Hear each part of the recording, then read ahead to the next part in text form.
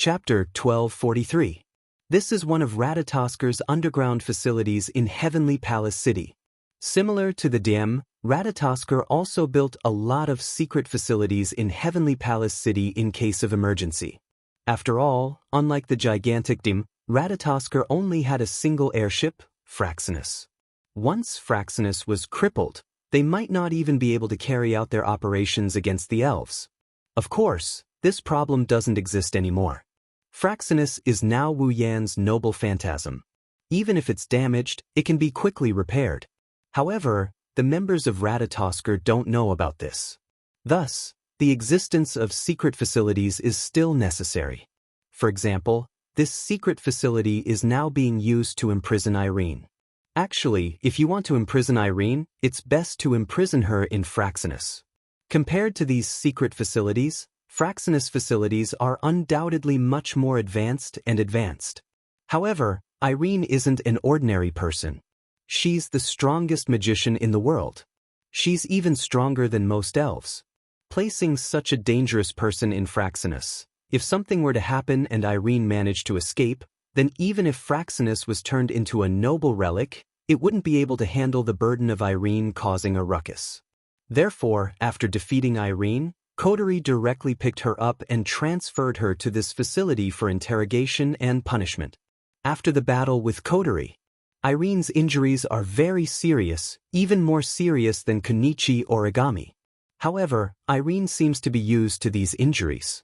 Before Coterie caught her, she already treated her injuries. After she was imprisoned, she was treated again and basically healed. This can be seen from this. Even if Konichi Origami's strength increased greatly after being treated with magic, she still can't compare to Irene. However, it's not a good thing for her injuries to heal first. At least, Konichi Origami is injured. That's why Coterie didn't bother her for the time being. Under Coterie's lead, Wu Yan walked down a corridor wider than any other corridor in Fraxinus. After a series of rhythmic footsteps, they arrived at the entrance of a room. This is the place. Coterie stopped at the entrance of the room. She quickly keyed in the password on the identification device beside the door and placed her palm on the scanner. Then, with a light electronic sound, the door slowly slid open and revealed the situation inside. It's a very spacious room. The light in the room was dim, and it felt a little like a small black room. The walls in all directions were made of steel, and there were all kinds of mechanical instruments placed inside. In the middle of the room, there's an isolated space made of solid glass. The isolated space was a place that looked like an ordinary living room with very ordinary furniture. If you didn't look at the glass, it would be an ordinary living room. On the sofa in the living room, an expressionless young girl with cold eyes was sitting there. It's Irene. This woman has been acting like this ever since she was transferred here. Until now. Coterie's tone was filled with displeasure. I wanted to interrogate her. However, with this woman's arrogant personality and her loyalty to Will Scott, I don't think she'll be able to get anything out of her even if we interrogate her. So, I might as well just leave her here. Then why are you here? Wu Yan looked at Coterie curiously. Did you find a way to deal with her? No. No! Coterie said straightforwardly. Because this woman's identity is a little special, and she has some connections with some people on our side, we can't use any forceful methods to make her spit out information about the DM. But I didn't want to let her go, so I just left her here. Coterie glanced at Wu Yan. I came to her because I have something to tell her. Fine. Wu Yan shrugged. I'll go greet her then. The two of them looked at each other. Then, both of them lifted their feet and walked toward the isolated space. Inside the hall, Irene turned around when she heard the door open. When she saw Wu Yan and Coterie, her purple eyes flickered for a bit before returning to normal. Then, she went back to her original state and she maintained her silence. Coterie gave Wu Yan a look. Wu Yan didn't know whether to laugh or cry. He rubbed his chin and walked up to Irene with an evil grin. When Wu Yan arrived in front of her, she wanted to maintain her silence. However, Wu Yan's first sentence shattered all her plans. She couldn't keep her silence any longer. Do you want Will Scott to live? Irene raised her head and met with Wu Yan's half-smile. Her eyes trembled and she suppressed her fear. She pretended to be cold and indifferent as she opened her mouth. What do you mean? Coterie couldn't help but look at Wu Yen in a different light when Irene finally reacted to the outside world. The moment he opened his mouth, he made the other party fall into his own rhythm. He used the other party's weakness to make a sharp statement. There was simply no one who had a more wicked sense of humor than him. Do you need me to be more specific? Wu Yen stared at Irene and raised 2 fingers. He didn't know Coterie had a bad impression of him. Now you have 2 choices. He put one of his 2 fingers together and put the other one in front of Irene. First, you tell me where Will Scott is right now. I can't guarantee that I won't do anything to him. Maybe I'll cripple him, but I definitely won't kill him. Wu Yen ignored Irene's change of expression and raised 2 fingers again. 2, you don't have to say anything. I'll look for Will Scott myself, but once I find him, you can buy flowers for him to use when you visit his grave. Wu Yen smirked as he looked at Irene. His wine-red eyes were filled with coldness. His stare told Irene that he's not joking around. You have 2 choices. Which one do you want to choose? Irene couldn't help but bite her lips and hatefully speak. Do you want me to betray Irene? Wu Yen turned his back to Irene and said, if I wanted you to betray Will Scott, I would brainwash you instead of wasting my time talking to you. On the island of Homi, your dem had designs on us. I defeated you and destroyed one of your airships. We're even now. In Tiangong City, your dem had designs on Meijio again, so I destroyed the dem's branch company to call it quits. Wu Yen met Irene's gaze and sneered. This time, you went to Coterie and Ratatosker, but I haven't settled the score with you yet. Tell me, what should I do to make this even? In less than a minute, Wu Yan's series of words shattered Irene's cold demeanor. Each and every one of his words pierced deep into Irene's heart. Like sharp arrows, Irene's heart clenched in pain and she forgot to breathe. Ditoka Shido. Clenching her fist, Irene's expression turned ugly. Don't you dare hurt Irene. I'm curious where you got the confidence to make such a declaration. Wu Yen laughed. What do you think Will Scott has? Magician? Display device? Bandersnatch? Are these things useful? Irene's expression froze. Peh. Wu Yen grinned at Irene's stunned expression. As long as I'm here, your will never be able to do anything to us. What's more, you're still in my hands now. If Will Scott has the heart to abandon you, this trump card, then I'll treat you as the price for offending us this time. It's not impossible for us to settle the score once again. Think about it. Wu Yen walked out of the isolated space, leaving behind a pale Irene and a helpless Coterie. They didn't say anything for a long time. Chapter 1244. In the sky above Tiangong City, Fraxinus. Inside an isolated ward, Tabichi Origami, who is wearing a hospital gown, is lying on the bed. She glared at Wu Yen, who is standing beside her bed with a hateful expression. Wu He. Sherdao. Looking at how Tabichi Origami looked like she wanted to pounce on him and bite him, to be honest, Wu Yen felt a lot of pressure. Obviously, Tokiichi Origami had completely regarded him as the enemy who killed his parents. But Wu Yen didn't do anything. The feeling of being wrongly accused was really too unpleasant. What's even more annoying is that the person who wronged him is a cute girl. Moreover, she was a cute girl that he was more or less acquainted with. How can Wu Yen feel good about being wronged by a cute girl? He can't beat her up and she won't believe him. Rubbing his aching forehead, Wu Yen looked at Tabichi Origami with a mentally and physically exhausted expression. He enunciated each and every word that came out of his mouth. Listen up, I didn't kill your father, nor did I kill your mother. Tabichi Origami's expression didn't change in the slightest when she heard that.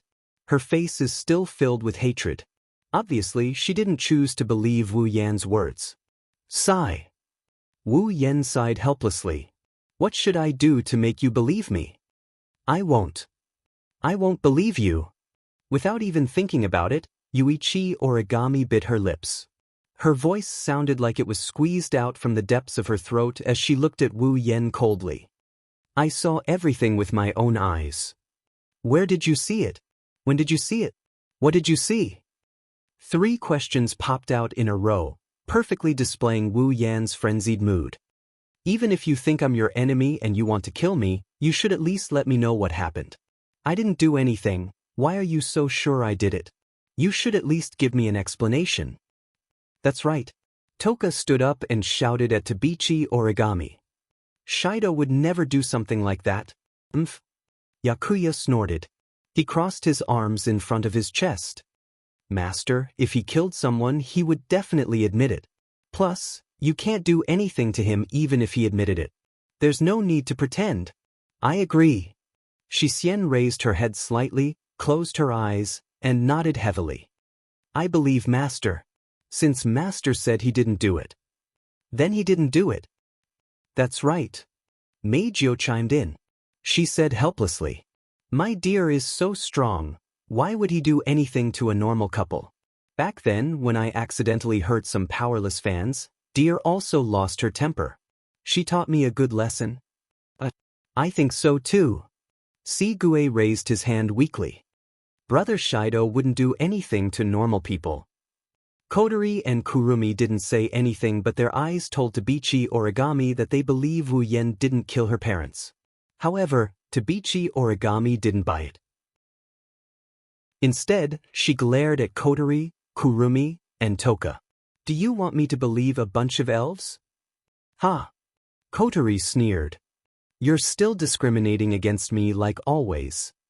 You brought disaster to this world, you have no right to say such things. Tabichi Origami gritted her teeth and glanced at the elven girls. It's because of your existence that so many disasters happen in this world. Only by killing you can peace be restored to this world. There won't be another example like me, where my family was destroyed by you. You. Toka and Yakuya were furious. They wanted to step forward, but Wu Yen stopped them. He looked at Tabichi Origami. Indeed, when the 10 fragrances appeared, it destroyed many places and caused many disasters. But fortunately, there has never been a case of anyone being injured. The destructive power of the 4 fragrances spacequakes from the present realm is very low. It may be able to injure people, but it is not fatal. Yijuya and Shixien had the strongest spatial tremors when they appeared, but they were always in the air. They didn't even destroy a single building, let alone humans. Kotori and Meijio were transformed from ordinary humans into elves. Apart from Meijio appearing once, they've been living as ordinary humans for the rest of their lives. Wu Yen looked at Tabichi Origami and took a deep breath. So, I'm sorry, but I will never agree with your theory of destroying other people's families. A warm current flowed through the hearts of Kotori, Toka, Yoshino, Yashioya, Yoshihiro, and Meijio, causing them to involuntarily smile. However, what they got in return was an even colder gaze from Koichi Origami. What about her? Tabichi Origami's eyes narrowed as she looked at Kurumi. Are you going to say she's never harmed anyone? All the elven girls were speechless, unable to say a word. Perhaps, when Kwang-san appeared, she didn't hurt a single person because Heavenly Palace City had taken comprehensive measures to defend against space shocks. But later, she killed more than 10,000 humans with her own hands. How could a being known as the evilest elf not have harmed anyone before? The elven girls were speechless. Kurumi didn't retort either. Wu Yen was the only one who opened his mouth to speak. Those people who killed Kurumi aren't bad people who only know how to bully the weak and fear the strong. They're pests in society. Wu Yen said bluntly. It doesn't matter if a person like that dies. Kurumi was stunned by Wu Yan's words. The smile on her face widened. Tabichi Origami opened her eyes and stared at Wu Yen. Her voice was as cold as ice. As expected, I won't believe you. At this point, I don't expect you to believe me. Wu Yen waved his hand as if he had given up. He glanced at Tabichi Origami. However, I want to know why you think that I'm the murderer of your parents. Tabichi Origami didn't speak, nor did she explain. She just continued to stare at Wu Yen, releasing an extremely sharp gaze. Wu Yen smiled bitterly, patted his cheek, and stood up. Since you don't want to say it, then I can only use a more violent method. He walked directly to Tabichi Origami. Before she could react, Wu Yan suddenly stretched out his hand and put it on her forehead. Your memory, let me read a little bit. As soon as his voice fell, Wu Yan closed his eyes. A trace of magical power emerged from the hand on Tabichi Origami's forehead, and it operated at an extremely fast speed. Before Tabichi Origami could react and tried to break free from Wu Yan's hand, a mysterious small magical formation appeared in Wu Yan's hand with a burst of light. The sudden bright light pierced Tabichi Origami's eyes and she instinctively closed them, forgetting to struggle. It didn't take long before the light weakened and the surging magical power calmed down. Wu Yan released his hand from Tabichi Origami's forehead and opened his eyes, filled with shock and confusion. What's wrong? Kotori couldn't help but ask. Did you read anything? Yes. Wu Yan nodded and he met Kotori's gaze. His eyes and face were filled with confusion. Tabichi Origami obtained a video from Wuxia. The video inadvertently captured the scene of Tabichi Origami's parents' death. In the video, the person who killed Tabichi Origami's parents is me. You. The fairy girls held their breaths. Miko hurriedly spoke. Could it be a forgery? Or is there a mistake? A forgery? Wu Yan pondered for a moment, then shook his head. Perhaps, but I can't see any signs of forgery in the video. Don't tell me you also think you killed Tabichi Origami's parents. Kotori frowned. Don't forget, you only appeared in Tiangong City half a year ago. You're right. Wu Yan's face was still filled with confusion. Right at this moment, Kwang-san suddenly spoke. Why don't you see it with your own eyes? Chapter 1245. Why don't we see it with our own eyes? Kurumi's words instantly attracted everyone's attention, including Tokichi Origami, whose face was full of surprise. See it with our own eyes? Wu Yan hesitated and asked Kurumi, You mean, To confirm Wu Yan's guess, Kurumi nodded with a smile. Her voice spread throughout the room. Using the power of Zafkiel, the last bullet of 12, bullet of 12? Go back to 5 years ago and prove it with your own eyes. Hearing this, everyone present subconsciously held their breaths and looked at each other. Except for Tokichi Origami, who had never dealt with Kurumi before, the rest of the people present all knew about Kurumi's ability. She was the spirit of time. She had the ability to manipulate time. Her angel, the Zafkiel, could use every ability that represented time in the form of a bullet to be fired. Among the 12 abilities that represented time, the last one was also the most heaven-defying one. It was the Bullet of 12, YOD. The power of Bullet of 12. Time reversal. The ability to go back to the past. It was because of the power of Bullet of 12? That was the power of the realm of gods, which was why everyone forgot to breathe for a moment. Going back to the past? Who had ever experienced such a dreamlike thing before? Wu Yan was able to travel back in time to 5 years ago due to his battle with Kurumi. But because he had experienced it himself, he felt it was unreal. No matter what, traveling through time and returning to the past was a dreamlike thing. Even though they knew Kurumi had such an ability, they couldn't help but have such a reaction. Even those who were familiar with Kurumi's abilities were shocked. Needless to say, Origami, who had just learned of Kurumi's ability for the first time, was even more shocked. He was so shocked that even his mind went blank. Finally, Wu Yan, who had experience going back to the past, reacted first. He scratched his cheek and frowned. Using the power of Bullet of 12? Using the power of Bullet of 12 to go back to the past to confirm something, isn't that making a big deal out of nothing? I don't think so. But Kwang-san, on the other hand, disagreed. I recall that my husband once told me that an accident occurred during our battle, and we were transported back in time to 5 years ago. That was also when Kotori's power was sealed, right? Wu Yan nodded. Kurumi's expression turned serious. Then, is it possible that it was at that time? What if my husband accidentally killed Origami's parents? That's impossible. Kotori refuted before Wu Yen could say anything. You should have seen the memory that was erased by Phantom, right? Before my brother disappeared, he had always been by my side. How could he have killed Yuani Origami's parents? No, I wasn't by your side when I first appeared, Wu Yen said calmly. At that time, I first appeared in other places. Later, I found Kotori, and before I found Kotori, I was always alone. In other words, Meijio covered her mouth to suppress the shock that surged up in her heart. Dear, did you really kill Tokichi Origami's parents without knowing it? That's impossible. Wu Yen rubbed his forehead in distress. From the time I returned to 5 years ago to the time I came back, I don't remember what kind of attack I launched. How could I have unintentionally killed Tokichi Origami's parents? The fairy girls looked at each other blankly. They didn't know what to say. Let's confirm it ourselves. Kurumi smiled at Wu Yen.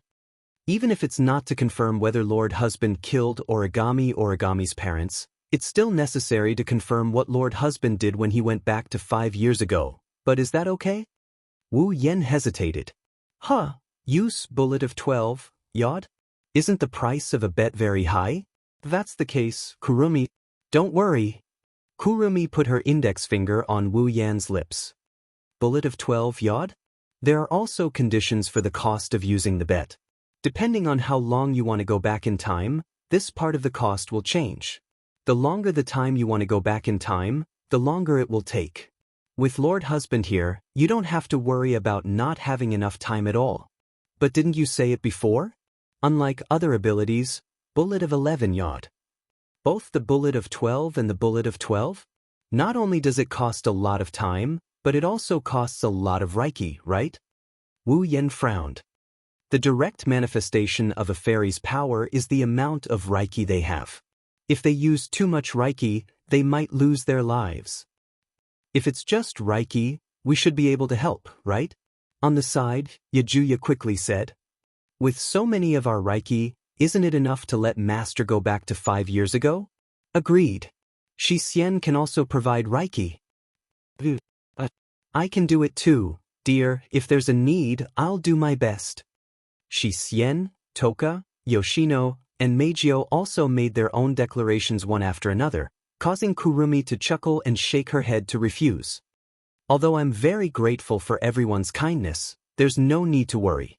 Indeed, I still need to consume a lot of spiritual energy, but the amount of spiritual energy I use depends on how far back in time I go. Perhaps it would be very, very dangerous to go back to 30 years ago, but if it's just going back to 5 years ago, I alone will be enough. After saying that, Kurumi recalled the bullet of 12 yod again. Reiki. Of course, depending on how long the target stays in the past, a certain amount of Reiki will be consumed.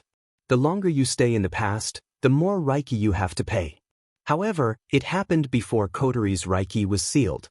It's not that long, so it's more than enough for me to pay. This time, everyone present was silent. All right. Wu Yen helplessly looked at Kurumi. Since it won't affect you, it's fine to verify it. But don't be reckless. Kurumi mischievously blinked her eyes and said with a smile. Although I'm very happy that hubby is so concerned about me, it's just to verify one thing, there's no need to be reckless. Good. Wu Yen exhaled. He lifted the sealing bracelet on his hand and he removed the seal on Kurumi. Feeling the Reiki returning to her body, Kurumi pursed her lips and smiled. She turned around and black and red Reiki equipment appeared on her body. At the same time, 2 ancient matchlock muskets and a huge clock face appeared. Then, Kurumi held the rifle in her hand and pointed it upwards. Zafkiel, bullet of 12, yod yod. Reiki. Following Kurumi's call, the huge clock behind her suddenly shook and flashed with an unprecedented amount of light. The black and red light instantly enveloped the entire area, and dense black shadows burst forth. If one looked carefully, they would discover that the black shadows were all bursting out from the Roman numeral 12 on the huge clock dial. The black shadow flowed into the rifle in Kurumi's hand like a violent stream of air. Immediately, the loaded rifle shook violently and the high concentration of Reiki went berserk. Kurumi, Wu Yan couldn't help but call out. Don't worry. Kurumi raised the corner of her mouth at Wu Yan and revealed a reassuring smile. She aimed her rifle at Wu Yan and pulled the trigger. Bang! A jet black bullet shot out from the muzzle of the rifle, leaving a black trail in the air as it landed on Wu Yan's body. In the next second, the space started to distort. Wu Yan's body started to distort from where the bullet hit. It was as if he fell into a small black hole. As the distortion expanded, Wu Yan's body also started to distort. Finally, it disappeared. Chapter 1246. It wasn't until the distorted figure completely disappeared from this space that the huge clock face also disappeared in the mirage. An indescribable sense of fatigue assaulted Kurumi's mind. Her body tilted and she fell to the ground. Kurumi. When the elven girls recovered from their shock and saw Kurumi on the ground, they all cried out in alarm. Kotori, who was closest to Kurumi, quickly reached out her hand and supported her. Hey, are you okay? Kotori was surprised to see Kurumi gasping for breath in her arms. Her eyes were filled with exhaustion. Didn't you say you could use the bullet of 12? Won't it make any difference? Yeah, you're not lying to us, are you? That won't do. Didn't Master tell you not to act rashly? Displeased, if Master sees you like this, he will definitely blame himself. If you act rashly, I won't help you if Master scolds you. Kurumi couldn't help but feel a little uncomfortable listening to the different elven girls. She turned her head away and forced a smile. Bullet of 12 foot? It can allow the target to return to the past, but the time of return can only be specified to that day. It can't be used to point back the time. In order to not let Lord Husband miss the exact time and to allow Lord Husband to have enough time to stay there, I used a little too much spiritual power. Are you okay? Kotori pursed her lips in dissatisfaction. There are so many elves here. You have plenty of spiritual energy, but you just had to mess around. Fortunately, Big Brother left. Otherwise, if he knew about this, you would definitely be scolded. That's true. Who told Master Darling to be so gentle? Kurumi bitterly smiled and shook her head. She took a deep breath and broke free from Kotori's embrace. She retracted her spiritual energy and the black and red spiritual equipment disappeared from her body.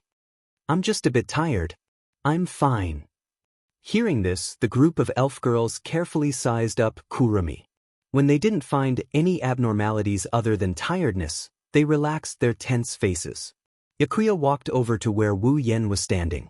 He touched the air there as if he was checking if Wu Yan is still there. He clicked his tongue. Did Master really return to 5 years ago? If I remember the time correctly. Kurong-san calmed down her breathing. She tidied up her clothes and hair. Kotori turned into an elf and engulfed the entire Heavenly Palace city in a sea of fire. August 3rd.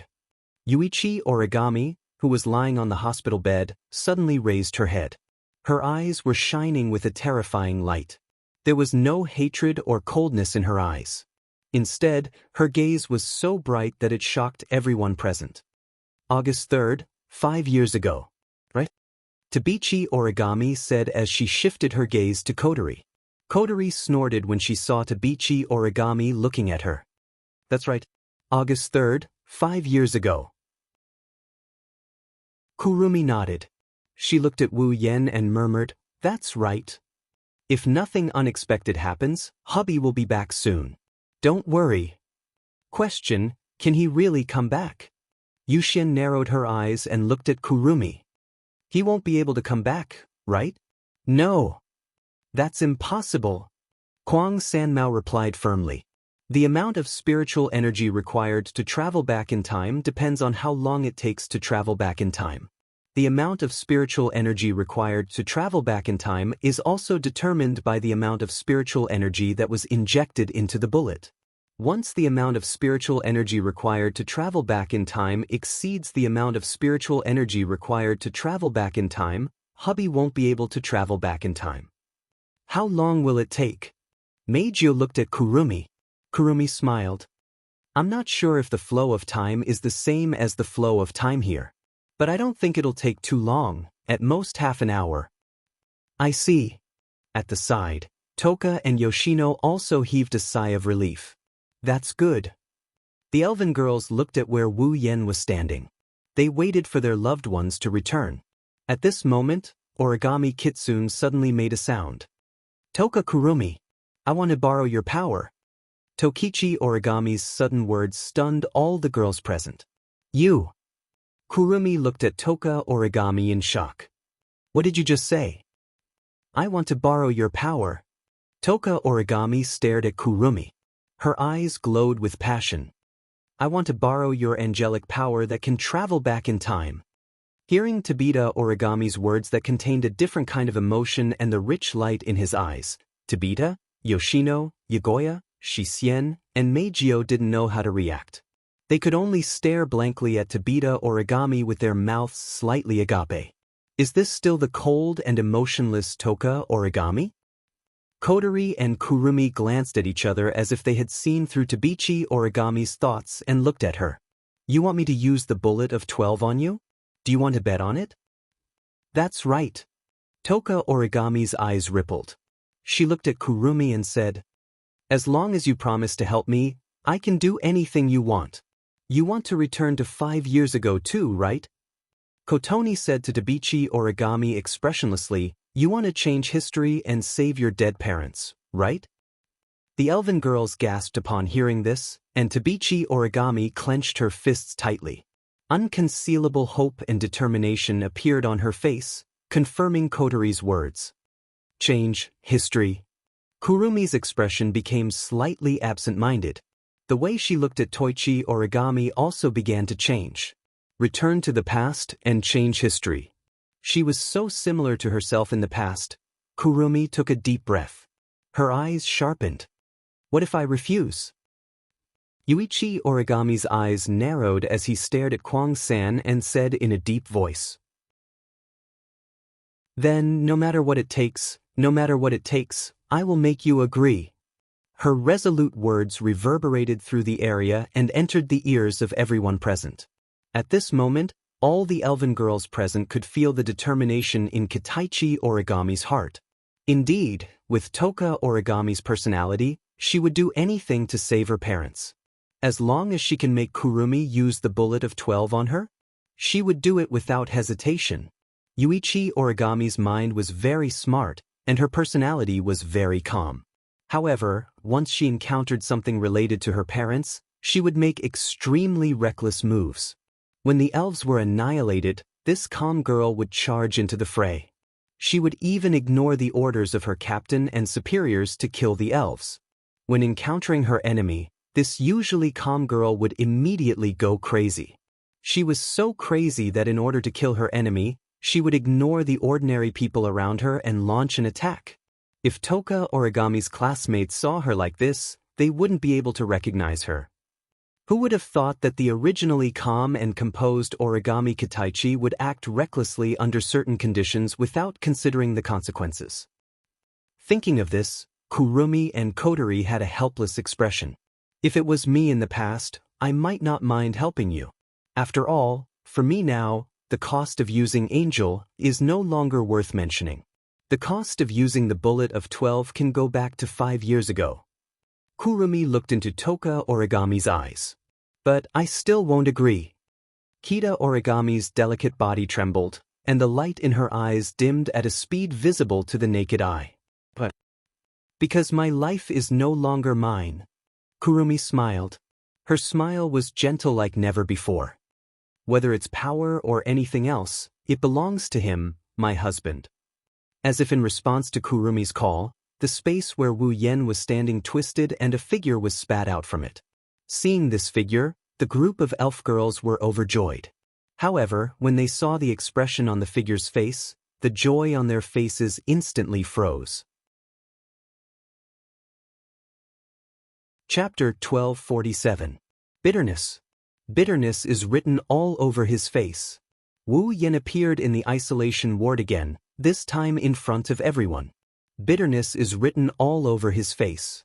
This made all the elven girls and even Tokichi Origami hold their breaths. Their hearts suddenly tensed up. Could it be that Wu Yen really did something 5 years ago that caused the death of Tabichi Origami's parents? The elven girls' faces changed at this thought. Tabichi Origami's face turned ugly. She looked at Wu Yen with hatred and murderous intent. Come to think of it, once she confirms that Wu Yen is the one who killed her parents, even if her injuries aren't fully healed, Tabichi Origami would fight Wu Yen to the death. Shido. Brother Shido. Brother. House Sama. Master. Dear. In contrast with Kitsune Origami, all of the elven maidens were crying out with concern on their faces, but they didn't know what to do after that. Should they ask? Were they supposed to ask if the most important person in their hearts had gone berserk and killed an ordinary couple? How could they possibly ask that? With such thoughts in mind, the elven girls stood rooted to the spot and panicked. Kotori and Kurumi were the more rational ones and were the first to calm down. They quietly walked towards Wu Yen and stood on his left and right. Are you all right? Even Kotori couldn't help but be cautious at this moment. Her tone was extremely soft as she asked this question. Did it go through bullet of 12? Do you feel any discomfort after using the bullet of 12? If you feel something is wrong, please tell us, House-sama. Kurumi also spoke. Her red eyes met Wu Yan's gaze. After all, I've never used the bullet of 12 before. This is the first time I've used it. The ability to reverse time is limited to cognition. If it's used in practice, it's hard to avoid some problems. Yes, Sherdao. 10 Fragrance said worriedly, where do you feel uncomfortable? You must tell me, even if you are the master of the 8 dance of the hurricane. It's hard to avoid being plagued by illness. Yakuya tried to lighten the heavy atmosphere with a humorous tone. He raised his head and puffed out his chest. He pretended to be arrogant. Don't worry. You are my master. I won't laugh at you. I'm concerned. I hope that master will not hide it from me. Xianxia also opened her bright silver eyes and stepped forward. He approached Wu Yen. Otherwise, Xianxia will be very worried. Fourth aunt didn't say anything. Instead, she came to Wu Yan's side and held his hand. Her beautiful eyes were filled with unconcealable worry. Mei Jiao directly hugged one of Wu Yan's arms. Her beautiful face was filled with gloom. Seeing the unconcealable worry on the faces of the elven girls, Wu Yan's heart warmed. The bitterness on his face faded away and turned into a gentle smile. All right, don't worry. Wu Yen patted Mei Jiao and Fourth Aunt's head and grinned. I'm fine. Seeing the genuine smile on Wu Yan's face, the elven girls relaxed. Only Tabichi Origami stared at Wu Yen and spoke in a deep voice. What did you do 5 years ago? Following Tabichi Origami's words, the atmosphere became heavy again. The elven girls were nervous. Kotori and Kurumi were no exception. Under everyone's gaze, Wu Yen slowly retracted his smile and sighed. If you want to talk about what I did. Tabichi Origami's eyes narrowed. She bit her lips and her shoulders trembled. She forced herself to speak. Was it you, the one who killed my parents? Everyone's gaze gathered on Wu Yen. Wu Yen turned around and saw Tabichi Origami's expression as if she didn't want to face reality. He closed his eyes. Even if I say no, you won't believe me, right? The elven girl's hearts tightened.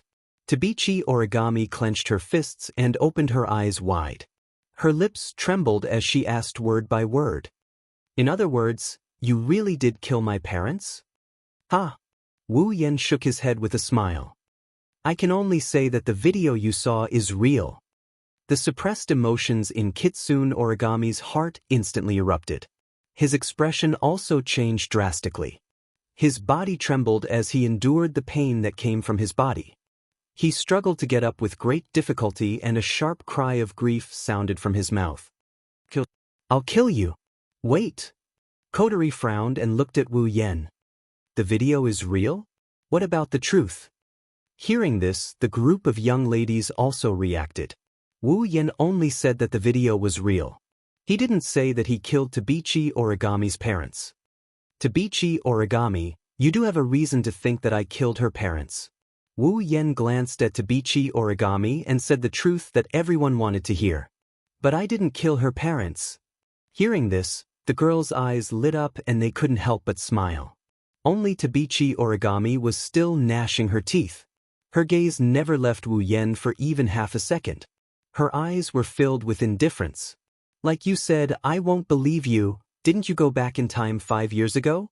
Then show me the evidence to prove that you're not the one who killed my parents. You want proof, right? Wu Yan nodded.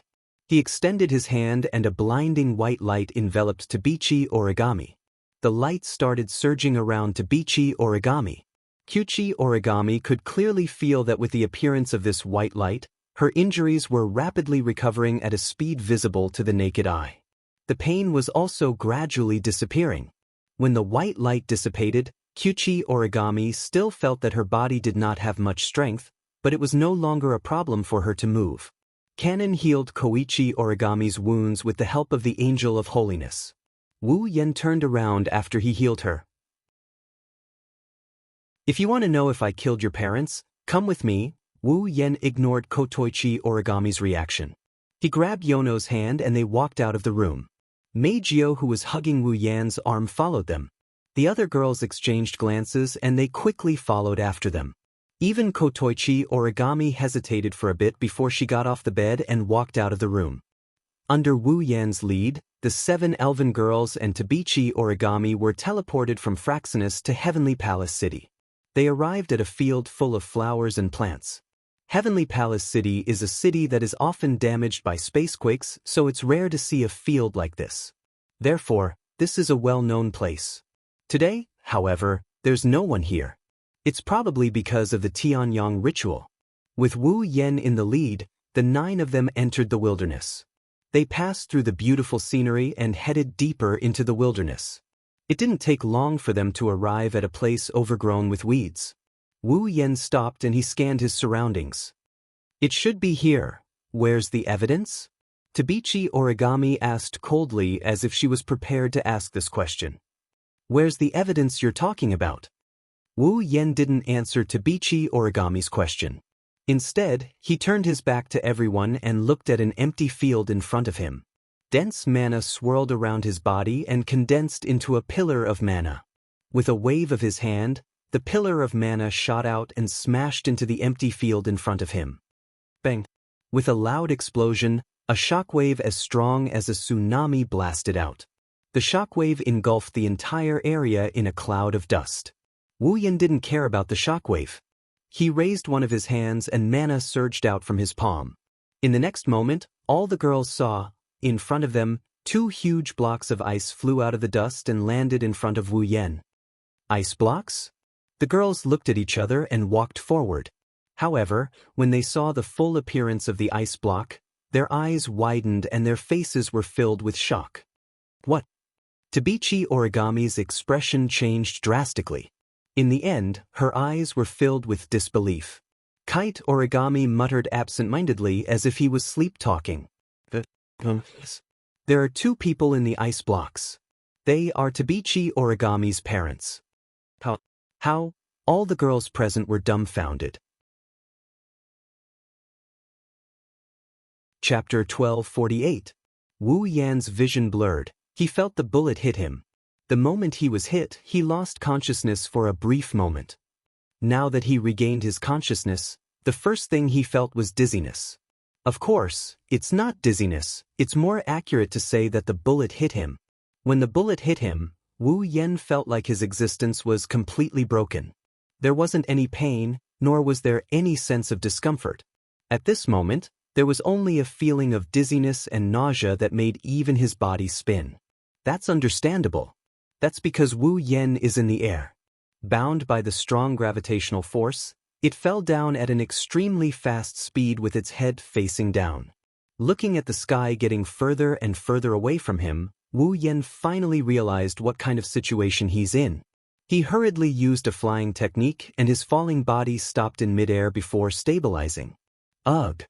Wu Yan shook his groggy head as he floated in midair. He looked down and he frowned. What was this? Opening his wine-red eyes, Wu Yan started observing his surroundings. The first thing he saw was a sun that was emitting a golden radiance. It's almost as red as blood. Sunset? Wu Yen scratched his cheek. So it's evening? Wu Yen came to this conclusion. Under the sunset, in the city full of buildings. Shadows are elongating, people's shadows, objects' shadows, and buildings' shadows. Wu Yen carefully observed the city below. He can see the shadow of Tiangong City, but it's not exactly the same. Wu Yen narrowed his eyes when he realized this. Looks like I've successfully arrived at August 3rd, 5 years ago. August 3rd, 5 years ago. That's the day Kotori was turned into an elf. It's also the day Tabichi Origami's parents died. I didn't expect this. Wu Yen pursed his lips and he exclaimed, I've actually returned to 5 years ago. After sighing, he shook his head and got rid of all the distracting thoughts in his mind. He began to recall the first time he came here. He came to this world 5 years ago to prove that he's not the murderer of Tabichi Origami's parents. As Kotori said, 5 years ago he didn't come to this world at all. He didn't even experience the life-changing transmigration. He was still living the life of an otaku in the world of ordinary people. How could he kill Tabichi Origami's parents? Therefore, when Tabichi Origami accused him of killing her parents, he didn't scoff at it, but he didn't take it to heart either. But Kurumi's words reminded him. Once upon a time, because of an accident, he came to Heavenly Palace City 5 years ago. Could it be him at that time? What if he accidentally killed Tabichi Origami's parents? But that's impossible. Other things aside, when Wu Yen came here, other than using his flying skills, he didn't show any inhuman powers. Even if he killed Tabichi Origami's parents with his own power, he would have to be able to use his own power to do so, right? In Tabichi Origami's memory, it was Wu Yen who attacked and killed Tabichi Origami's parents. The two contradicted each other. Even Wu Yen couldn't figure out what was going on. Otherwise, he wouldn't have asked Kurumi to waste a lot of time and spiritual power to make him come here to prove that he didn't kill Tabichi Origami's parents. Of course, other than that, when Wu Yen returned to this time, he still had a huge doubt that needed to be confirmed. Wu Yen recalled the first time he traveled back in time 5 years ago. He looked in a certain direction and he turned into a ray of light and flew forward. In that direction, soon he would welcome his first time traveling through time and space. He only needed to follow him at that time and monitor him all the time. Then he could figure out whether he killed Tabichi Origami's parents or not. Just like himself at that time, he didn't know how long he could stay here, so he had to act as soon as possible. After clarifying his purpose, Wu Yen flew toward his destination at top speed. Then, not long after, a sharp alarm spread from the Heavenly Palace City below. That was not a spacequake alarm. It was a fire alarm. At the same time as this thought rose in his mind, Wu Yen clearly felt that the temperature in the air seemed to be gradually rising and boiling, and the dusk in front of him seemed to become more and more hot. His gaze moved down slightly, looking at Tiangong City below. Then, as Wu Yen expected, Tiangong City was burning. Buildings were burning. Flames were spreading. There were also the sirens of fire trucks and ambulances, fire alarms, people's screams, messy footsteps, and all the sounds were intertwined, forming a hellish scene in the sea of fire. Looking at the panicked people running crazily on the streets, Wu Yen sighed and turned his head away. With his strength, wanting to extinguish this fire was a simple matter. However, in that case, it would definitely cause irreversible historical changes. At present, Wu Yen didn't have the confidence to be strong enough to do such a thing as changing history, as he wanted without causing any impact. Therefore, he could only watch the big fire in Tiangong City. He simply closed his eyes and flew to the place where he arrived in his memory. After a long time, suddenly, a strange feeling appeared in Wu Yan's senses, making him stop abruptly. The magical power on his body rose, and a crude invisibility was used to hide his figure. In the next second, a very familiar figure appeared. It was Wu Yen, who traveled through time and space and came to Tiangong City 5 years ago. Looking at how his previous self went from a face full of panic to forcefully calming down and flying forward, Wu Yen felt curious, and at the same time, he hurriedly followed her. In the past, he was just a half-baked true ancestor who hadn't even reached the 8th level. He didn't have the heaven-defying red jade mode, nor did he have a powerful familiar. Although he wasn't at the 8th level due to the endless martial training and true ancestor bloodline, for the current Wu Yen, he was an existence that could be pinched to death with one hand. Therefore, Wu Yen was very confident in following his previous self, not afraid of being discovered. He carefully observed his previous self's every move to see if he inadvertently did anything. Unfortunately, Wu Yen was disappointed. Well, it wasn't that he was disappointed. His previous self didn't do anything. He just kept flying forward until he reached the center of a burning sea of fire. When he saw the young coterie, he stopped and flew down. At this point, it can be said that the death of Tokichi Origami's parents had nothing to do with Wu Yen. After all, after meeting the young coterie and sealing her spiritual power, his past self would disappear under the gaze of the young coterie and return to the world 5 years later. Just now, his previous self was also under his own surveillance. He didn't do anything unnecessary. It didn't match the image in Tokichi Origami's memory at all. Could it be that the image was fake? With this thought in mind, Wu Yen observed his past self. He comforted Coterie, who was crying because she turned into a fairy.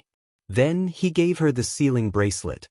Then he floated into the air amidst Coterie's cries and screams before disappearing into thin air. Nothing out of the ordinary happened during the whole process. Wu Yen watched his previous self disappear in midair and a part of Coterie's memory erased by the phantom that appeared in the center of the sea of fire. He sighed and frowned. The suspicion of him killing Tokichi Origami's parents can be cleared. However, Wu Yen wasn't happy at all. How did Tokichi Origami's parents die? How should he solve the other question in his mind? Wu Yen turned his head and he looked in a different direction. He turned into a ray of light and he continued flying forward. Chapter 1249. Toichi Origami is a pitiful and sad person. She was clearly living a happy and peaceful life. But one day, not only was the place where she lived corroded by a sea of fire, even her parents couldn't escape death. How cruel was this for a little girl who was at most 11 or 12 years old? Of course, no matter how cruel it was, the death of Toichi Origami's parents was an established fact. No matter how sad Toichi Origami was, this fact could not be changed. If this matter ended here, Toichi Origami would only be a person who met with misfortune in life, but the saddest thing is, Toichi Origami didn't let herself become a pitiful person. The saddest thing is, she witnessed the entire process of her parents' death. She even witnessed the person who killed her parents. Thus, from that moment onwards, this pitiful young girl embarked on a pitiful path. Hatred. These two words became Koichi Origami's life for the next 5 years. For the sake of revenge, such an ordinary girl walked on a completely different path from ordinary people and became a magician who surpassed human beings. For the sake of revenge, such an ordinary magician invested all his time into cruel training, just to have the power to support the hatred in his heart and avenge himself. For revenge. She could use any existence that could be called a monster as the target of her venting. For the sake of revenge, she sacrificed time and space, allowing herself to embark on a pitiful path. But this isn't the saddest part. Wu Yen, who knows the original plot, knows something else. This girl who only had vengeance in her life had always been seeking revenge. The target of her vengeance wasn't the elves who she hated the most, nor was it Koterie who she hated the most, nor was it her current self who she hated the most. That's right. Toichi Origami herself. She herself was her own enemy. Wu Yen still remembers. In the original work, Koichi Origami, who was searching for power, encountered a phantom at a certain point in time, just like the previous time. He was given a spirit crystal and became an elf.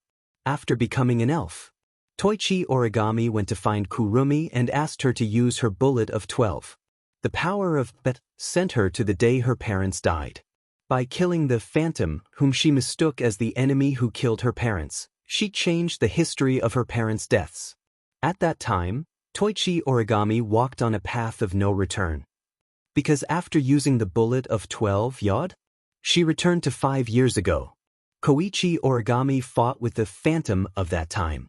In the end, A stray bullet from his attack accidentally hit his parents from 5 years ago, causing them to die. In other words, she used the bullet of 12. The power of return to 5 years ago, and Origami Kite, who had turned into a fairy, was the culprit who had killed his parents.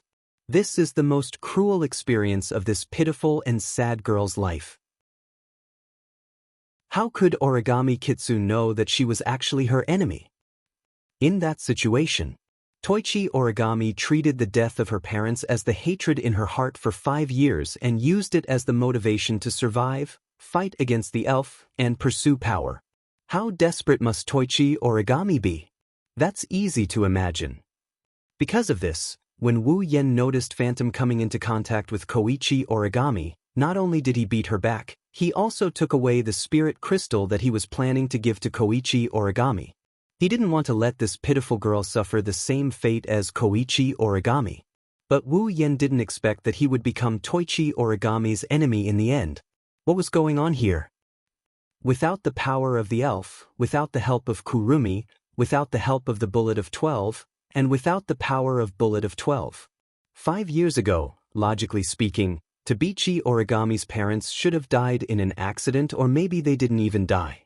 Now that things have developed to this point, even Wu Yen couldn't wrap his head around it.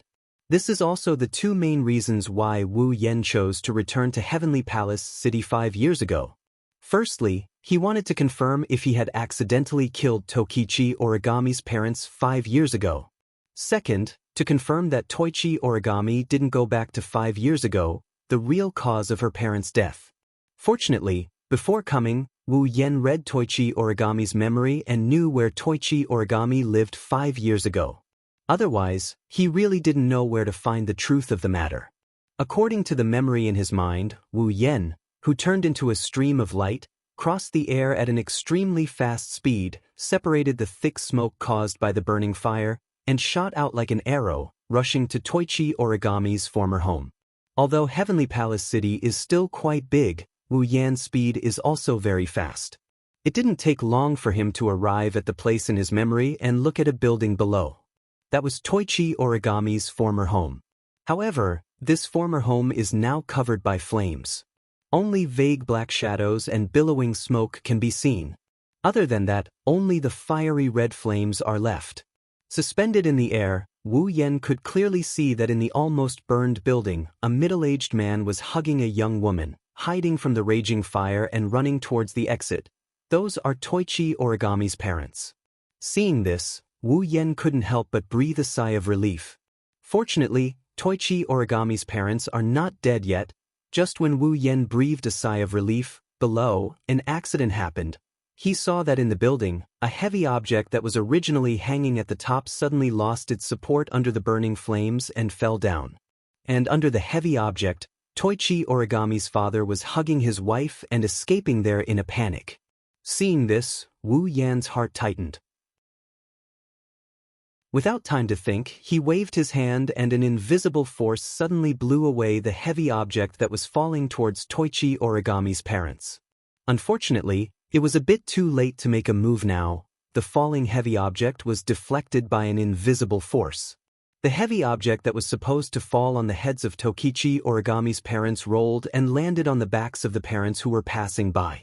After a loud muffled sound, Toichi Origami's parents fell to the ground on the spot and fainted. It's unknown whether they are dead or alive. His wine-red eyes suddenly trembled. Wu Yan's body reflexively leaned down, planning to save Toichi Origami's parents who fainted in the building. However, when he moved, Wu Yan realized something.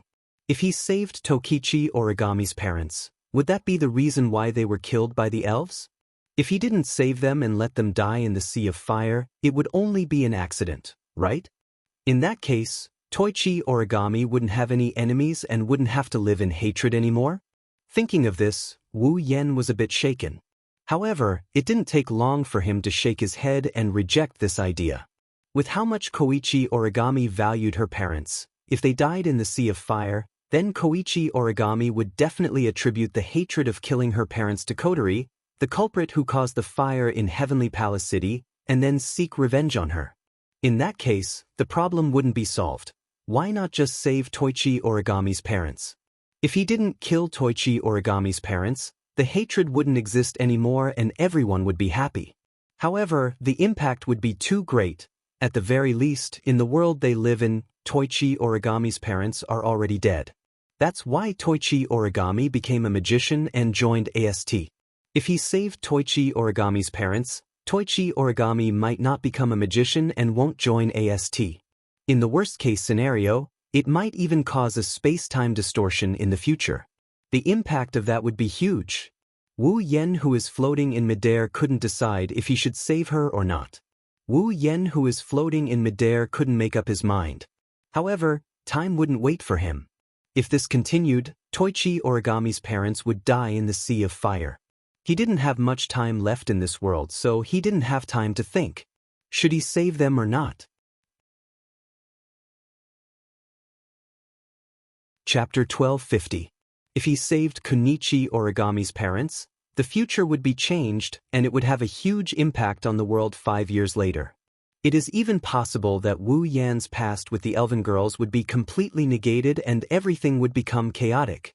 If he didn't save them, Kunichi Origami's parents would die and Kunichi Origami would be controlled by the curse of hatred and become a pitiful person.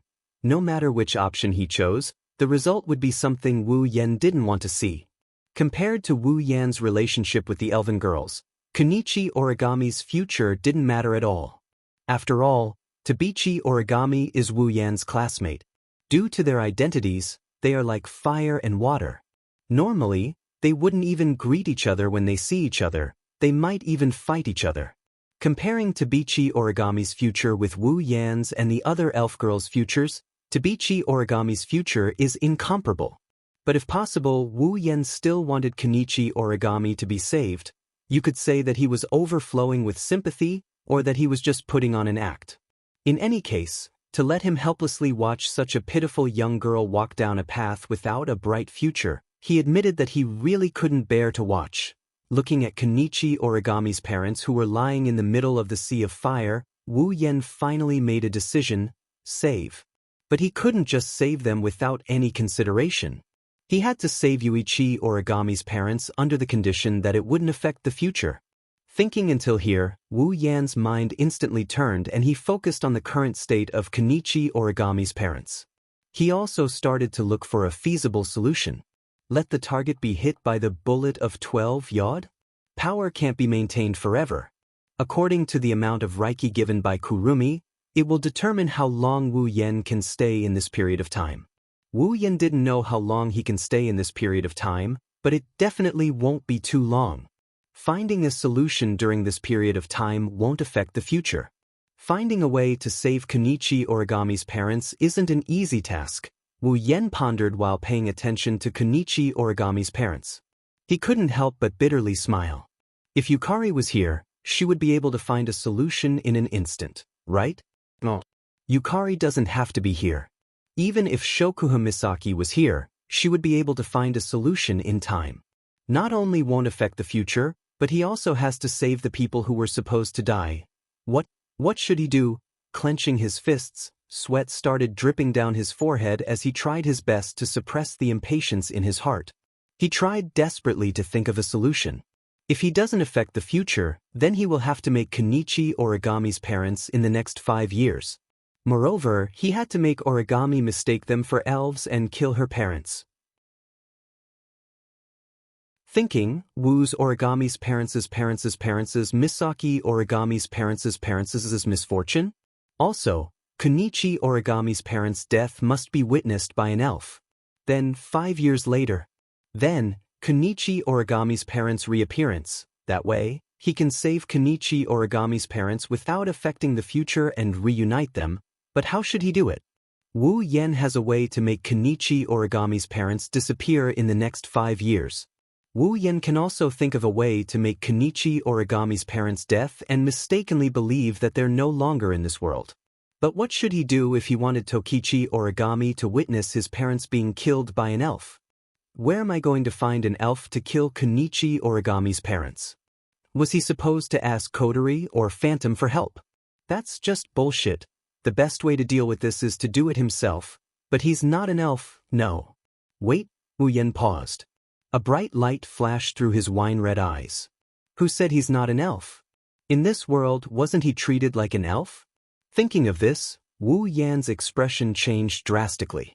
In the end, it turned into a bitter smile. I see. That's how the video came about? Wu Yan sighed with a bitter smile. I really feel like I'm a sucker. Wu Yan took a deep breath and disappeared from the spot.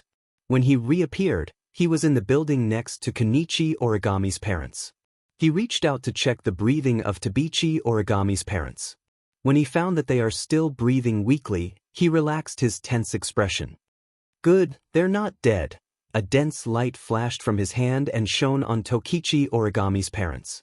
Instantly, the injuries caused by the falling heavy objects and the burns caused by the flames on the heavy objects recovered at a speed visible to the naked eye until they were completely healed. After that, Wu Yan retracted the power of the holy angel. He picked up Kenichi Origami's parents and disappeared again. How could this be? Outside the house that was covered in bright red flames, a little girl of about 11 or 12 years old stood there in a daze. Her white hair was pinned up to her shoulders with a hairpin. She watched as her house gradually turned into black charcoal. Her expression was gradually covered by despair. Daddy! Mommy! Kenichi Origami's petite body trembled as she screamed at the top of her lungs. She was hoping for a response. In the future, she would have charged into the fire without hesitation. However, she was only a child and didn't have the courage to do so. Daddy! Mommy! Kitsune Origami could only continue to shout. The more she shouted, the more her body trembled. The expression on her face also became more and more desperate. Until a certain moment, a loud sound suddenly rang out, covering her voice. It was the sound of the house's door being kicked open from the inside. Kenichi Origami saw her sweaty father holding her mother's shoulder as he rushed out of the house. He was in a sorry state. Daddy! Mommy! Origami's face lit up with joy. Just as she was about to rush towards where her parents were, a beam of fire fell from the sky and entered her eyes. Bang! With a loud explosion, the beam of fire fell where Kenichi Origami's parents were. It caused a violent shockwave and blew Kenichi Origami away. Under the attack of the shockwave, Origami Kite fell to the ground not far away. However, the pain that she imagined did not come. This made the young Origami Kite stunned. She subconsciously moved her gaze back to where her parents were originally. However, there was no one there anymore. All that was left was a huge crater. A strong sense of dizziness struck Toichi Origami's mind. It was as if the entire world was twisting. Her vision was shaking. Toichi Origami stared blankly at the hole where her parents were supposed to be standing. There was only one thought left in her mind. How could this be? Keeping a blank expression on her face, Yuchi Origami uncontrollably raised her head and looked at the source of the fire. Then, her pupils violently shrank. In the sky above the burning street, a figure was suspended in the air, looking down disdainfully. On his body, there were streams of fire moving back and forth like pythons. At this moment, Kenichi Origami understood. It's this person. It's this godlike person who killed my parents. Crazed hatred and anger surged into Origami's young heart and mind. Looking at the figure floating in the air, Origami's sorrowful cries filled with despair and darkness resounded through the entire space. Kill you? Kill you? I will kill you with my own hands. Sigh. In the air, Wu Yan just destroyed the illusion of Kenichi Origami's parents with a beam of fire. He heard Kenichi Origami's sad cry and sighed. From this moment onwards, Tokichi Origami will bear the burden of hatred and spend the next 5 years. But that's for the sake of a better reunion 5 years later. I hope that in the future, you will be able to laugh out loud. Wu Yan looked at Tabichi Origami for a bit before he turned around and disappeared from the spot. Chapter 1251. The burning fire was gradually extinguished by the fire trucks and water trucks, turning into thick white smoke that drifted into the sky. The bright red color had slowly faded from Heavenly Palace City, but Heavenly Palace City was still in chaos. Even though the fire had been controlled, this inexplicable fire had almost turned the entire Heavenly Palace City into scorched earth. The buildings had almost been burned down, and the streets were also scorched black. Thinking about it, after the fire was extinguished, it would not be so easy to restore Heavenly Palace City to its previous state even with the help of the display device. While Heavenly Palace City was in a mess, the wilderness far away from the city was very lucky to escape the disaster. It did not turn into scorched earth, nor was it visited by the flames. Although it could not be said to be completely preserved, at least, the scorched color was almost invisible here. It was such a wilderness that happened to meet Wu Yan's conditions and was chosen by Wu Yan. Holding Koichi Origami's parents and using the space transfer technique, Wu Yan came to this wilderness without much time. He chose a remote open space and waved his hand. A stream of magic power suddenly appeared like a giant whip and smashed down. Bang! In the open space, there was a muffled sound. A pit that covered a small area but was quite deep was smashed by the magic power stream, stirring up a burst of thick smoke and gravel. However, before they swept out, a stream of magic power blew the smoke and gravel aside, exposing the pit in front of Wu Yan. Looking at the deep pit in front of him, Wu Yan nodded with satisfaction and turned his head. He cast his gaze on Koichi Origami's parents who were unconscious. He squatted down. "I'm really sorry. Next, you have to sleep for 5 years, but this is also for you and your daughter. Please forgive me." He lowered his head slightly. He expressed his apologies. Wu Yan stretched out his hands and placed them on Tokichi Origami's parents, mobilizing the magic power in his body. He activated the ability of one of the familiars sleeping in his blood, Ashnice of the Enchantress. At the next moment, along with the emergence of a majestic mana, a white mist that carried a little bit of cold temperature slowly drifted from Wu Yan's hand and covered Koichi Origami's parents. Almost in an instant, in the white mist, the bodies of Toichi Origami's parents were covered in ice at a speed visible to the naked eye. It was getting thicker and thicker. In the end, the two people in the white mist were completely sealed in a pair of ice blocks the size of a small car. Only then did the white mist gradually dissipate. Next, Wu Yan would freeze Yuichi Origami's parents and bury them in the hole in front of him, letting them spend 5 years without anyone knowing. After all, through the bullet of 12 yod. Wu Yan, who came to this world 5 years ago with the power of the bullet of 12 yod, will sooner or later be exhausted by the power of the bullet of 12 yod. Returning to the world 5 years in the future due to the exhaustion of the power of the bullet of 12 yod is an irresistible phenomenon. He can't directly bring Yuichi Origami's parents back 5 years in the future, so he can only use this method. When Yuichi Origami's parents wake up again, it should be 5 years later when Yuichi Origami's parents are brought back to this world again. With that thought in mind, Wu Yan used his mana to lift the 2 huge ice blocks in front of him into the hole. Then, the mana used to lift the 2 ice blocks surged into the hole. With a forceful sweep, all the dust and stones were pushed into the hole, covering the hole with the ice blocks. After doing all this, Wu Yan slapped the ground hard. The space in front of him wriggled a few times and returned to its original state. No one would have thought that there's a couple sleeping in the ice blocks that can't be melted here. After setting up several defensive and concealment barriers around the space to prevent this place from being accidentally destroyed by the space-time quake or other accidents, Wu Yan sighed in relief. He wiped the sweat on his forehead and bitterly smiled. Next, I have to go back and explain clearly. With a bitter smile on his face, Wu Yan used up the power of the bullet of 12 yod. The power of the bullet of 12 yod began to twist like a whirlpool until it finally disappeared. That's how it happened. Looking at the 2 ice blocks that are still sparkling and translucent even after 5 years, and the couple sleeping peacefully within them, Wu Yan bitterly smiled and said, "So, that video is indeed true. At that time, I did make a move. This is an indisputable fact. But it was only 2 illusions that were killed, right?" Even Kotori couldn't help but sigh. You really put a lot of thought into this. In the end, even if you go back to the past, history can't be changed. Kurumi muttered with an inexplicable tone. At this time, the established facts are directly determined by the integration of all the things that have happened in the past. Even if you use the ability to go back to the past, It's still just an effort for the established facts now. History, however, will not change.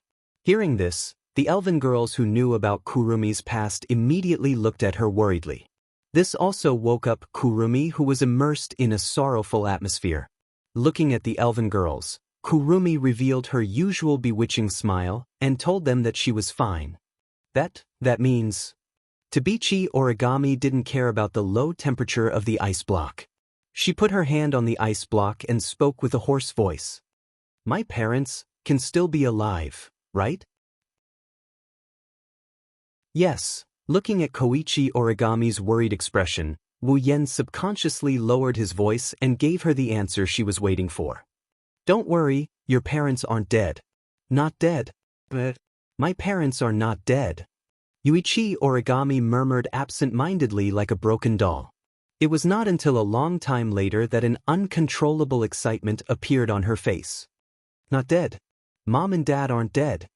With an agitated expression, Tabichi Origami grabbed Wu Yan's shoulder with her frozen hand. She lost her usual cool. Hurry up. Let them out. Wu Yan nodded. He looked at the two ice blocks and waved his hand. The dazzling magic radiance shot out like a meteor and landed on two huge blocks of ice. Under the gaze of everyone present, the ice blocks melted. There wasn't the slightest sound, nor was there the slightest abnormality. The ice that had been maintained for 5 years melted at a speed that wasn't too fast nor too slow. Like evaporating alcohol, it turned into a cold white mist and dissipated into the air. The white mist gradually drifted and the ice blocks slowly disappeared. When the man and woman in the ice blocks were completely exposed, the white mist and the ice blocks disappeared. Wu Yen waved his hand again. This time, a dazzling white light shot out and landed on the man and woman. Soon after, everyone saw it. The man and woman's eyelids moved. As their eyelids twitched, Yuichi Origami's delicate body also trembled. Without thinking, Yuichi Origami rushed over and hugged her parents' bodies. Dad. Under Tabichi Origami's call, her parents' eyelids trembled and finally opened. Tabichi Origami felt like she was in a dream. Amidst a groan, Tokichi Origami's parents covered their heads and looked around blankly.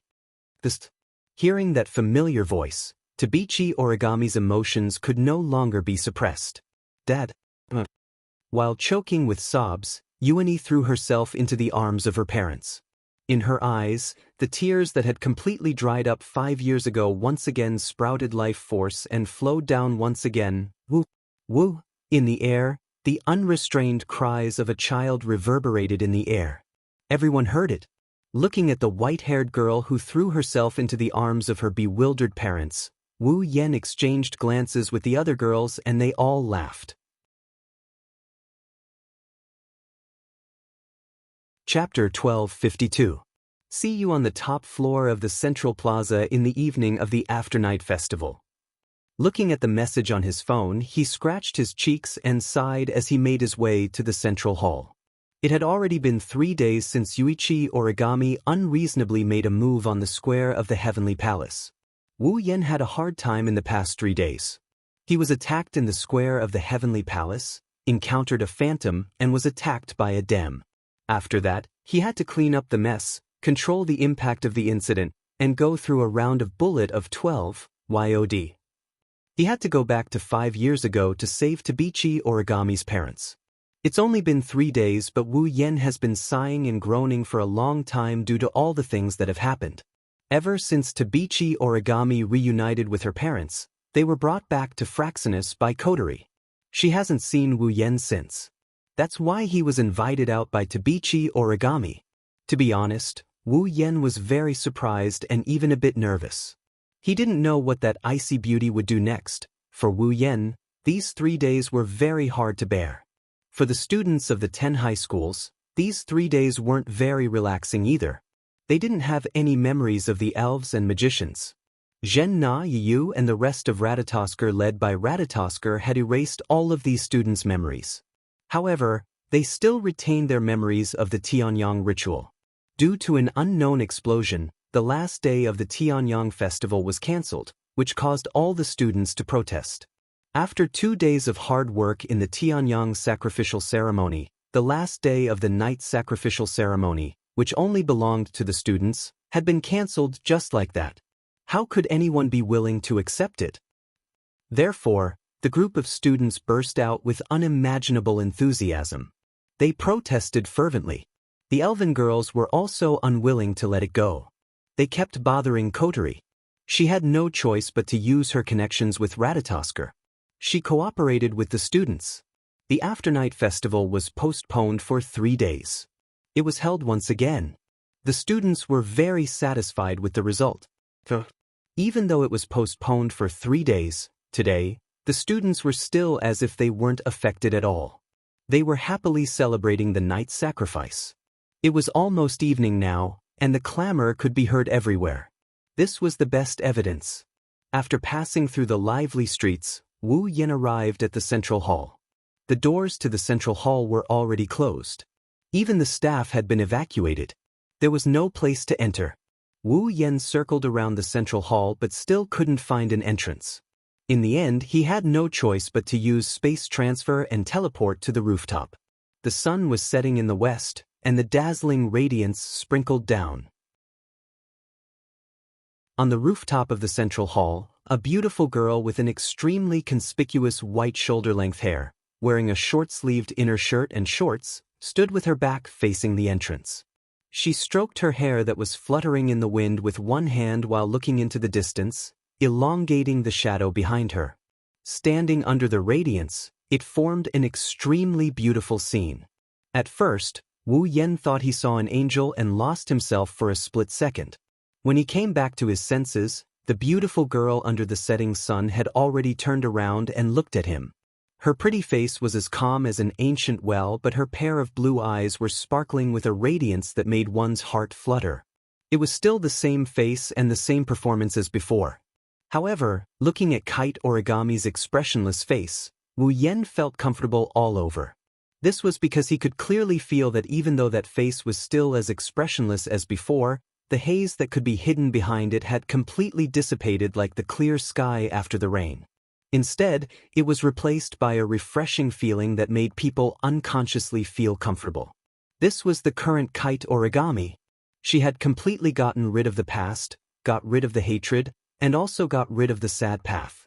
The perfect Kite Origami. If there was anything that made people feel unsatisfied with the current Kite Origami, it was probably that on that beautiful face, there had never been a smile. Wu Yan and Kite Origami looked at each other.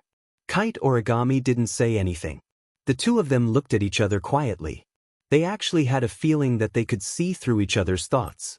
If outsiders saw them looking at each other like this, it would be hard for them to imagine that 3 days ago, they just had a one-sided battle to the death.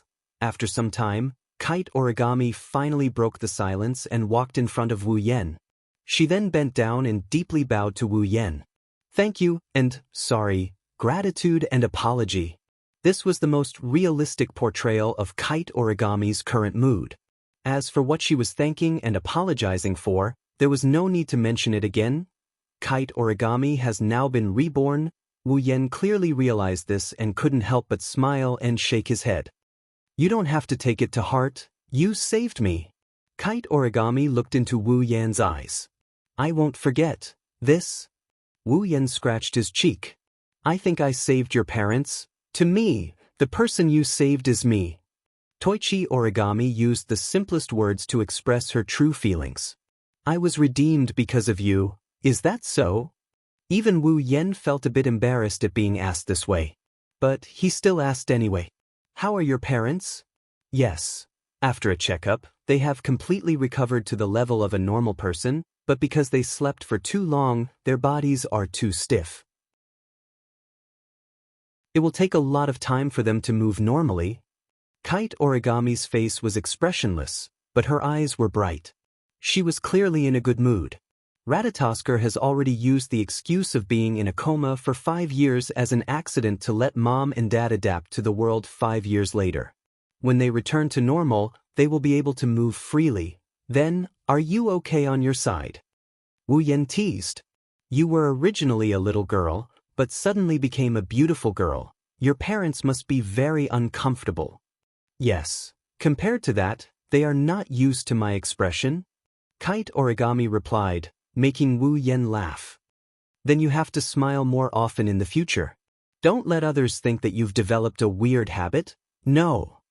Kite Origami said without hesitation, even if my personality is bad, Mom and Dad will still treat me well like before.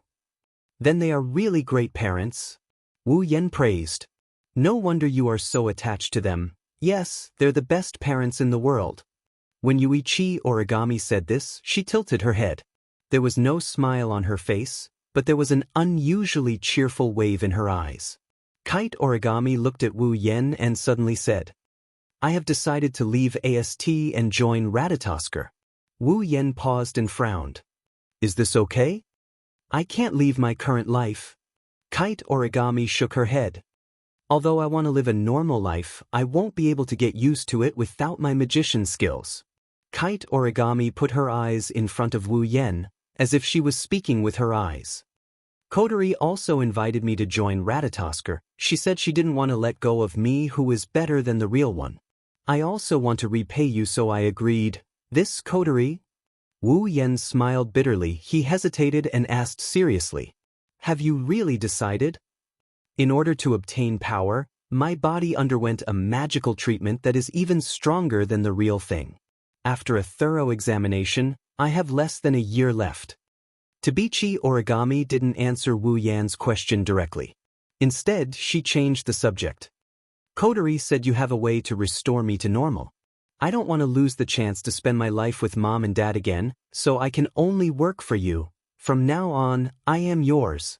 With this sentence as the conclusion, Yuichi Origami bowed again. Please help me one more time so that I can repay you. Wu Yen looked at Kite Origami, who kept her head down. He rolled his eyes at her helplessly. Don't regret it, I have a lot of trouble. Yes. A monotonous response echoed in the air. There was a trace of undetectable joy hidden in it as it echoed under the setting sun. Chapter 1253. Lying in his bed, Wu Yen, who just woke up, looked at Tabichi Origami, who is lying on top of him with her hands on both sides of his head. Her face is only 10 centimeters away from him. She is looking at him with her clear and expressionless eyes. She didn't say a word. The wine-red eyes and the blue eyes looked at each other. Both of them had nothing to say to each other.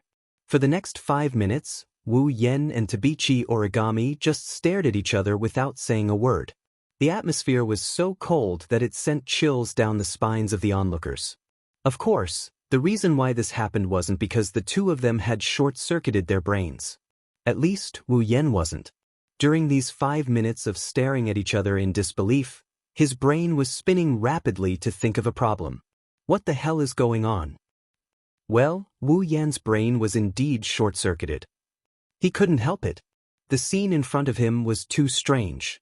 After a conversation with Yuichi Origami last night, the two of them had buried the hatchet. Since Yuichi Origami was no longer a member of AST, she had completely let go of the hatred in her heart and will no longer hate the elves.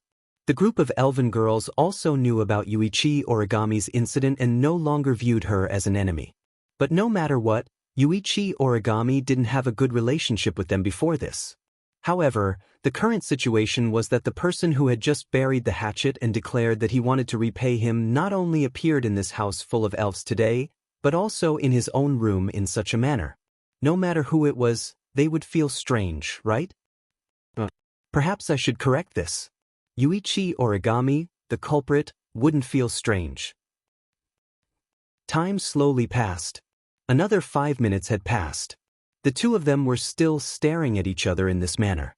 The atmosphere in the room was getting stranger and stranger.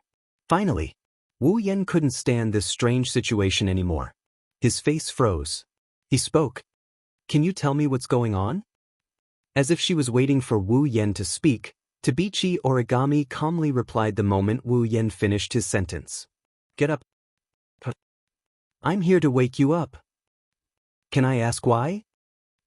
This is Shirji's order. Shirji? Yes. Actually, can you be more specific? Around 7 a.m., I came here as instructed and knocked on the door at 6:32:34. Then, after about 3 seconds, Shiori answered my knock and opened the door for me 15 seconds later. Then, wait. I was wrong. I shouldn't have asked that. Wu Yen resisted the urge to flip the table. He took a deep breath and looked at Tabichi Origami's pretty face. He wiped the cold sweat off his forehead. Then, I'll ask you a question. No problem. First, why are you in this house? Kotori asked me to come here. She said there's something to discuss.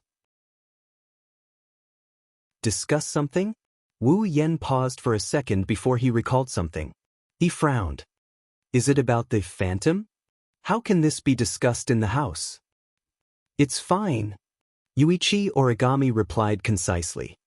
Kotori said Shirji will find an excuse to run away as soon as I come here. Is that so? Wu Yen started sweating. He shook his head and returned to the topic at hand. Then, why would Shirji ask you to wake me up? Maybe it's just Wu Yan's imagination. Tabichi Origami's eyebrows twitched for a split second when she heard his question. She didn't reply until a while later.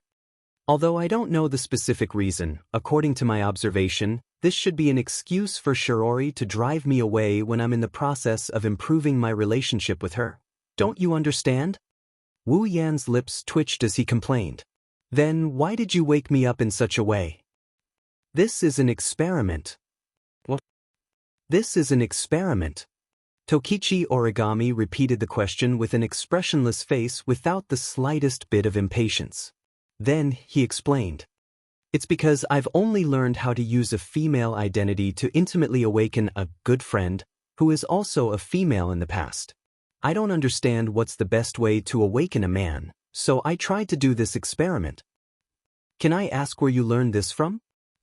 From a book. Yuichi Origami answered without hesitation. A book that's only available for rent in a very special store.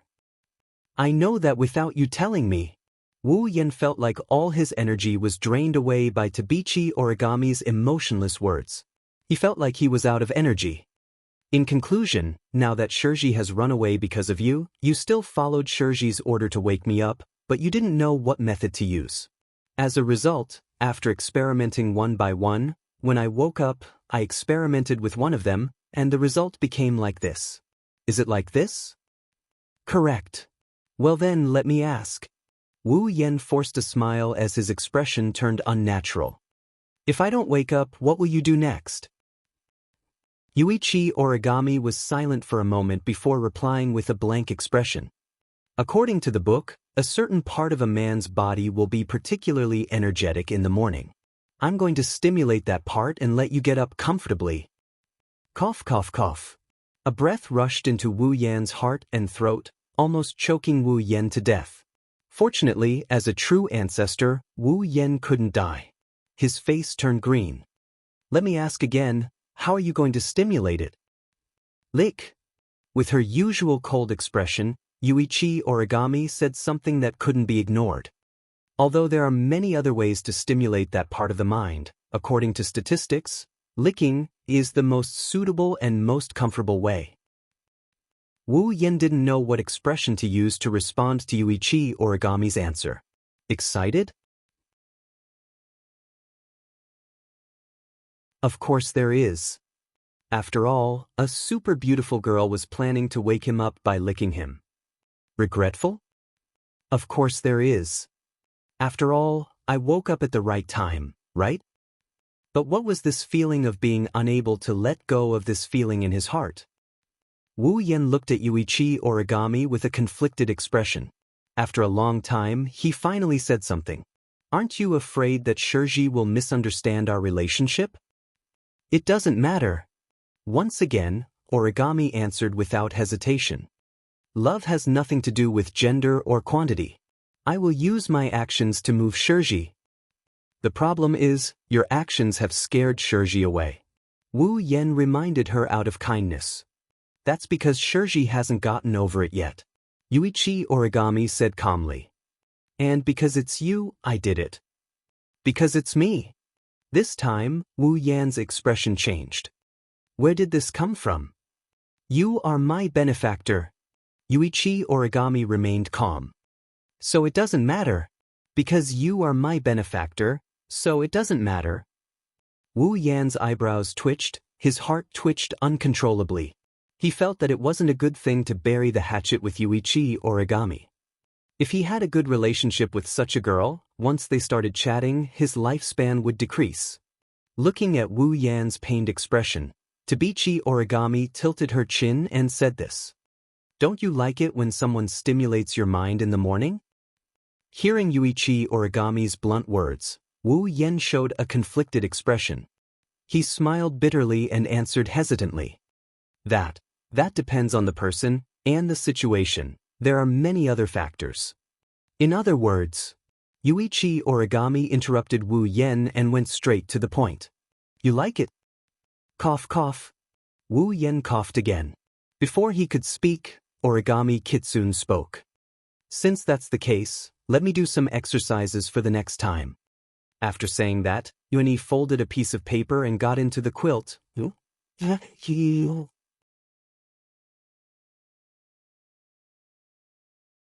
Chapter 1254. Kotori sat on a sofa in the living room. She glanced at Tabichi Origami, who is sitting opposite her with an unapproachable expression.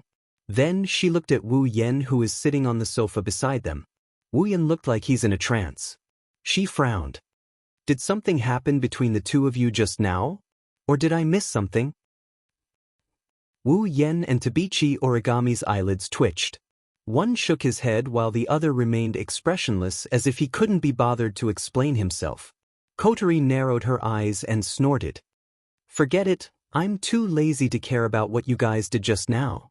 Pulling out a small notebook and a pen from her pocket, Kotori twisted the pen tip and opened the notebook.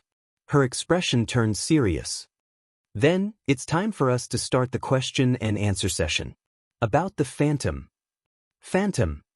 Tabichi Origami raised her eyebrows and looked at Kotori. The phantom you're talking about is the one who appeared in front of me the other day. The one who was covered in mosaics and whose body and voice couldn't be seen, right? Yes. That's right. Kotori perked up. That day, Phantom took the initiative to come into contact with you. Until he was defeated by his brother, there was a period of time. You two must have had a conversation, right? Kotori stared at Tabichi Origami. I want to know the content of that conversation. Kotori added solemnly. Everything. Hearing this, Yuichi Origami raised her eyebrows for a moment. She immediately lowered her head and pondered for a while. While recalling the contact with the phantom that day, she slowly simulated the entire process and conversation. She used to be a member of AST. Due to Tabichi Origami's personality, her explanation of the encounter with Phantom was concise and accurate. She tried her best to make the entire process as clear as possible. She even included the conversation between Wu Yan and Phantom at the end. Kotori wrote something in her notebook as she listened to Tabichi Origami's narration. Just like that, the two of them went back and forth, repeating the events of that day one after another. Wu Yan felt a bit bored at this point. Just like Kotori said, Shiori found an excuse when Tabichi Origami came to visit. They escaped from the house and brought all the elven girls with them. Now, only the three of them were left in the Five River House. Ignoring Wu Yan, Kotori and Tabichi Origami continued their investigation of the phantom. As time went by, the investigation was completed. However, the frown on the two girls' faces deepened as the investigation progressed. First, we induced the phantom with language, then we gave the spirit crystal. Kotori tapped the notebook in her hand and said with displeasure, "That's basically the same as when I was with Meijio. It's useless to investigate like this. I told you to ignore the phantom for now, but you just had to look into it." Wu Yan mocked her in a sarcastic tone. "See, we didn't get anything in the end, right? Don't talk like it has nothing to do with you."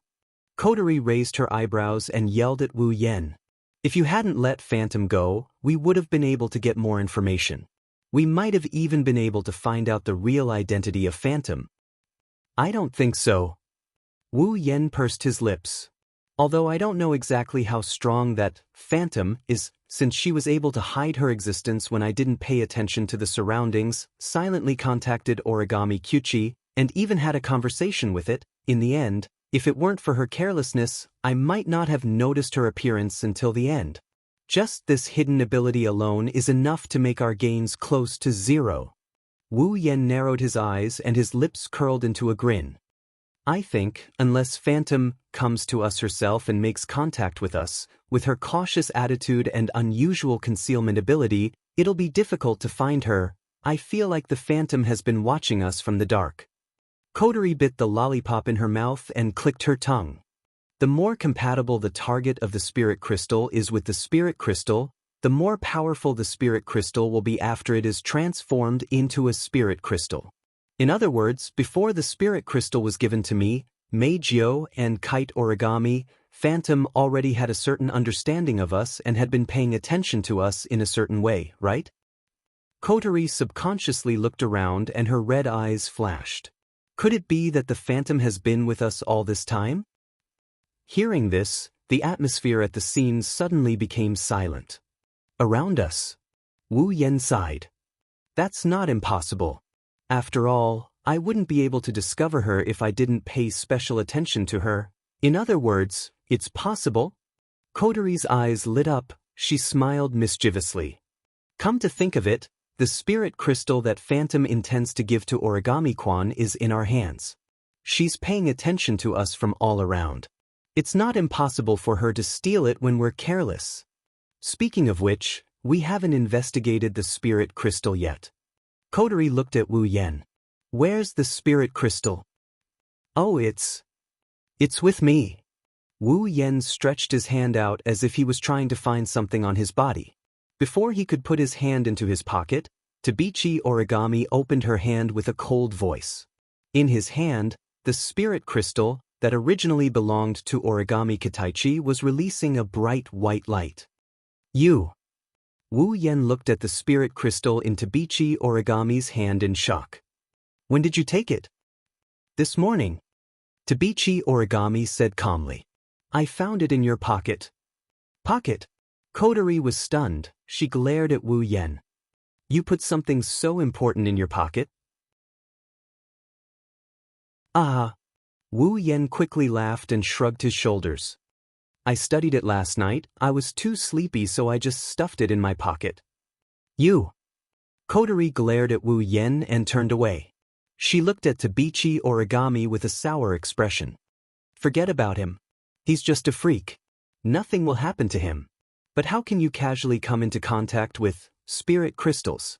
This is something that will turn you into a fairy the moment you touch it, you know? I guessed a little. Kotori's expression darkened, but Tabichi Origami remained expressionless and raised her hand. That's why I didn't touch it. Wu Yen and Kotori were stunned. They noticed there was a layer of green light between Tabichi Origami's hand and the spirit crystal. Is this a domain of will? Kotori's expression improved, but she still rolled her eyes at Tabichi Origami. Even if there's a Tertori, you can't touch it. What if you accidentally turn into a spirit?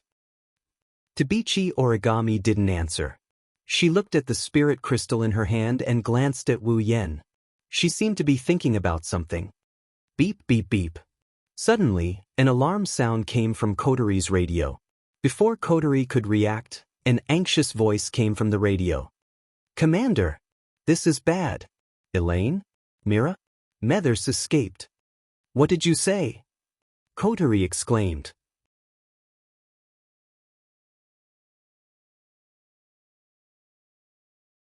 Chapter 1255. Heavenly Palace City on a certain street.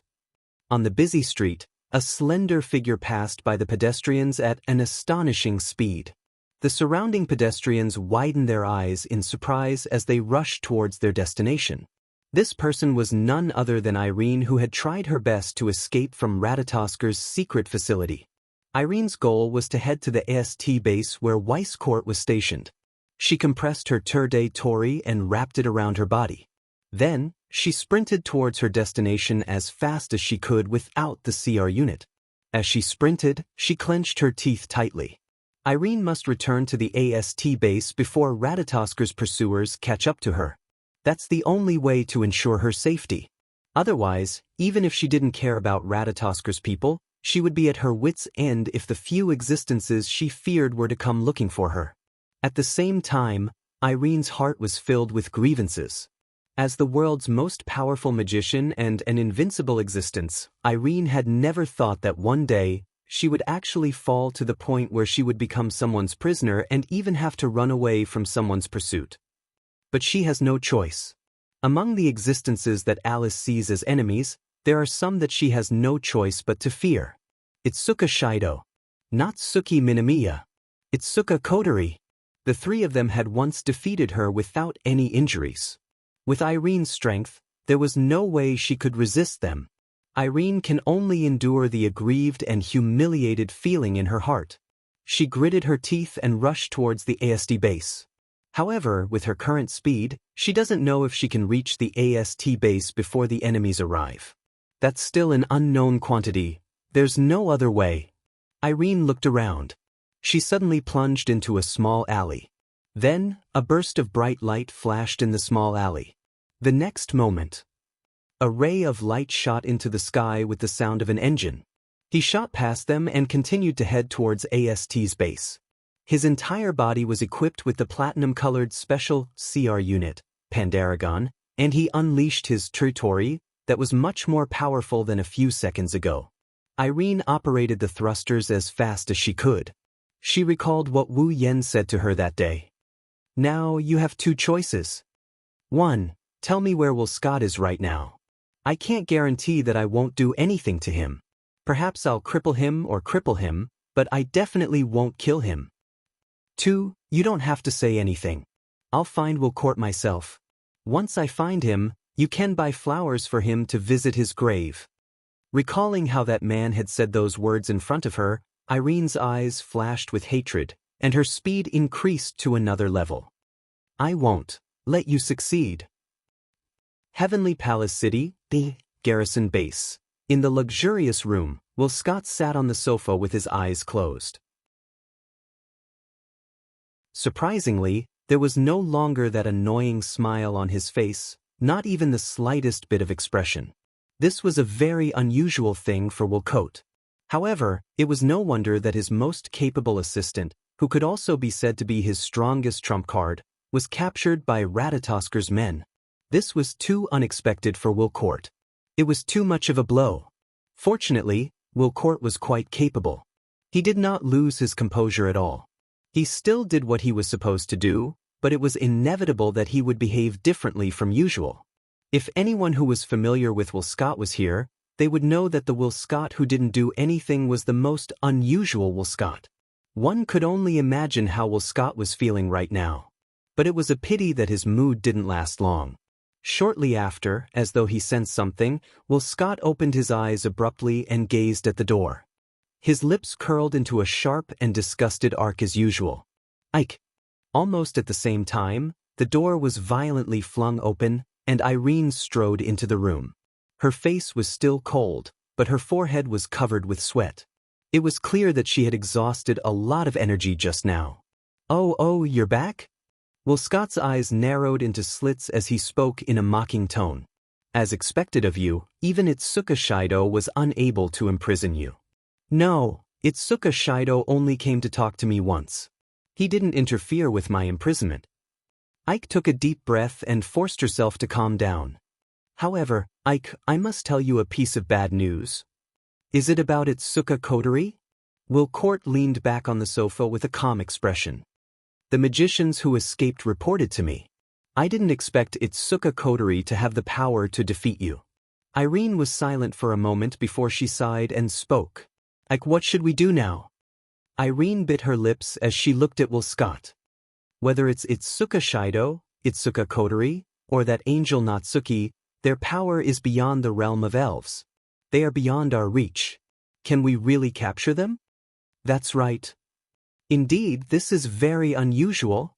Will Scott narrowed his eyes. There was a sharp glint in his eyes.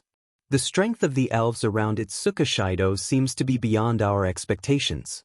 This must be related to Itsuka Shido. Irene nodded silently and agreed with Will Scott. It's not like the dim hasn't fought fairies before. Irene didn't only encounter fairies in Heavenly Palace City.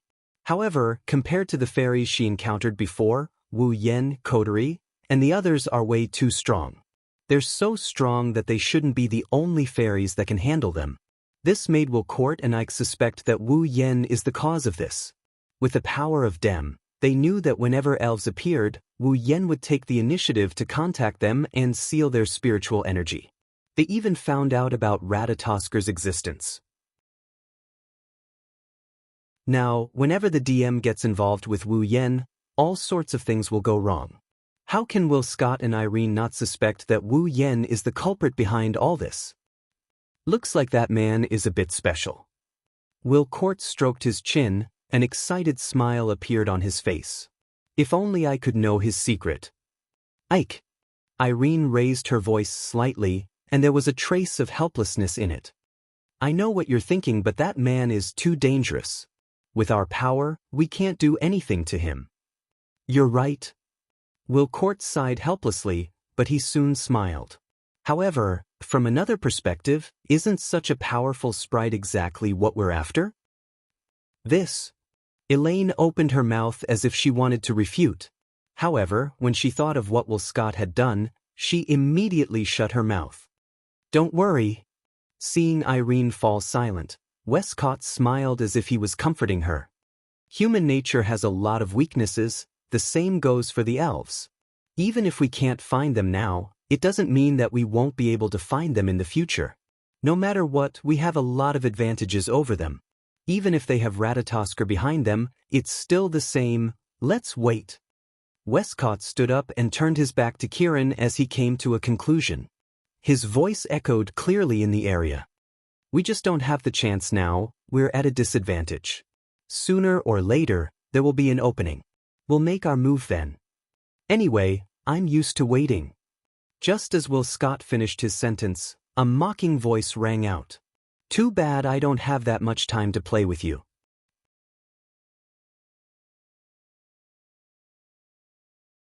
Chapter 1256. Too bad I don't have that much time to play with you. A nightmarish voice drowned out Will Scott's words and reverberated in the luxurious room. Hearing this voice, Westcott's eyes turned cold and Irene's pupils shrank. The two of them turned their heads and looked at the source of the voice. Then their expressions changed. Wu Yen was standing at the entrance of the room. He was wearing a black shirt, black pants, and a black jacket. He had black hair and red eyes. His arms were crossed in front of his chest. He had an inexplicable smile on his face. Irene was expressionless. Her shoulder-length hair fluttered even though there was no wind. The temperature in the room dropped to freezing point. Irene was the first to react. She leaped up and arrived in front of Will Scott. A golden light flashed on her body, and her special CR unit, the Pendaragon, appeared and covered her body. She pulled out the sword-shaped equipment from her back and issued a command in her mind. A laser beam shot out from the handle of the sword-shaped equipment. Irene pointed it at Wu Yen. Her expression was full of vigilance. You. When did you? Don't be nervous. Wu Yen revealed a half-smile that Irene feared the most. He shrugged. I just got here. I have no intention of eavesdropping. Although, I can more or less guess the content of your conversation. Do you think I'll believe you? Irene heard Wu Yan's words. She did not let down her guard. Instead, she glared at him. If you didn't follow me from the beginning, how would you know? How did you know we were here? Irene's eyes widened as she thought of something. Did you guys arrange for me to escape on purpose? To find Irene. Don't think we are as bad-hearted as you dem. Wu Yen looked at Irene with an innocent expression, the corner of his lips slowly curled upwards. Well, anyway, you won't believe me even if I tell you this. Irene impulsively grabbed the laser sword in her hand. She wanted to rush to Wu Yen, but she was stopped by a hand on her shoulder. Calm down. Irene, you are losing your composure. Will Scott patted Irene's shoulder and he looked at Tabichi Origami who was standing beside Wu Yen. He helplessly smiled. I think the reason why Taoist monarch scholar is here should be because of Origami Crane, right? Irene. Irene. Irene was stunned for a moment before she remembered. As a member of AST, not only did Tokichi Origami know that they were in AST's base, but she had also come here to meet Westcott because of the video.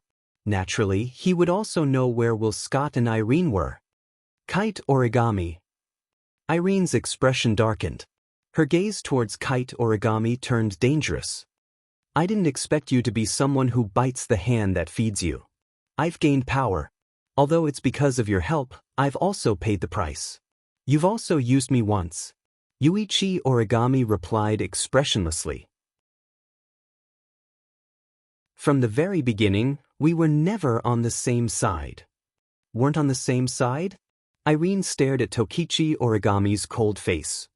Aren't you from Messi? Don't you hate elves the most? Isn't the person next to you the one who killed your parents? No. You're wrong. Yuichi Origami's eyes released a cold light. He's my benefactor. Benefactor? This time, it wasn't just Irene who was stunned. Even Will Scott was stunned. Benefactor? Isn't he the one who killed her parents? How did he become her benefactor? Looking at Tokichi Origami's beautiful face, whose expression and emotions could not be read at all, Will Scott and Irene frowned. They couldn't figure it out. It's not their fault. After all, they saw the video of Wu Yen killing Irene's parents. It's natural for them to react this way. Looks like something out of our expectations happened again. Will Scott looked at Tabichi Origami for a long time before he looked at Wu Yen. He shrugged without a hint of nervousness. Taoist Lord Shi, you're really special. It would be great if we could be friends. I'm sorry. Wu Yen smiled meaningfully. The first time we met, you threatened to attack the people around me. I intimidated you. The second time we met, you did attack me and I destroyed one of your branches. The third time we've met, which is now, you've once again attacked the people around me, and I've once again come knocking on your door. The 3 times we met, plus our identities. Wu Yen shook his head and sighed. Do you think it's possible for us to be friends? Of course. Of course. Will Scott spread out his hands with a friendly smile on his face. As long as you're willing, we can be friends at any time. No matter what you want, I'll satisfy you. Wu Yen couldn't help but laugh when he heard Will Scott's words. Ha! I didn't expect the executive director of DIM to say something like this at a time like this. Should I say as expected of a villain? Or should I call you a pig? Ignoring Irene's angry glare, Wu Yen rubbed his stomach that's starting to hurt from all the laughing. His smiling eyes are like knives cutting through Will Scott and Irene. If you're trying to stall for time so that the people from AST and DM can come and support you, then don't waste your time. The moment I entered this place, I've already set up a barrier around this place. Both Scott and Irene's expressions changed. Wu Yen mocked them. Do you understand now? In other words, even if I kill all of you here, no one will know about it until it's over. Buzz. Irene unleashed her Terde Tori to envelop Will Scott. At the same time, she stomped on the ground and charged towards Wu Yen. Irene controlled her Terde Tori to send Will Scott away while she swung her laser lightsaber towards Wu Yan's neck. Clang, however, the laser lightsaber collided with another laser lightsaber before it could hit Wu Yan's neck. The crisp sound of weapons clashing against each other caused a sonic boom that blew at Irene's blonde hair. It also blew away the cold expression hidden behind her short white hair. Irene's pretty face turned grave as she looked at Toichi Origami, who was holding a laser lightsaber and fighting against her. Toichi Origami was equipped with the sister machine, Mordred, that was very similar to her Pandaragon in terms of appearance and performance. She would never have thought that at this critical moment, the person she would be facing was actually the controller of her own personal cryo unit. Origami Kitsune. Irene said coldly, "Do you think you're my opponent?" Irene. I don't need to be your opponent. Origami Kitsune raised her head slightly. She gripped her lightsaber and rubbed it against Irene's lightsaber, causing sparks to fly. I just need to achieve my goal. Achieve my goal? Irene frowned and her expression changed. She abruptly turned around and looked behind her. What she saw made her expression change drastically. In the middle of the luxurious room, Wilcott's territory had disappeared without him noticing, but his body was still floating in midair. It wasn't because Wilcott also had extraordinary strength, but because a hand that was disproportionate to Wilscott's body was tightly gripping his neck and lifting him up into the air. He was struggling with a painful expression. The one who grabbed Wilcott by the neck and watched him struggle in pain is Wu Yen, the one who was supposed to be Irene's target. Irene couldn't hide the shock in her heart and exclaimed without thinking.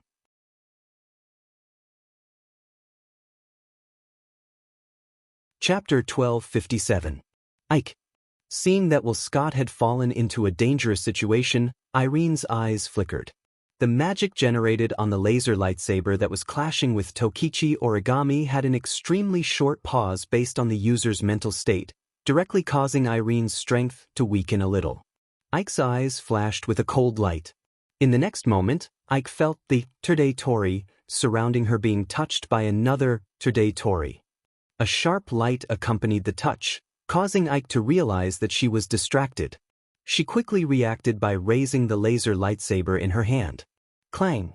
Then as Irene raised her laser lightsaber, a strong force and a clear clashing sound rang out, once again causing intense sparks to burst forth in this space.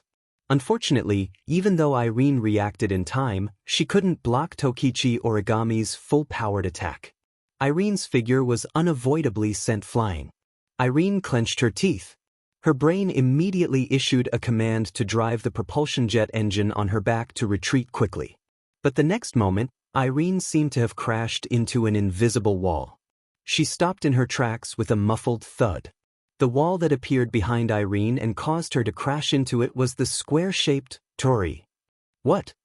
Ike's pupils shrunk slightly. Then they became sharp again. Don't underestimate me. Abruptly, Elaine expanded her Terde Tori by several times.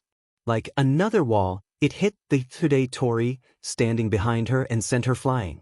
This was also the reason why Irene was defeated. It's over. A cold voice reverberated in the air and entered Irene's ears. Irene raised her head abruptly and looked forward. Immediately, the engine behind Kite Origami's back was fully activated. She swung her laser lightsaber and slashed the Tori around her with a sonic boom. Ike's eyes fell on it. Ike's Terde Tori precision is the highest among all magicians in the world. Logically speaking, Ike's strength is lower than Ike's. Even if Ike's full-force attack was caught off guard, it was unlikely that it could break the Terde Tori around her. However, the strange thing was that Irene had expanded her Terde Tori. There was a fundamental characteristic of the Terde Tori. That is, the smaller the range of the Terde Tori in use, the greater the precision. The higher the defense, the higher the defense. On the other hand, the bigger the Terde Tori used by a magician, the higher the precision. The lower the precision, the lower the defense. Naturally, the lower the defense. In the face of Irene's full-powered Terde Tori, domain of will. If it was maintained to a certain extent, then Ike's origami equipped with Mordred would not be able to break it. Ike's Terde Tori expansion couldn't block Ike's attack. Therefore, by the time Irene reacted, Tokichi Origami's laser lightsaber, which had just cut open her Terde Tori, was already placed on her neck. The world's strongest magician finally lost to Ike's origami, who is also a magician. This fact caused Ike's expression to change. She was in disbelief. You were careless. Ike's origami didn't concede. She expressionlessly stated the reason why Ike lost. I didn't think that the world's strongest magician would be distracted during a battle. You should be the stronger one, but you've exposed your weakness so obviously. I'm not so kind as to let you go, you. Ike was a bit agitated. She wanted to resist, but a piercing pain and coldness came from her neck. Ike's origami slightly moved the laser sword and cut her neck. You can't even control your emotions after losing? Ike's origami said coldly. But please don't move. Please calm down. Otherwise, you'll embarrass yourself. A trace of hatred flashed through Ike's eyes. However, she didn't dare to act rashly. She turned her gaze to Will Scott and stared at Wu Yen. Her body tensed up. If this continues, forget Will Scott, Ike won't be able to protect herself. Ike was anxious when she saw Will Scott in more and more pain. Wu Yen suddenly let go of Will Scott's neck and let him fall to the ground. Cough, cough, cough. Holding his neck, Will Scott coughed out of anger. However, before he could cough a few times, a foot stepped on his chest and stepped on him. Ike. Ike's eyes were about to pop out of their sockets. Her heart felt like it was bleeding. Ever since she followed Will Scott and protected him, Will Scott didn't even get hurt when he was threatened. But today, with her by his side to protect him, not only was Will Scott almost strangled to death, he was even trampled under someone's foot. Ike's mind was on the verge of going crazy. She failed in her duty. Will Scott let out a muffled groan. He felt as though a mountain was pressing down on his chest. The feeling of being unable to breathe caused his shrewd face to turn red. Even his eyes were bloodshot. However, he was smiling. And it was a very happy smile. This feeling, I feel like I could die at any moment. Will Scott forced a voice out of his throat while maintaining his smile. He looked up at Wu Yen. A painful and joyful smile appeared on his face. How many years has it been since I last met you? How nostalgic? Wu Yen raised an eyebrow. He looked at Ike's origami gloomily. Do I look so harmless that I can make people smile when they're threatened by me? I think it's personal. Toichi Origami stared at Irene in front of him. While holding the laser lightsaber in his hand, he answered without turning his head. The CEO of the DM is someone who can smile in the face of death. There's no doubt about it, I see. Wu Yen rubbed his chin and muttered to himself. Seems like he'll be satisfied if I let him die. That won't do, death is not scary. Tokichi Origami also ignored the two hostages and said indifferently, At least, if I were in your shoes, I'd rather die. Is that so? Wu Yen didn't seem to be aware of it as he increased the pressure on his leg. Looking at Westcott's contorted face, Wu Yen chuckled. It's a cold chuckle.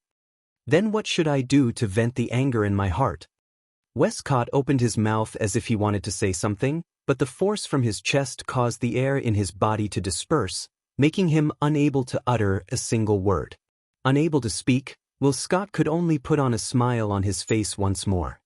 His smile was both joyful and mocking. Wu Yen couldn't help but reveal a disgusted expression as he swung his hand downwards with all his might. A stream of magic power whistled through the air like a sharp blade, ruthlessly slicing towards Will Scott's shoulder. With a clear tearing sound, Westcott's entire arm below his shoulder was cut off from his shoulder while blood spurted out like a fountain. The smile on his face froze. The intense pain caused Will Scott to cry out in agony. Ike! Irene's heart-wrenching cries reverberated in the surroundings. She no longer cared about the laser sword on her neck as she charged towards Will Scott. Bang! However, before Irene could rush out, Tokichi Origami kicked Irene's body forcefully, kicking Irene out. Ike grunted. Ike's body flew across the air and landed next to Will Scott, who was hugging his shoulder. Her face was full of pain. Wu Yen looked at Will Scott, who was lying on the ground with a twisted face. He turned around and walked towards the exit. It won't be so easy next time.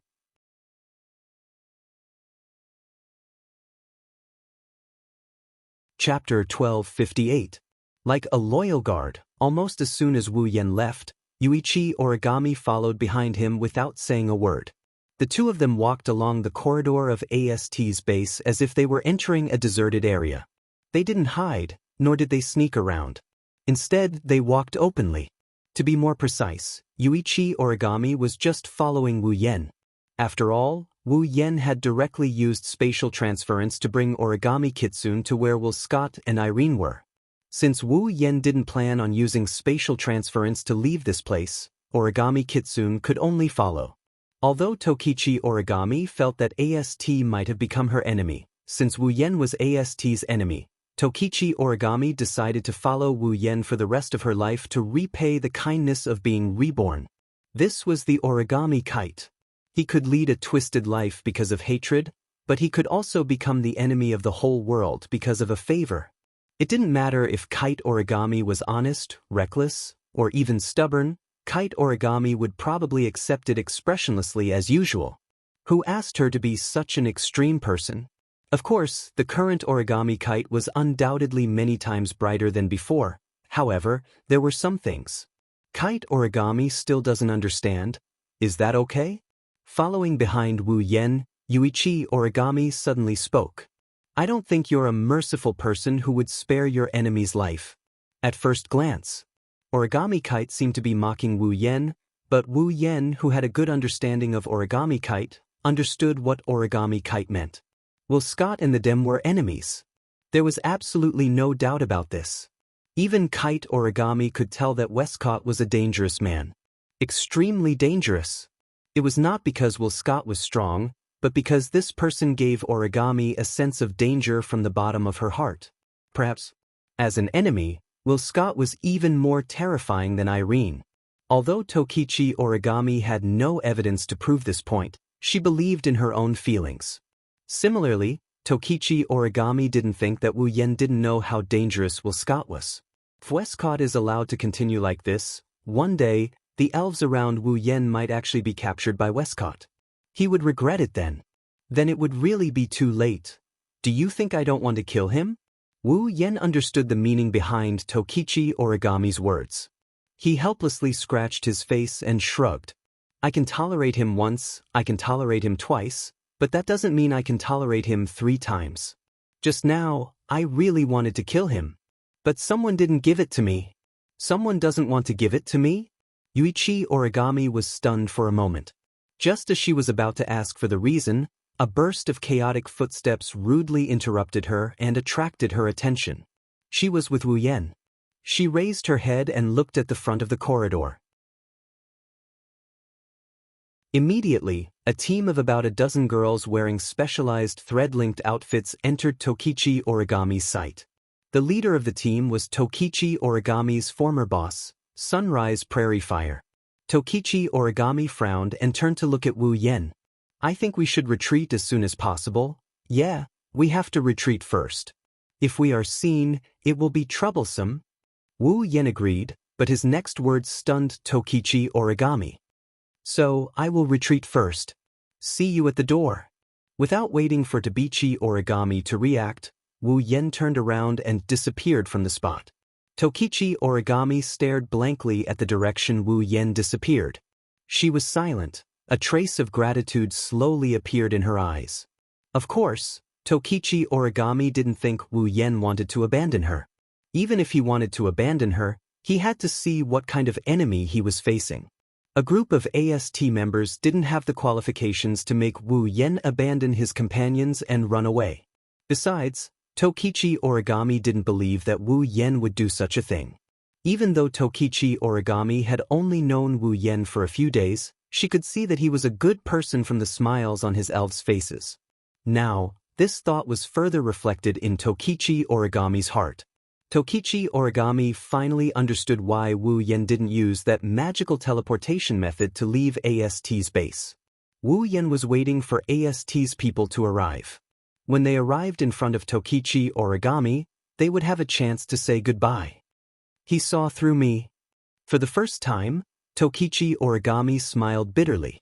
Tokichi Origami didn't regret following Wu Yan, even if she didn't regret it at all.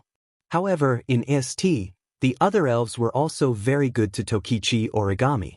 Especially Liaozi, she was very concerned about Tokichi Origami. She even worried about Tokichi Origami because she knew about her situation. Under such circumstances, even though Tokichi Origami didn't miss AST, she would still be reluctant to part with them. Wu Yan saw through this. That's why he walked into AST's base openly. When the target appeared, he asked Tokichi Origami to stay.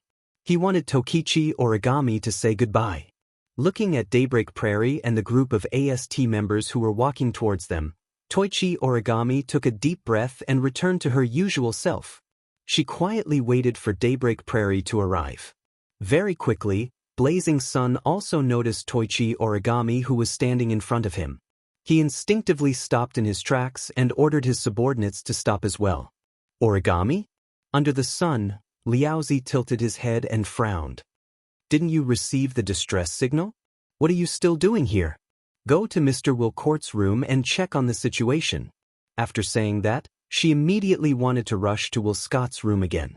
However, Yue Origami's motionless appearance attracted her attention, causing her to frown more and more. She felt that something was wrong in her heart. Origami? Once again she called out Origami Kitsune's name. This time, her voice was filled with confusion. She stared at Origami Kitsune, who stood there expressionlessly and completely ignored her order. She narrowed her eyes and turned around to look at her subordinates. You guys go first. Although they were a little confused as to why Daybreak Prairie Fire would give such an order, the members of AST did not hesitate at all. They agreed right away and passed through Kite Origami to rush to Will Scott's room. What's wrong? As soon as they left, Liaozi spoke in a deep voice. You disobeyed my order in this situation. Don't tell me you're fine? Hearing this, Origami Kitsune first lowered her head and was silent for a moment. When she raised her head again, her words caused Liaozi under the sun to be stunned. I'm leaving ST. What did you say? Under the sun, Liaozi didn't seem to believe the words that entered his ears. He widened his eyes in shock and cried out involuntarily. You're leaving AST? Tokichi Origami changed her simple actions and used slow and firm movements. She nodded heavily and told Liaozi the truth of her words. Liaozi stared blankly at Tokichi Origami. When she came back to her senses, she became anxious. But why do you want to leave AST? Did something happen? A lot of things have happened. Origami Kitaichi shook her head gently. Her short white hair swayed with her movements. Origami Kitaichi looked as if she could disappear from the sight of a blazing sun at any moment. She was full of illusions. I'm here to say goodbye to you. Do you know what you're talking about? Liaozi finally believed what she heard when she saw Tokichi Origami did not seem to be lying. Her expression turned ugly. Clearly, Liaozi under the sun would not agree to Origami leaving AST. Of course, this was because Liaozi cared about Tokichi Origami. Because Daybreak Prairie Fire knew what would happen to Origami Kitsune, who suggested leaving AST.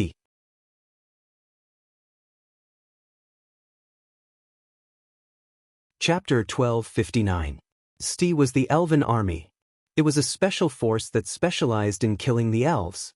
In order to deal with the elves that could threaten the world with their very existence, AST was granted the right to use the Manifestation Device and CR Unit, allowing the members of AST to transform into superhuman magicians to face off against the powerful elves. Every member of AST was carefully selected from the masses. They were special members who had the talent to become magicians. After going through training and tests, they were confirmed to be proficient in controlling CR Unit. Only then could they join AST. After all, if they couldn't control the CR Unit, how could they fight against the elves? As for those who didn't join the AST and become a member of the Magician Army, their memories must be erased with the display device so that they would forget everything about the AST and the display device and return to the life of a normal person. AST, the display device, and the elves were secrets that couldn't be revealed to the common people. Otherwise, it would bring chaos to the world. Therefore, AST wasn't something that could be easily joined. Naturally, Origami couldn't leave just because she wanted to.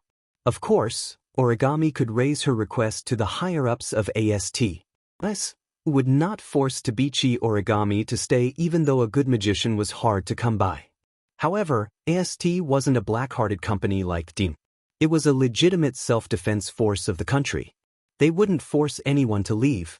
However, once Toichi Origami requested to withdraw from AST and received approval, the people of AST would erase Toichi Origami's memory of AST and the display device as part of their obligation. They would let her return to her normal life. In other words, not only would Origami Kite have to forget everything about the display device, he would also forget everything that happened in the AST, including her former companions and her boss, Sunrise Prairie Fire.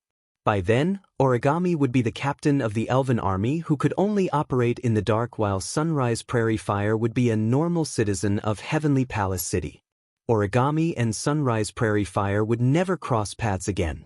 So, after coming to the conclusion that Origami wasn't joking, Sunrise Prairie Fire's expression turned ugly.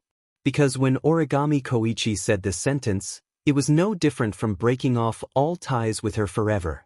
Are you serious? Sunrise Prairie Fire stared at Origami with a solemn expression. You should know that once you leave AST, your memories will be erased, right? You don't have to worry about that. Origami gave the most concise answer to Sunrise Prairie Fire's threatening words. My memories won't be erased. What do you mean? Sunrise Prairie Fire frowned at first. Then she thought of something and showed an expression of disbelief. Are you planning to go against AST's system and escape? Hearing Daybreak Prairie Fire's words, Origami Kite was speechless. From a certain point of view, Kite Origami was indeed trying to resist the AST system and escape while retaining his memory. After all, there was no way Tokichi Origami would let the people from AST erase his memory without doing anything. Seeing how speechless Tokichi Origami was, Sun Liaozi's anger exploded. Are you crazy? Without even thinking about it, Liaozi under the sun cursed out loud. You'll be wanted by the self-defense force. Do you want to live like a fugitive? You don't have to worry about that. Origami looked at Sunrise Prairie Fire. Someone will help me. It won't affect my life. Someone will help you? Sun Liaozi looked as though he was unable to let go of this matter. I think you're crazy. Did someone instigate you to do this? But you're not a kid who will be tricked. Actually, the real one is also over there. Tokichi Origami said something that made Daybreak Prairie Fire stunned. I'm safe there. Nothing will happen. At this moment, Sun Liaozi's expression became uncertain. Can you be more clear? No matter how clear it is, I can't tell you. Origami shook her head and refused Sunrise Prairie Fire's question. I'm just here to say goodbye. Don't be reckless. Under the sun, Blazing Flame's face was filled with anxiety. Even if you don't want to erase your memory, once you leave AST, you won't have the chance to use the display device and the seer unit anymore. Haven't you always wanted to avenge your parents? Revenge? Toby Origami actually laughed. Although he quickly returned to his expressionless state, Prairie Fire under the sun clearly saw this scene and was somewhat frightened. Under the gaze of Liaozi, Kitaichi Origami spoke in a dreamlike tone. I don't have any hatred left. How can I avenge them? No hatred? Sunrise Prairie Fire was stunned. I should have died 5 years ago, but in the end, I survived. Toichi Origami closed her eyes as if she was recalling something. Her cold voice echoed in the air. I once thought of committing suicide. I wanted to leave this world with my parents, but I met her. Shiori's figure appeared in her mind, and Tabichi Origami's tone softened. She gave me a glimmer of hope at that time. She also became the final destination of my soul. She allowed me to maintain myself and not fall. She allowed me to continue living. Meeting her can be said to be the luckiest thing in my life. She slowly opened her eyes. At this moment, Yuichi Origami's eyes flashed with a bright color that even Liaozi under the sun would be shocked. She had never seen such a color in Yuichi Origami's eyes before. That's the hope for the future. That's the hope for life. This was something that the previous Origami Kite definitely did not have. Originally, I thought that Shiori would be the last light in my life, but God sent her to my side again. Her eyes were filled with an unbelievable radiance. Kyuichi Origami's cold doll-like face actually showed signs of thawing. If Shirji brings me the longing for life and the extravagant hope to live on, then Shirdao brings me a reborn life and a bright future. I don't want to leave Shiori, and I can't leave Shido. Tabichi Origami's expression became firm. So, in order to stay by their side, I will leave AST. You. Sunrise Prairie Fire had mixed feelings. She was happy but also depressed. She was happy because origami was no longer as lifeless as before. She was showing signs of life. She was depressed because from origami's words and actions, Sunrise Prairie Fire understood that she couldn't stop her.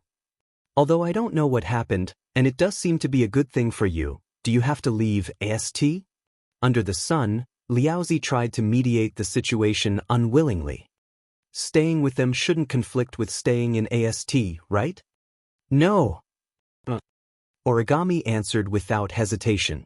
AST is an army against the elves. It only exists to kill the elves.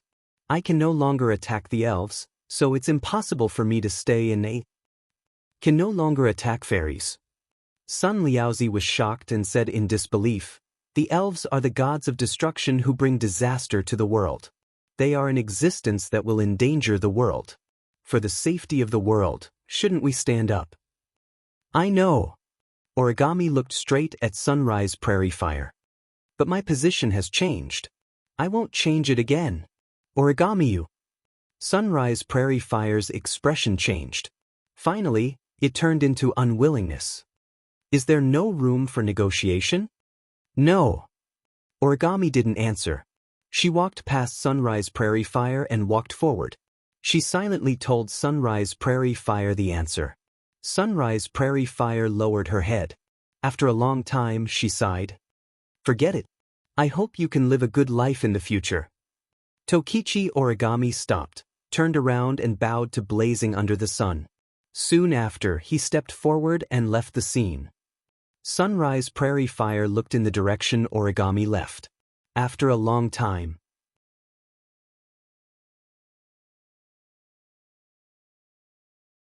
Chapter 1260. Heavenly Palace City. Garrison Base. At the entrance, a figure suddenly appeared without any warning. The coat on his body swayed in an arc as he appeared, and then gently floated down, appearing extremely casual.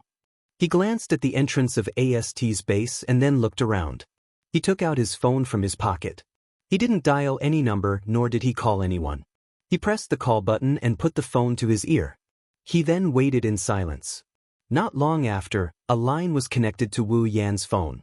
Along with it came a voice filled with vicissitudes of life. Should I call you Sherdao-kun? Or should I call you Wu Yan-kun? I don't have any particular requests. Either way, it's my current status. Wu Yan shrugged and sighed. He then said to the phone in an exasperated tone. And then? Don't you have anything else to say? You specifically told Coterie to tell me not to kill Will Scott. You even told me not to kill Irene. If you don't have a good reason, I'll lose my temper, Woodman-sama. As for the reason... On the other side of the phone, Woodman let out a long sigh as if he was pondering. Then he spoke in a mocking tone. There are rational reasons and emotional reasons. Which one do you want to hear? Upper echelons like you treat hostile forces? How could there be such a sentimental reason? Wu Yan raised an eyebrow. Then I'd like to hear. Due to various reasons, Will Scott can't die yet. Woodman answered. That's the rational reason. I'm asking about emotional reasons. Wu Yan's eyebrows twitched as he rubbed his forehead. I say, Woodman-sama, you're not purposely making fun of me, are you? No, I'm serious. Wu Yan heard Woodman's solemn voice. You'll know the specific reason in the future. Some of what Will Scott is doing is actually beneficial to us. Is that why you want me to keep him alive? As expected of the leaders of the top forces. Wu Yan pursed his lips. Then, what about emotional reasons? Woodman fell silent. A clear breathing sound came from the phone. After a long time, Woodman's voice, which contained an unknown emotion, gradually sounded. Actually, in the past, we were on the same team. On the same team? This time. Wu Yan was stunned. What do you mean? It's not a good habit to be interested in other people's past. Woodman chuckled before he sighed. Just think of it as an old man trying to be merciful. A merciful heart. Wu Yan chuckled. Just think of it as that. Listening to Wu Yan's disbelief, Woodman didn't try to explain himself. Instead, he laughed. Sparing Will Scott's life shouldn't be a problem for you, Wu Yankuan, right? Not for me, Wu Yen retorted. But don't forget, I still have a group of elves with me, and there are a few among them who aren't strong enough to fight against the Dem. If Will Scott has any evil intentions and seizes the opportunity, they will be in great danger. Do you think I can wait until then to regret it? Is that so? Woodman retorted with a half-smile.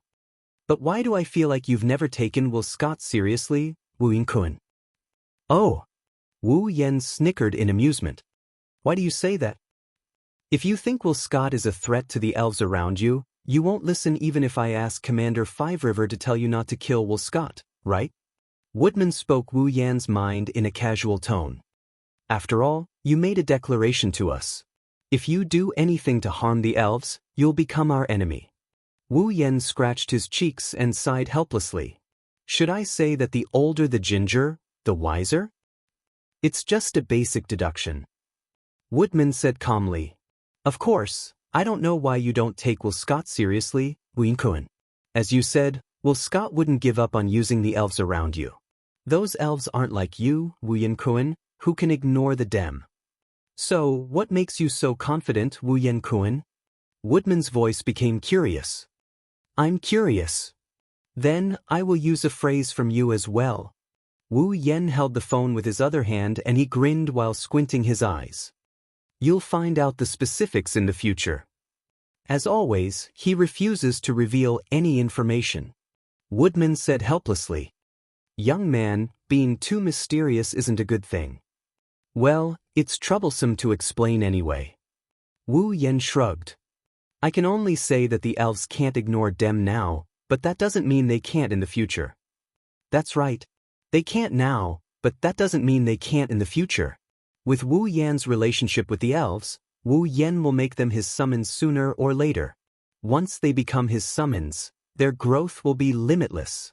The elves will become stronger in battle until they're stronger than Irene and Dem. They'll become so strong that Will Scott won't be able to do anything to them. The elves' future is limitless. At the end of the day, Will Scott is just a wall in this world. It's not that hard. If they want to, they can push it down at any time. Even if Wu Yen doesn't make a move, it'll be the same. Perhaps it should be said that with Will Scott, the Dem would not give up on the opportunity to come to them. At that time, they would all become stepping stones for the growth of the elves, providing the elves with the experience to become stronger and becoming complete fertilizers. Unfortunately, Woodman wouldn't understand all of this. Wu Yen was the one who didn't believe Woodman before, but now it's Woodman's turn to not believe Wu Yan's words. He changed the topic perfunctorily. The display device Wu Yankuan asked us to make is almost complete. I think it will be finished soon. I will come back and nag you again when the time comes. Wu Yan's spirit was lifted. He laughed from the bottom of his heart. Then I'll have to trouble you. We'll do what we promised. Plus, the budget Wu Yankuan left for us is still quite good for us. Woodman casually gave a reason. Well then, I look forward to our next meeting. That's it then. Not wasting any more time on idle chatter, he hung up the phone decisively. Looking at the phone, he curled his lips again. Sure enough, no matter how kind a person is, they'll still have a cunning side to them when they get older. While he was talking to himself, Toby Origami walked out from the entrance of AST's base. Under Wu Yan's gaze, she slowly walked up behind him. Her face was still as cold as ever. However, those who were familiar with Yuichi Origami should be able to sense that Yuichi Origami's frosty expression had become much gentler than before. Wu Yen grinned back at her. Everything's done? Toby Origami nodded faintly and looked at Wu Yen. I won't leave you again. Is that so? Wu Yen was embarrassed and smiled. If you say that, Shirji will definitely misunderstand. It's okay. Toby Origami's expression was normal. If it's you, it's okay. No, I think they are related somehow. Wu Yen glanced at Tabichi Origami and he cautiously asked her. Don't tell me you're going to learn from Meijio and eat both men and women? Wu Yen immediately regretted asking. because he clearly saw a flash of light in Tokichi Origami's cold eyes, and the way she looked at him suddenly changed. Looking at Tabichi Origami's eyes, Wu Yen felt a sense of crisis and wanted to retreat. However, Tabichi Origami grabbed him by the collar and pulled him in front of her. "You're not allowed to touch Shirji. You're not allowed to touch Shirji," Tobi Origami declared calmly. "As compensation, I can let you trample on me." Cold sweat slid down Wu Yan's forehead.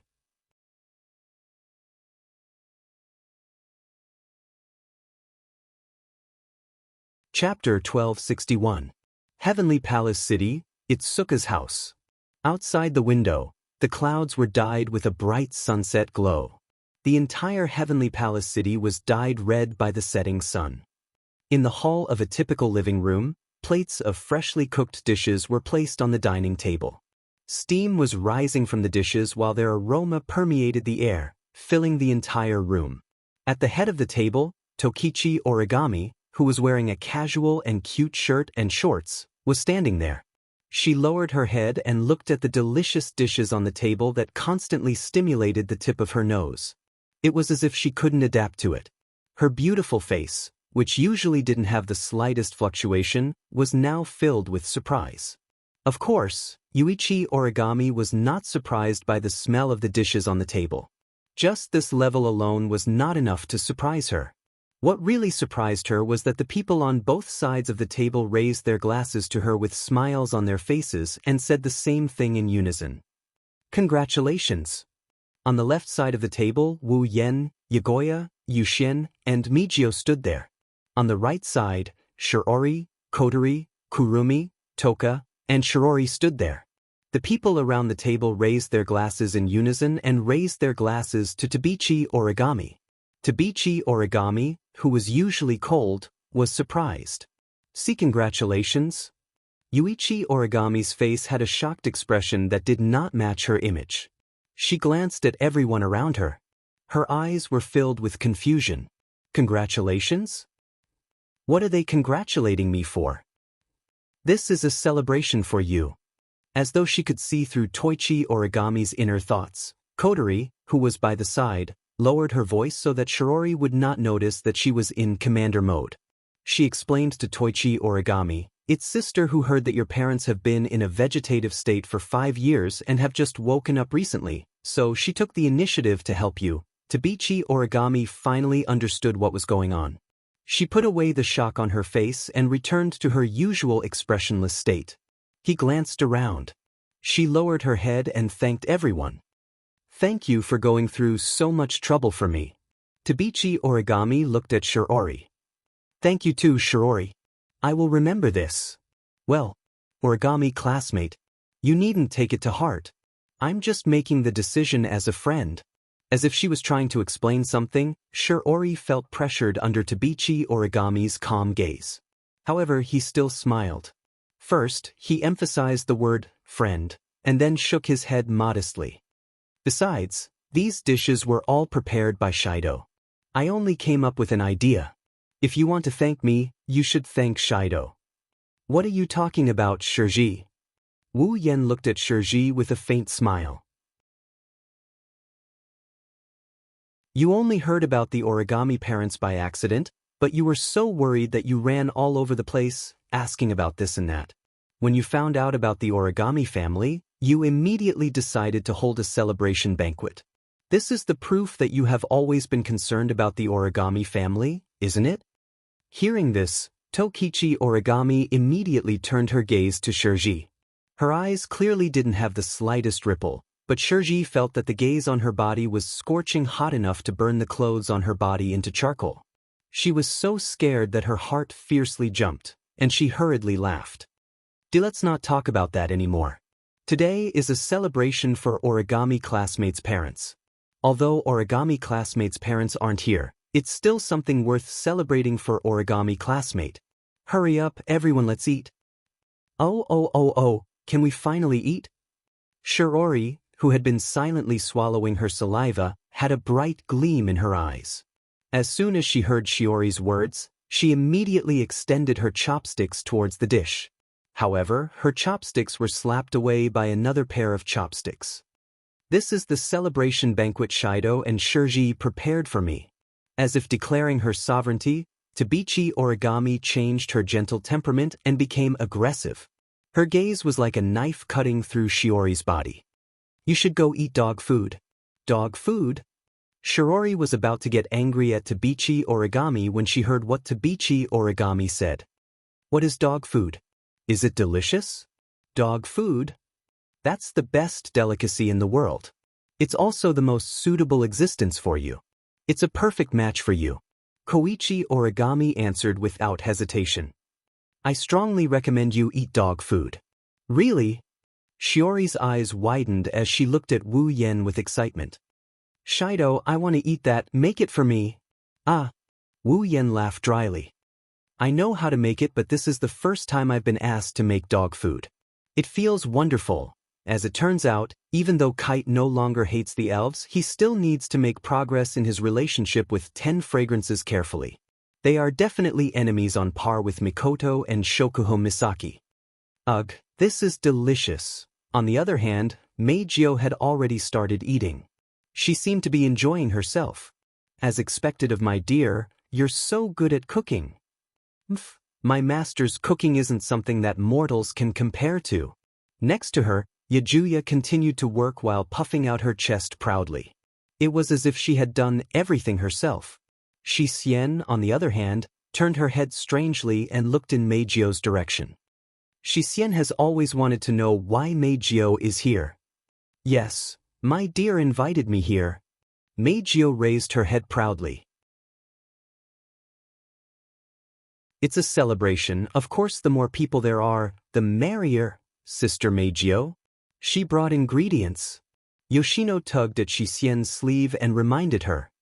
Sister Shori saw the ingredients and thought of holding a celebration. Allah. Kurumi blinked her eyes and put her finger on her cheek, making a cute gesture.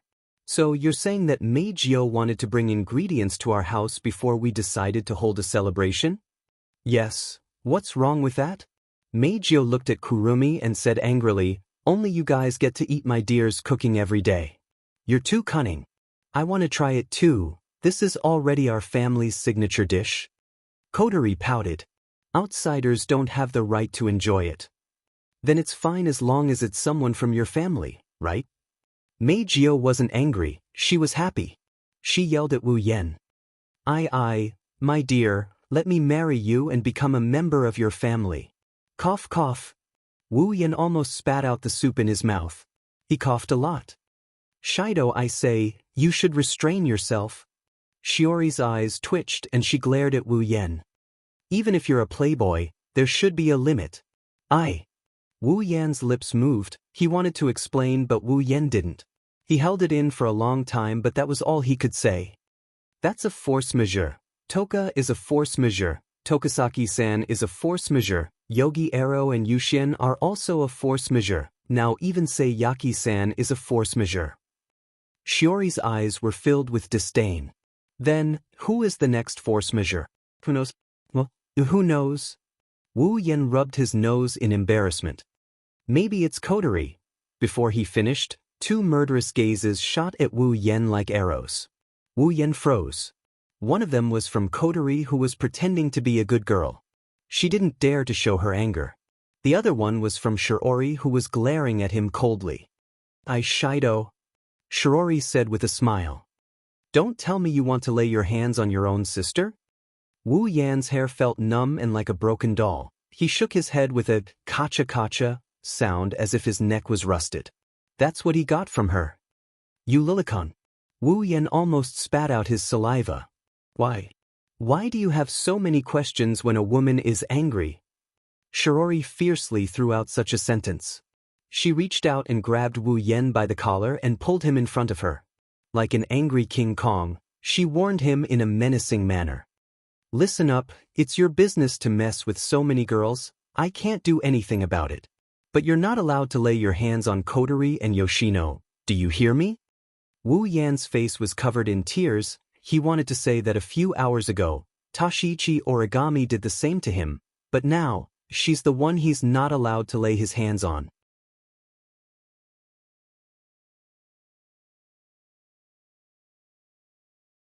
Chapter 1262. In the end, the celebratory banquet ended in a joyous and harmonious atmosphere. Everyone was reluctant to part with the banquet, and it ended satisfactorily. As the main character, although Tabichi Origami looked cold the entire time, she did not bring anyone a sense of oppression. Instead, she was unexpectedly supportive. Of course, Tabichi Origami was just arguing with Tabichi Origami over some trivial matters. She also used the excuse of thanking Shirori to constantly harass her. Even Wu Yen was harassed by her a few times, causing Shirori to frequently cast angry glances at her. After all, before that, Shirori had just warned Wu Yen not to attack Kotori and Yanai. Now, Wu Yen attacked Tabichi Origami, causing Shirori to be angry, but she did not dare to say anything. If Shirori were to find out that one of the two targets she warned Wu Yen not to lay his hands on has already been murdered by a certain wolf. Moreover, that person is Shiori's sister in name, Wu Yan's sister in name, would she faint on the spot? In addition to the main character of the celebration banquet, Meijio, who came to Wu Yan's house as a guest, was also very satisfied because she secretly sneaked into Wu Yan's room and observed everything in Wu Yan's room.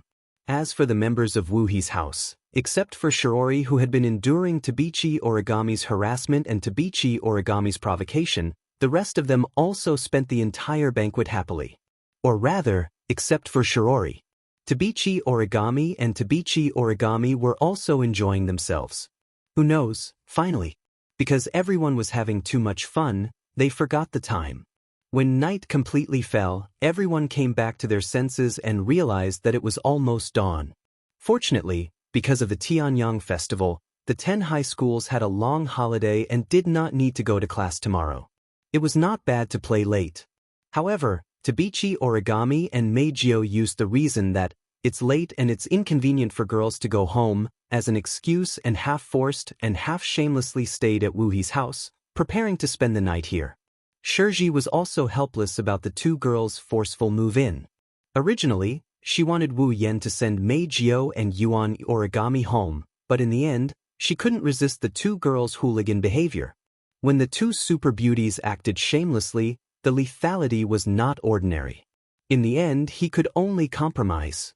However, after compromising, Meijio complained that she wanted to sleep in the same room as Wu Yen, and Tashichi Origami complained that she wanted to sleep in the same room as Shirori. In the end, Shirori, who realized that a certain wolf would ruin her family's reputation and also realized that her own chastity was in danger, resolutely objected and forcefully suppressed the two girls. After a period of chaos, the final decision was made. Kotori went to sleep in Shiori's room so that she could make room for Miku and Teruchi to fold paper. He had to make do with it for one night. Thus, the chaos ended with Meijio and Teruchi Origami being extremely dissatisfied. There are 5 rooms in Itsuka's house. Wu Yen Yaguya, Yuhen, Shirori, Kotori, Mikoto, Toka, Yokoi, Kurumi, and Kurumi will stay in the same room. Luckily, Shirori and Kotori's parents weren't at home due to work, or else tonight would have ended on a bad note. Overall, the current situation is still a happy ending, at least, from Wu Yan's point of view. Meijio and Teruchi Origami evolved from Yuri to half-Yuri. They're so hardcore that both men and women are attracted to them, so they should be able to get along very well. While Yeguya and Yushin went to take a shower, Wu Yan laid on his bed and seriously thought about these things. He couldn't help but feel that he's a bit stupid. Placing one hand on his forehead, Wu Yan stared blankly at the ceiling with his wine-red eyes. His thoughts began to wander. Basically, every night when Wu Yan was alone in the room, he would be in this state. The reason is that Wu Yan is a night owl, a habit he had when he was an otaku. The other reason is because of his physique. As a vampire ancestor, Wu Yan is definitely a nocturnal creature. Although it doesn't affect him during the day, he's always more energetic at night. In addition, he was a night owl. After becoming the true ancestor of vampires, he could not sleep at night almost 300 out of 365 days of the year. As a result, his soul would usually wander off before he went to sleep. Inadvertently, Wu Yan recalled the phone call he had with Woodman during the day. In fact, During the day, Wu Yan's explanation to Woodman that the elves can't ignore the dem now doesn't mean they can't in the future.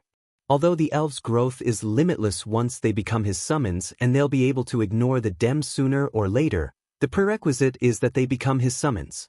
Currently, Yeguia, Yushin, and Meijio haven't become his summons yet. For the three of them, the dem is still a huge monster. Although he's never mentioned it in front of Yeguia, Yushin, and Meijio, it's undeniable that among all the elven girls around Wu Yan, the three of them are the weakest. Even though Yoshino reached the peak of Tier 8 due to the experience gained from Irene, she can't say for sure that she can beat Irene, but if she's alone, she can't do anything to Yoshino. On the other hand, almost all of the girls around Wu Yan are stronger than Yoshino. Even Kinuhata Sai, Frenda, and Takitsubu Riku are stronger than Yoshino because of their experience in the dark.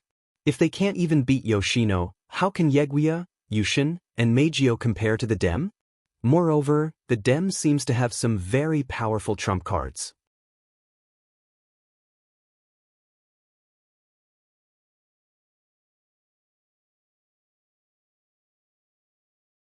Chapter 1263. No. Absolutely not. There's no room for discussion. Yakuya rejected Meijio's request without hesitation when he returned to the room with Xianxia. The right to enter the dreamscape with our master is the spoils of war that we obtained from our sacred duel with those two rude servants of ours. How can we just give it away? I agree. Xianxia nodded fiercely. Her narrowed eyes were filled with indignation. Xianxia believes that Meijio's idea of reaping without sowing is wrong. She must be strongly condemned. So what? Meijio puffed up her cheeks angrily when she heard Yakuya and Xianxia's merciless rejection. Yakuya and Xianxia can sleep with our dear master every night. What's wrong with giving me one night? Not every night. Yakuya corrected her seriously with one hand on his waist. Didn't we just say that? That's the right to sleep with someone else after a sacred duel. It's not easy for us sisters to obtain this opportunity. In conclusion, Yigaya and Xianxia had to go through a lot of hardships to be able to sleep in the same room as master. Xianxia casually said as though she was stabbing a knife into his heart. Meijio, on the other hand, is reaping without sowing. We feel that it's unfair. We won't give up the right to sleep with our master. Reaping without sowing? Meijio hesitated for a moment before raising her hand weakly. How about I treat you to a delicious cake tomorrow? Yi Juya and Xianxia's ears twitched, and the resolute expressions on their faces began to waver. Egg, cake. Waver. There wasn't any cake in the banquet earlier. That's not bad. I agree. Actually, if it's just one night, Xianxia can still tolerate it. Yes. Offering sacrifices to us is also a very necessary thing. I'm looking forward to it. Hey, where's your persistence? Wu Yan couldn't help but complain loudly. A cake is enough for you to compromise? A cake is enough for you to sell me out? I didn't know you could be so shameless. Hearing this, Yi Ju-shi and Xianxia blushed and turned their heads away awkwardly. Meijio looked at Wu Yan with tears in her eyes and started sobbing. Do you really hate me that much? No, that's not it. Looking at Meijio shrugging her shoulders, Wu Yan couldn't help but panic. I don't mean to dislike you. In fact, I like you very much. You like it? Yi Juya and Xianxia's ears twitched again. But this time, the expression on his face was more or less filled with jealousy. I like it. Meijio's sobbing suddenly froze. Her cheeks quickly turned red, and she shyly started to fidget. Oh? Really, there are so many people here, you girls. Wu Yan bitterly laughed and he sighed. The three elven girls acted like they were putting on a show. Forget it. You guys came at the right time anyway. Since all three of you are here, I have something to tell you. Something. Yi Ju-shi, Xianxia, and Meijio seemed to feel the change in atmosphere. They looked at each other and then looked at Wu Yan. Is there something you need us to do? Yi Ju-shi didn't bother to maintain his arrogant manner. He spoke softly with a normal tone. If there is something difficult you need us to do, we will help you. We will definitely help. Of course. Xianxia stepped forward. Her expressionless face became serious. If it is for Master, Xianxia will do it no matter what it is. It seems like it is something important. Seeing Wu Yan's change in attitude, Mei Jiao felt uneasy. But she still spoke softly. Dear, tell me, Wu Yan found it funny when he saw how serious the 3 elven girls are. He patted his cheeks and he gave them a comforting smile. Don't be so nervous. Although it is something important, it is not as scary as you think it is. How about this? After thinking for a bit, Wu Yan extended his hand to the 3 elf girls. It's a waste of time to explain it directly, and you might not be able to understand it.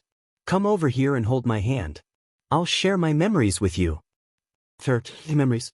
Yi Zhu, Xianxia, and Mei Jiao looked at each other, but they didn't worry too much. Since the target is Wu Yan, he wouldn't do them any harm. That is the only thing they can be sure of. The 3 of them walked up to Wu Yan and held his hand. In the next moment, a strange wave of mana surged from the hands of the 4 of them, bringing with it a dazzling light. Seeing the light, Yi Zhu, Xianxia, and Mei Jiao's expressions changed. Then they slowly became paralyzed and became sluggish. A memory fragment that didn't belong to them flowed into the minds of the 3 elven girls and gradually became their memories. After an unknown amount of time, the dazzling light gradually dimmed. The eyes of the 3 elven girls that had lost focus gradually focused. However, the 3 of them still looked as if their souls had left their bodies. They remained in a state of absent-mindedness and were unable to regain their senses for a very long time. Wu Yan didn't say anything. He quietly looked at the 3 elf girls and waited for them to recover. What the 3 of them had to accept was too unreal. The systems matter, the summoning of characters, this was only a matter of one dungeon world. Other than this world, there were many other worlds. Adding all of these together, it wasn't easy to digest. Fortunately, the 3 of them were elves. They were inconceivable existences. Otherwise, if a normal person didn't have a certain level of trust in Wu Yan, they wouldn't have believed him. But this was something they had to accept. After all, once they become his summoned characters, they will be with him forever. Together forever, never separate, life in harmony, never abandon. The bond between Wu Yan and the girls was so tight. It couldn't be any tighter. So Yi Zhu, Xianxia, and Mei Jiao had to understand the current situation. After a long while, the 3 elven girls gradually regained their senses. They looked at each other but didn't say anything. Only the 3 pairs of beautiful eyes were filled with shock.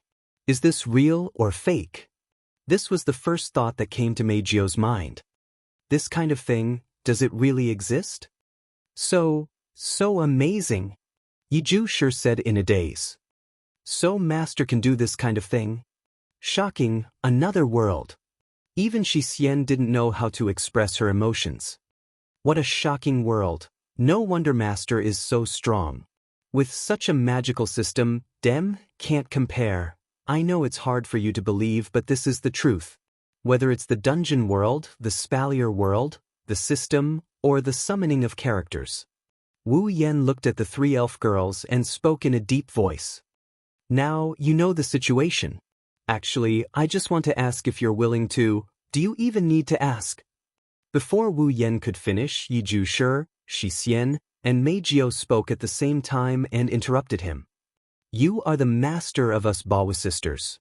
You were, you are, and you will be. That will never change. Yi Zhu crossed his arms and looked up. His voice was filled with determination.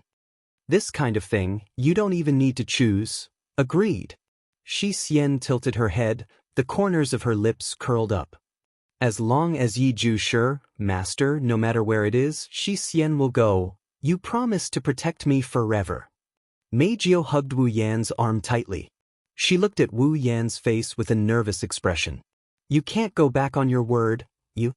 Seeing the 3 girls choose to follow him without hesitation, Wu Yan felt a burning sensation in his heart. It flowed through his body and warmed him up. A smile that came from the bottom of his heart slowly appeared on his face. You are the ones who have become my summoning characters. You can only stay by my side and share life and death with me. You can't go back on your word. We won't go back on our word." Their gazes met, and the 4 people present all laughed.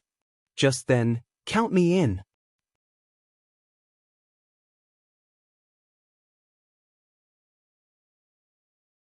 Chapter 1264. Count me in. In the small room, a cold voice shattered the warmth in the room. Wu Yan, Yeju Xixian, and Meijio were shocked. They turned around to look at the source of the voice. What they saw shocked them. Outside the room, Tabichi Origami is standing there in her white pajamas. She is looking at Wu Yan with a calm expression. More accurately, she is looking at Wu Yan. Her eyes are filled with an inexplicable glint. "Student Tabichi?" Meijio was startled at first, then she was surprised. "Why are you here?" However, Tabichi Origami ignored Meijio. She walked up to Wu Yan like there's no one else around. Wu Yan looked at her blankly as if she was afraid that Wu Yan didn't hear what she just said. She opened her mouth. "Count me in." The repeated words woke up the other 4 from their stupor. After realizing what Tabichi Origami meant, Wu Yan put away his surprise and frowned at Tabichi Origami. "Count you in?" "Yes. Yes." Tokichi Origami nodded heavily to express the authenticity of her words. "Count me in. Why do you say that?" Wu Yan looked at Tabichi Origami with a perplexed expression and he asked with uncertainty. "You. Do you know what we were talking about?" "Yes." Why would he ask that? There was nothing he could do about it. After all, it was about the system and the summoned characters. Wu Yan shared this information with Yokosuka, Yuxian, and Meijio. From an outsider's point of view, Wu Yan only held hands with the 3 elven girls. As for the content, other than Yeju Xixian, and Meijio, even if there were other people present, they wouldn't know. It's as if he saw through Wu Yan's thoughts. Tabichi Origami shook her head slowly. "Although I don't know what you mean by the system, Dungeon World, and Silveria World, you seem to be making the 3 of them your summon characters. They will follow you around and after becoming your summon characters, they won't be able to leave your side and they will live and die with you. Is that right?" "Yes. Yes. I did say that just now." Wu Yan nodded his head but he still didn't look like he was ready to let go of this matter. "And then?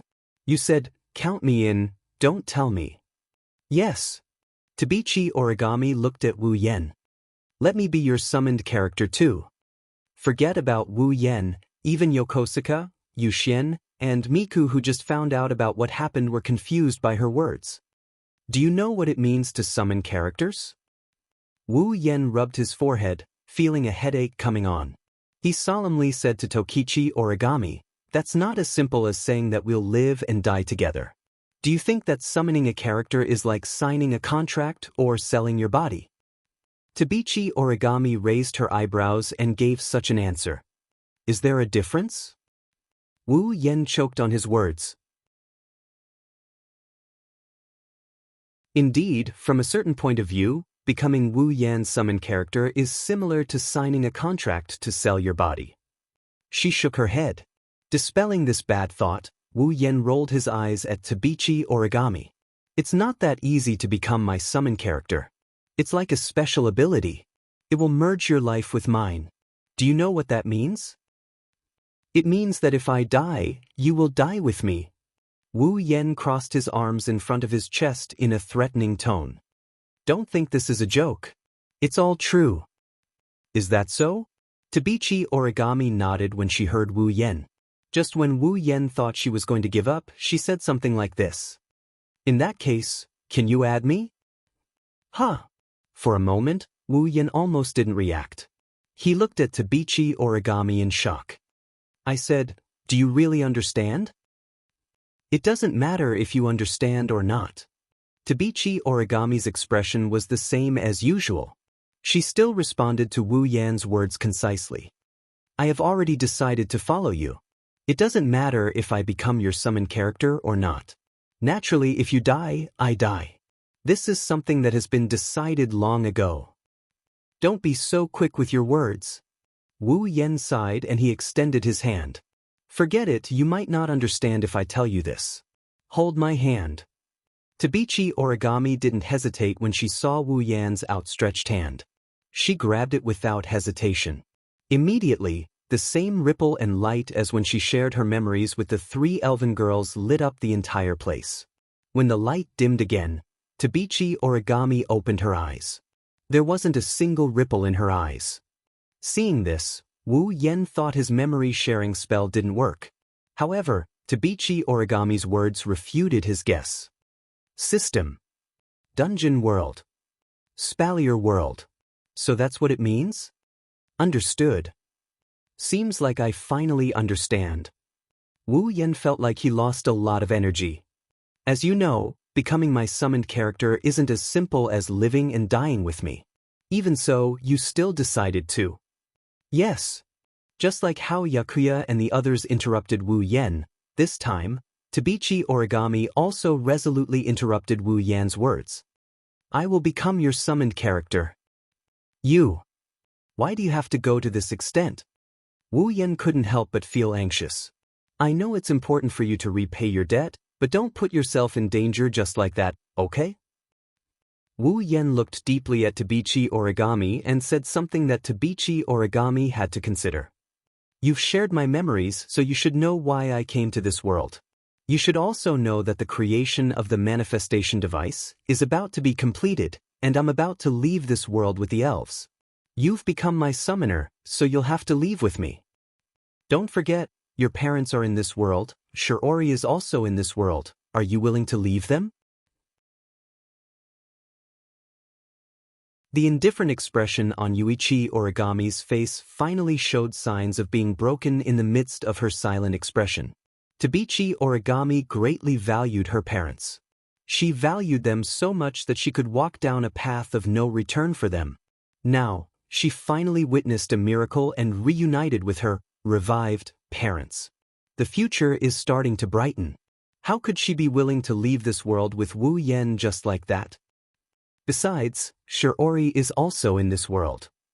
Thinking of this, Yuichi Origami lowered her head and remained silent. The 3 elven girls held their breaths and the scene fell into a heavy silence. Wu Yan didn't say anything and stared at Tabichi Origami with the 3 elven girls. As time passed, Yuichi Origami's eyes were filled with struggle. Until a certain moment, as if she had seen through it all, she took a deep breath and her expression became resolute again. Count me in. Hearing this, Wu Yan knew. Tabichi Origami won't change her mind. You will come back, right? Not sure if she was comforting Wu Yan or herself, Tabichi Origami said softly. Anyway, time in this world will freeze after you leave.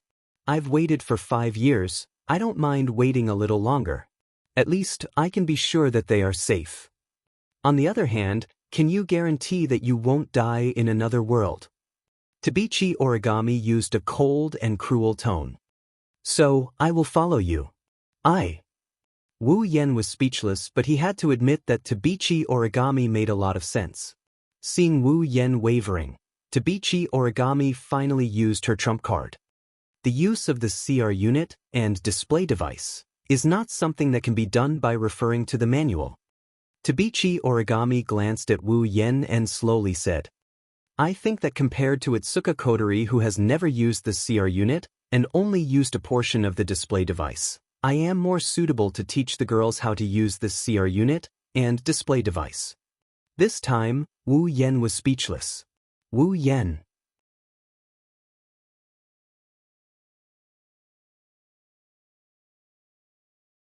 Chapter 1265. After deciding to let Yijuya, Shixian, Meijio, and Origami become his summoners, Wu Yan chased the dissatisfied Meijio and Origami back to their room. He hugged Yijuya and Shixian and laid on the bed, listening to their breathing as he coaxed them to sleep. After coaxing the 2 girls to sleep, Wu Yan quietly pulled out one of his hands and tapped on the air. The system list popped up.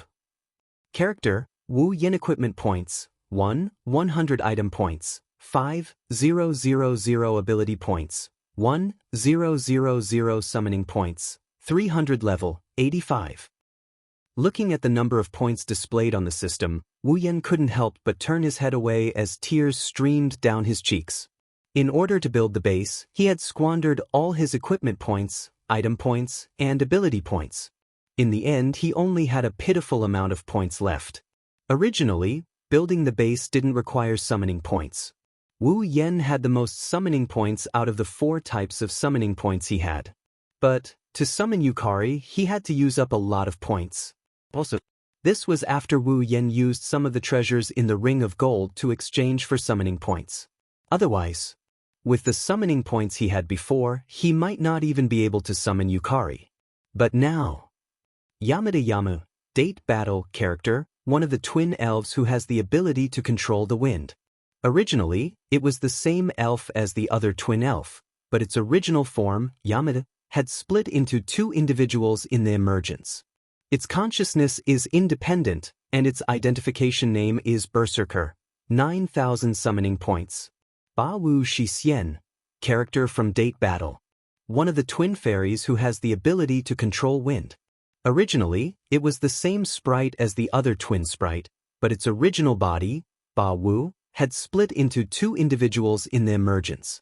Its consciousness was independent, and its identification name was Berserker, 9,000 summoning points. Night Tempter Magio, character from Date Battle, a fairy who has the ability to control sound. She was originally a human. Later, she was given a spirit crystal and became a fairy. Become a sprite with the identification name Diva, 9,000 summoning points. Origami Kite, character from Date Battle. Originally, she was a member of the Land Self-Defense Force AST.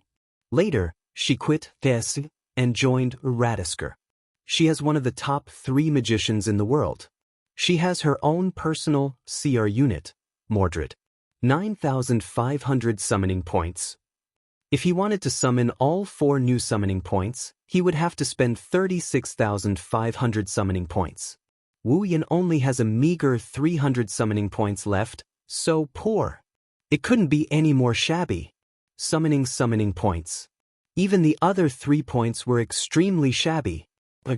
Wu Yan put away the system list and he face-bombed. He was conflicted. Even though he already knew that his remaining points are very pitiful, he didn't really care about it. After all, the current him had the ability, equipment, and tools. He also had a whole group of people to summon, and each of them was a beautiful woman. The number of points he had didn't affect him much. But now, when he really needed them, how could such a poor summoning points be of any use? Of course, there were still a lot of treasures in the Ring of Gold. If he turned them all into the system, he could get a lot of summoning points. But Wu Yan had always treated the treasures in the Ring of Gold as emergency items. When he summoned Yukari, he couldn't summon her without the treasures in the Ring of Gold. Therefore, even though he knew he wasn't that poor yet, if he kept relying on the treasures in the Ring of Gold like this, it would be troublesome if he really needed to use the points in the Ring of Gold. Was it time for him to earn some points? Wu Yan muttered. System, I seem to be short of summoning points. Say, when are you going to give me a sudden mission? In the end, Wu Yan's mumbling attracted the system's obedient response. User, the current dungeon world cannot detect a sudden mission. If user is short of summoning points, user is advised to enter the next dungeon world to complete the mission. Alright. When he heard the system's response, Wu Yan was stunned. When he came back to his senses, he slapped his thigh, forgetting that he was still holding Yijuya's thigh. With this slap, there was a crisp sound and a soft sensation in the air and in the hand at the same time, accompanied by Yakuya's small cry of pain. Wu Yan was startled. He looked at Yijuya, who was frowning in dissatisfaction. It seemed like he was about to wake up. He quickly patted Yijuya's back. Not long after, Yakuya's frown faded away, revealing a peaceful sleeping face. He rubbed his head against Wu Yan's chest a few times with a serene smile on his face. Then he went back to sleep. Wu Yan let out a sigh of relief and shook his head with a bitter smile. After some hesitation, Wu Yan asked, System, when I am in another dungeon world, will the time in this dungeon world be frozen as well? Yes. The The system answered without any hesitation. Wu Yen furrowed his brows. Obviously, he didn't want the time in this dungeon world to be frozen as well. Right now, the display device was still being manufactured, and it would probably take some time for it to be completed. Since Will Scott's arm had been chopped off by himself, he could only return to the DEM's headquarters and use the highest performance display device to reattach his severed arm. In other words, during this period of time, staying in Tiangong City could be considered as having nothing to do.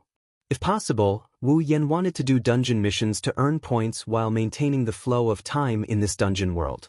When he returned, the display device would be completed. That would be the best situation.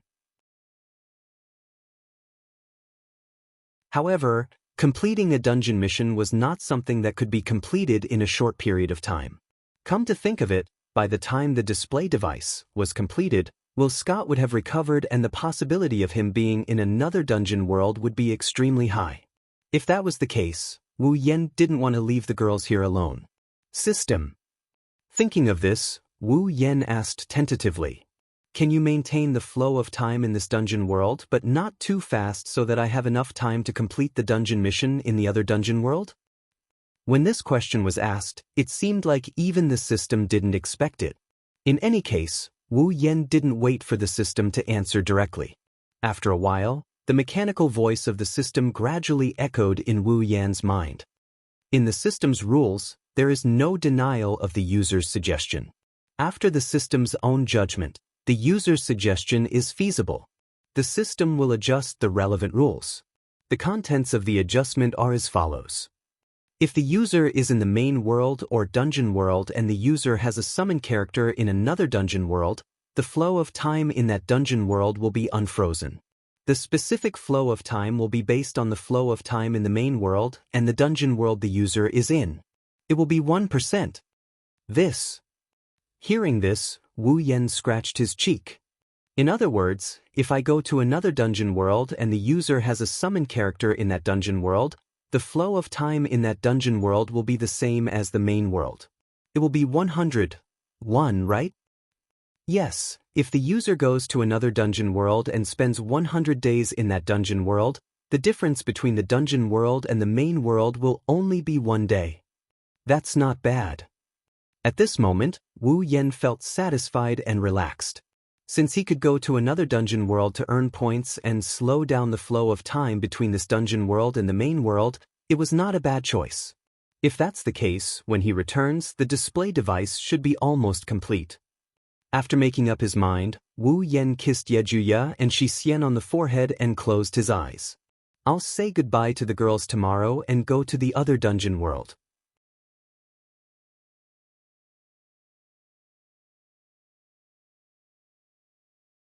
Chapter 1266. Going to another dungeon world? The next day, at the dining table, Wu Yen told the girls about the decision he made last night while Shiori went to the kitchen to prepare breakfast. The girls couldn't help but gasp in surprise. "Why are you all so loud?" Wu Yen sneaked a peek into the kitchen and after making sure Shiori didn't find anything, he let out a sigh of relief. He rolled his eyes at the girls in the room. Yeguya, Yuhin, Miku, and Origami are fine since they just found out about us. But Kotori, Kurumi, Toka, and Yoshino, why are you all so surprised? How can we not be surprised? Kotori glared at Wu Yen and lowered her voice. Isn't it too sudden to suggest going to another dungeon world? It's not that sudden. Wu Yen took a bite of his bread and waved his hand casually. I'm the only one going, you don't have to follow me. We don't have to follow you. The girls froze on the spot. Seeing this, Wu Yen explained the conversation he had with the system last night to the girls. He also told the girls that when he is in this dungeon world, the time in this world won't be frozen. Instead, it will be slowed down to 1% of the time in the dungeon world he is in. When they heard Wu Yan's explanation, the girls objected strongly to it. How can you go alone? What if no one takes care of you? What if there's danger? Aotsusama, I think it's better to bring some people along. It's inconvenient to go alone. I think so too. As the master of us Yamato sisters, Are you going to abandon your slaves? Master, you're being too irresponsible. Honey, at least bring me along. I've never been to another dungeon world before. I'm curious. Why are you all so nervous? Wu Yan shook his head and rolled his eyes. Do I look like someone who gets into trouble easily? Let's bring some people with us. Kotori frowned. It's good to have someone to take care of me. I'll go with you. Origami declared in an unquestionable tone. My words now. I won't drag you down. This isn't a matter of whether or not we're dragging them back. Origami. Wu Yan turned his head and looked at Origami. Don't forget that you'll have to leave this world with us after the display device is completed. He didn't know when he would come back again. I think you should at least spend some time with your parents while I'm away. Okay? Origami's unquestionable expression instantly collapsed, and she fell silent. Seeing that Origami had tacitly agreed, the other 3 rookies by the side hurriedly spoke out. Then let us, the Bawa sisters, follow you to the other world. I agree. Yi Juya and Shi Xian don't have parents in this world, so they don't need to accompany them. I don't have any special events recently, so I don't need to meet my fans. Going to the other world to sing seems like a good idea. What's wrong with the 2 of them? Is there a need to be so worried? Wu Yan heard Yi Juya, Shi Xian, and Miku's words and the worry in their eyes. He knocked on their heads. I didn't ask you to come with me, but that doesn't mean I'm going alone. Did you forget that I have Natsuki, Kanon, Nagisa, and Agurola with me? The other girls recalled that Natsuki, Kanon, Nagisa, and Agurola had been staying inside Wu Yan's body all this time. With Natsuki and the others, there's no need to worry, right? Wu Yan smiled at the girls. Besides, I need someone to watch over me. I'll be more at ease if you all stay here together. Wu Yan took out a gem that emitted a soft white light and handed it to Origami. Origami, this is for you. This is... Origami raised an eyebrow when she saw the gem in Wu Yan's hand. Spirit crystal? This was originally yours. Wu Yan looked at Origami. It doesn't matter if you want to use it or not. The decision is in your hands. You can keep it in case you need it. Origami fell silent. After a while, she nodded. She opened up a small tori and wrapped the spirit crystal in it before putting it away. Since husband has made up his mind, I won't say anything else. With Natsuki around, you should be able to rest assured. Kurumi looked at Wu Yan helplessly. But, please be careful, don't worry. Wu Yan smiled. The time ratio is 100:1. I spent 3 months in the other world and only 1 day here. Perhaps, by the time I return, it won't even be a day here. Indeed. The group of girls' expressions also relaxed. I will take care of the display. Kotori didn't throw a tantrum, she gave Wu Yan a promise. I'll take care of it too.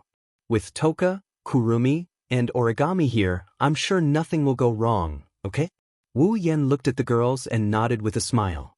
Before leaving, the girls prepared a lot of things for Wu Yan. There was plenty of food and water. Kotori even prepared some display device for Wu Yan in case he needs it. Although the display device won't be of much use to Wu Yan, who has 103,000 grimoires, it's still a token of appreciation from the girls. Therefore, Wu Yan didn't say much and put it into the gate of Babylon. After preparing everything, Wu Yan told Shiori that he'll be away for a few days and used a small excuse to brush her off. Then he snuck into his room and opened the system list. He clicked on the dungeon page and began to choose a dungeon. Of course, if he really wants to enter a dungeon, he'll have to pay points. Wu Yan was very poor and he didn't want to use the items in the Ring of Gold. He could only let the system choose a random dungeon. After all, he doesn't have to pay points to enter a random dungeon. Thus, after entering the dungeon page, Wu Yan opened his mouth. System, choose a random dungeon. Beep. Initiating dungeon selection. The system's cold voice rang in Wu Yan's mind. Then, a glowing frame started to flash between the dungeon options on the list. Like a slot machine, it spun so fast that even Wu Yan couldn't see it clearly. After a while, it stopped on one of the dungeons. Then, the dungeon option lit up from the gray, unavailable, and became an option. Beep. Random dungeon selection successful. Dungeon World, Starry Dragon Knight, selected. Enter. Starry Dragon Knight. Wu Yan stared blankly at the options shown on the list. Wu Yan stared blankly at the system. Starry Dragon Knight? Which dungeon is this? Haven't you seen the original dungeon? Wu Yan felt a headache coming on when he thought of this. If possible, he'd rather choose a dungeon that he's familiar with. That way, not only would the dungeon missions be easier, he'd be able to act boldly because of his understanding of the world. As for Starry Dragon Knight, Wu Yan didn't even see the original dungeon. Wu Yan rubbed his nose and he mumbled in an embarrassed manner. System, can you do another random selection? The user can choose a random dungeon world.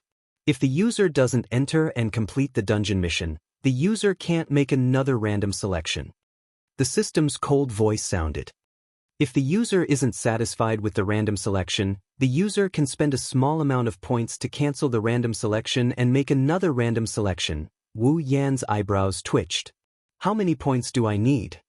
Equipment points, item points, ability points, and summoning points are 10,000 points each. This world it is. Wu Yan said decisively. He didn't want to give himself time and chance to regret. He pressed the Starry Dragon Knight option. The scene in front of him blurred slightly. Wu Yan's figure disappeared from the room.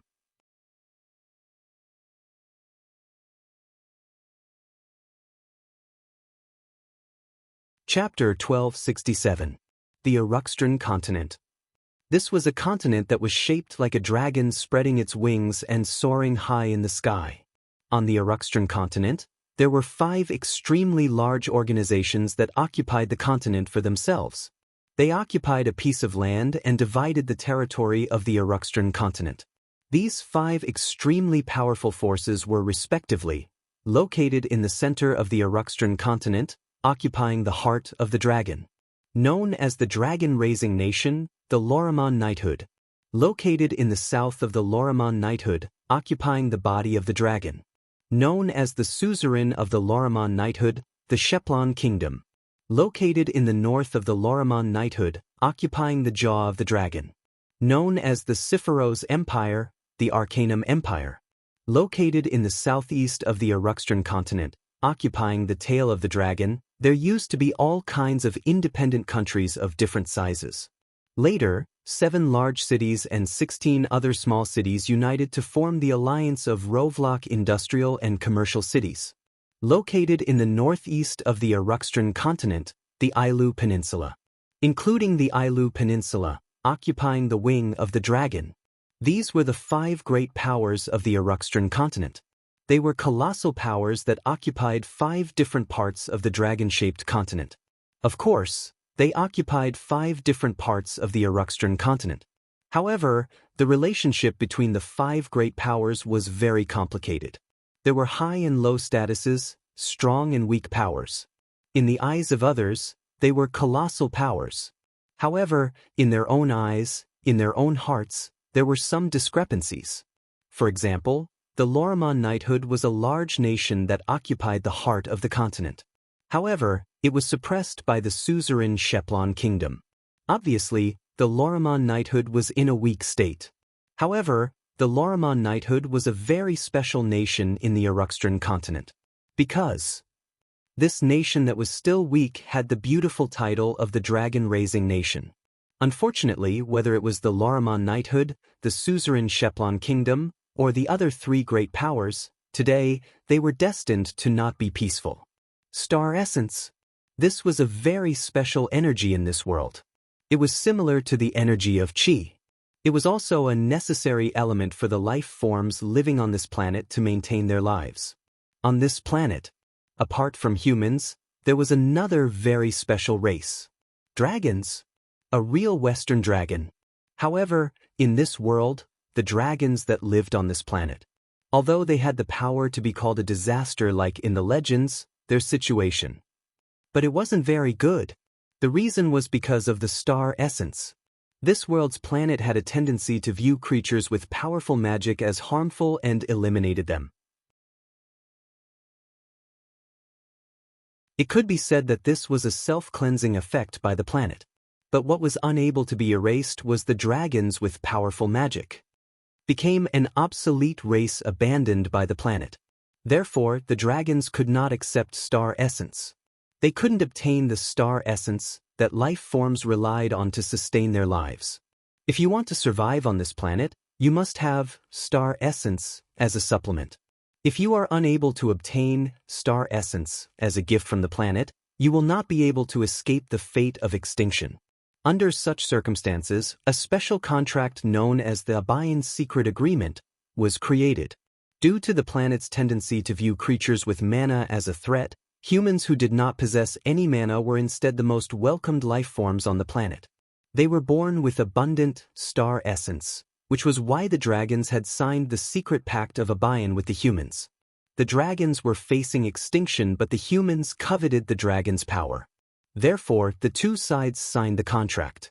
The dragon used the contract to leave a mark known as the star engraving on the human's body. From the special route formed by the star engraving, the dragon would replenish the star essence on the contracted human's body. In return, the dragons will listen to the humans' orders and give their powerful magic to the humans. With the help of the star carving, the dragons that signed the contract with the humans survived, and the humans gained the right to order the dragons. This is the most special existence in this world.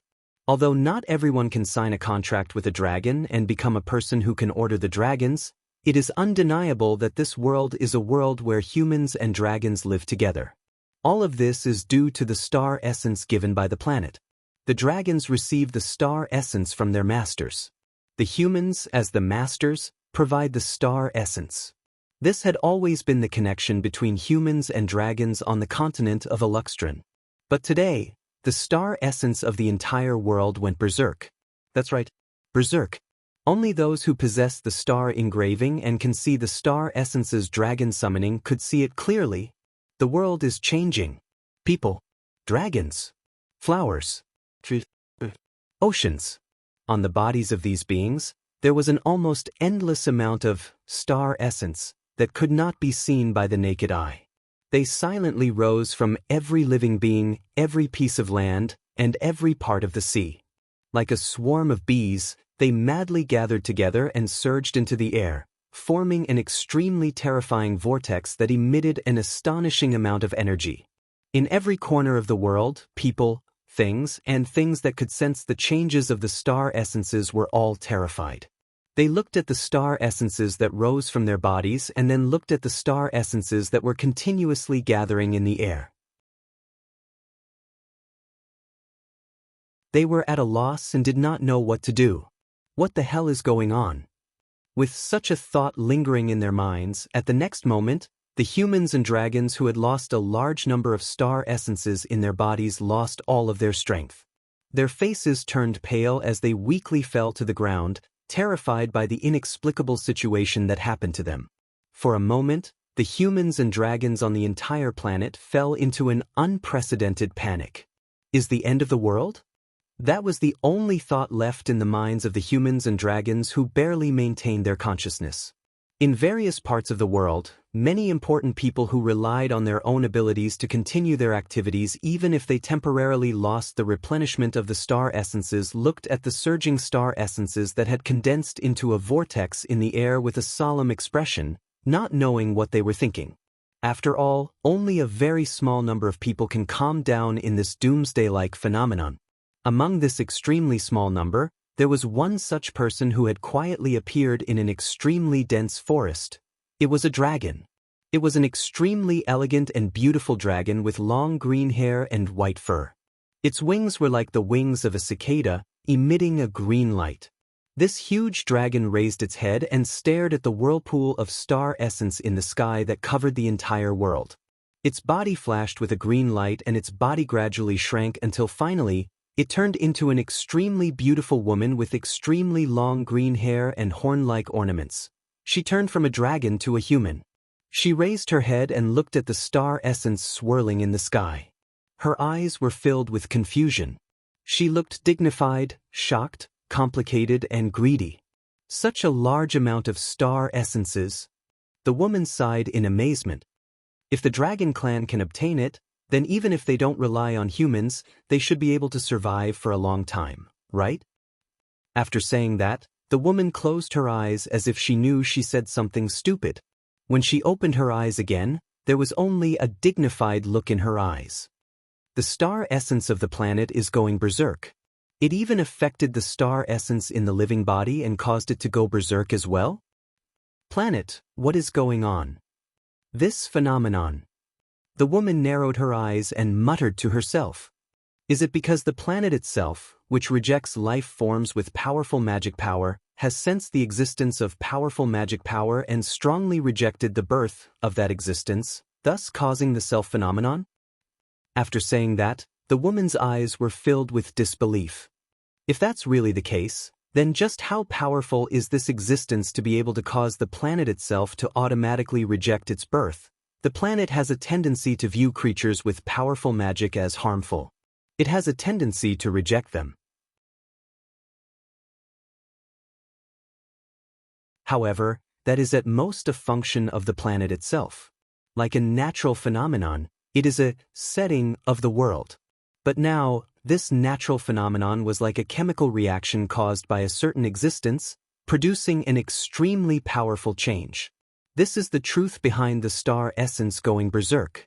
Wu Yan, who didn't know about this, finally ushered in the most unwelcome journey in history. Moreover, the one that rejected him was the planet itself.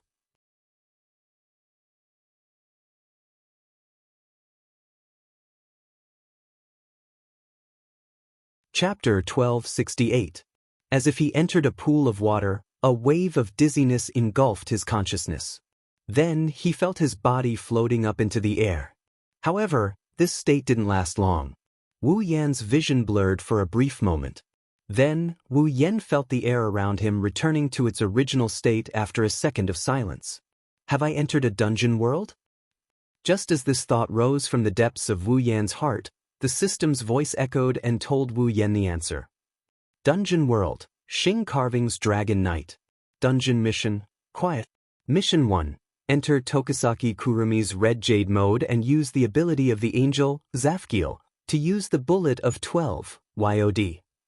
When the Mother of Dragons placed the last descendant of the Avalon Holy Dragon royal family in the Abayan Forest, she would obtain a drop of the first blood of the last descendant of the Avalon Holy Dragon royal family before he was born and placed in the Abayan Forest. Mission reward, 10,000 equipment points, item points, ability points, and summoning points. Mission 2, yet to be activated. Mission 3, yet to be activated. Beep. User, after you have completed all the dungeon missions, you will be able to leave the dungeon world. When the first mission is completed, the second mission will be activated. When the second mission is completed, the third mission will be activated. When the second mission is completed, the third mission will be activated. When the third mission is completed, the user will be able to leave the dungeon world. Reminder, because the world of Xing Carving's Dragon Knight is very special to the user, the first mission is also a very special type of mission. If the user is unable to complete it, he will be forced to leave the dungeon world. The user will no longer have the right to enter the world of Xing Carving's Dragon Knight. I hope the user will pay attention to the first mission. In addition, I would like to remind the user once again that the time ratio between the dungeon world and the main world, as well as the other dungeon worlds that are not frozen, is 100:1. Therefore, the user can train in the dungeon world without any worries. I wish you a happy dungeon world. Listening to the system prompt that would repeat every time he entered a dungeon world. Wu Yan was only paying attention to the dungeon mission. However, when the system prompt was transmitted to his mind, he could not help but be stunned on the spot.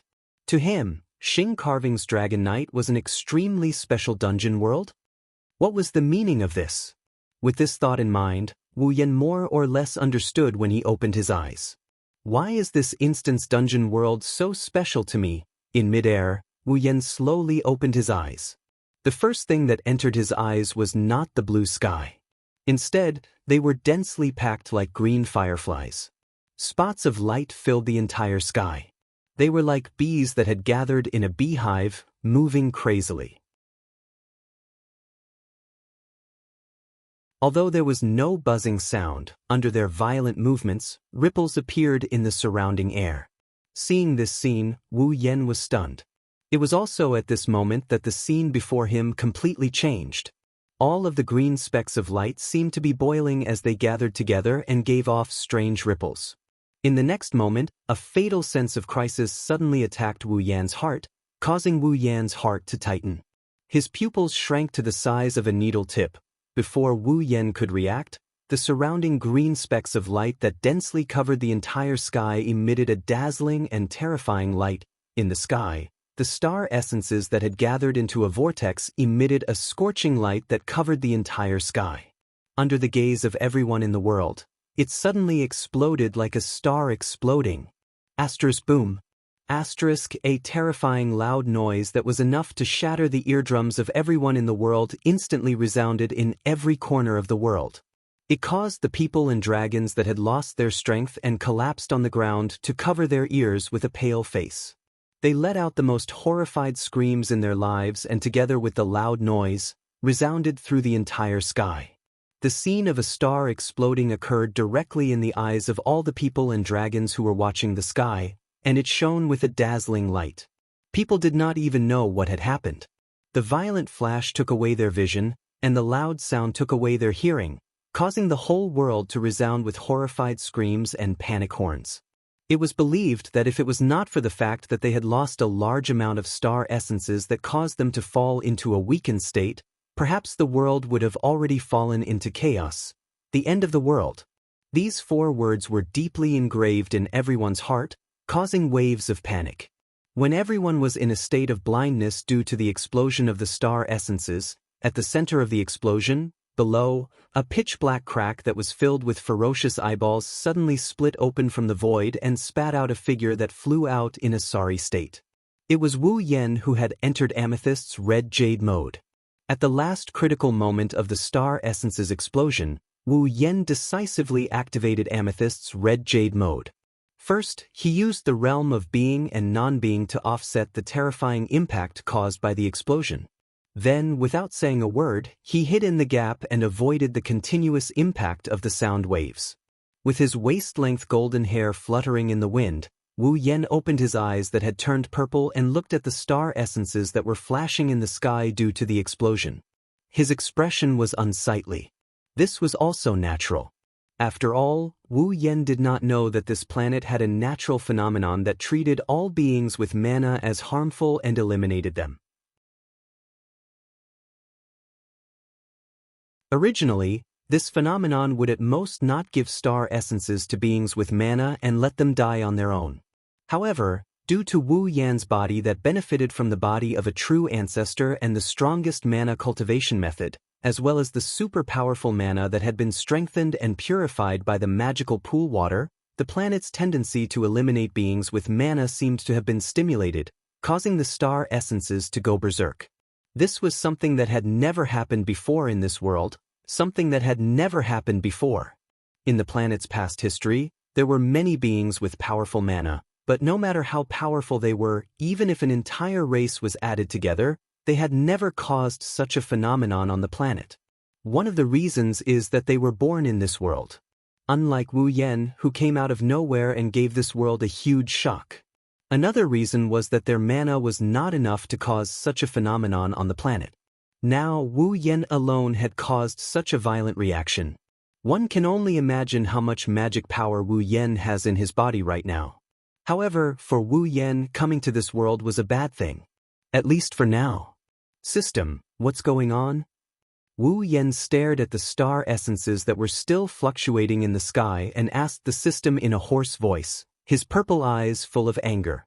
Of course, if it were anyone else who had just arrived in this world and encountered a great disaster that forced them to enter the red jade mode to escape, they would have reacted the same way as Wu Yan. Although he was the true ancestor of vampires and could never die, and could be resurrected after death, he did not have the hobby of dying several times. It was natural for him to be angry. However, Wu Yan did not receive an answer from the system. It was not that the system did not answer Wu Yan's question, but that a vortex of star essences no less dense than the one before had surrounded Wu Yan. Wu Yan's expression changed when he saw the dense green light gathering around him. He was about to open up another gap when he realized that the star essences were coiling around his hands and feet like ropes. This is bad. While waiting for the system's response, Wu Yan, who got caught up in a moment of carelessness, widened his eyes. The next moment, boom, an extremely violent shockwave spread out in all directions along with another terrifying explosion. The sky was once again covered by a strong light. Below the strong light, a broken body that had lost all 4 limbs and was only left with an empty shell fell down while carrying a remnant force. The star essence that was circulating around the body fell down. In the end, it fell into a dense forest. After a long time, the sky returned to normal. The vortex of star essences disappeared as well.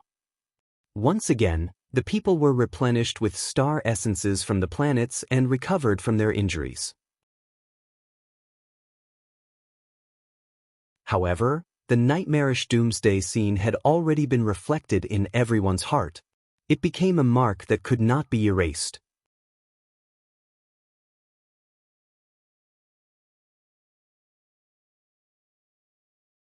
Chapter 1269. The entire world was shocked. The entire continent of Arakostran fell into an unprecedented chaos.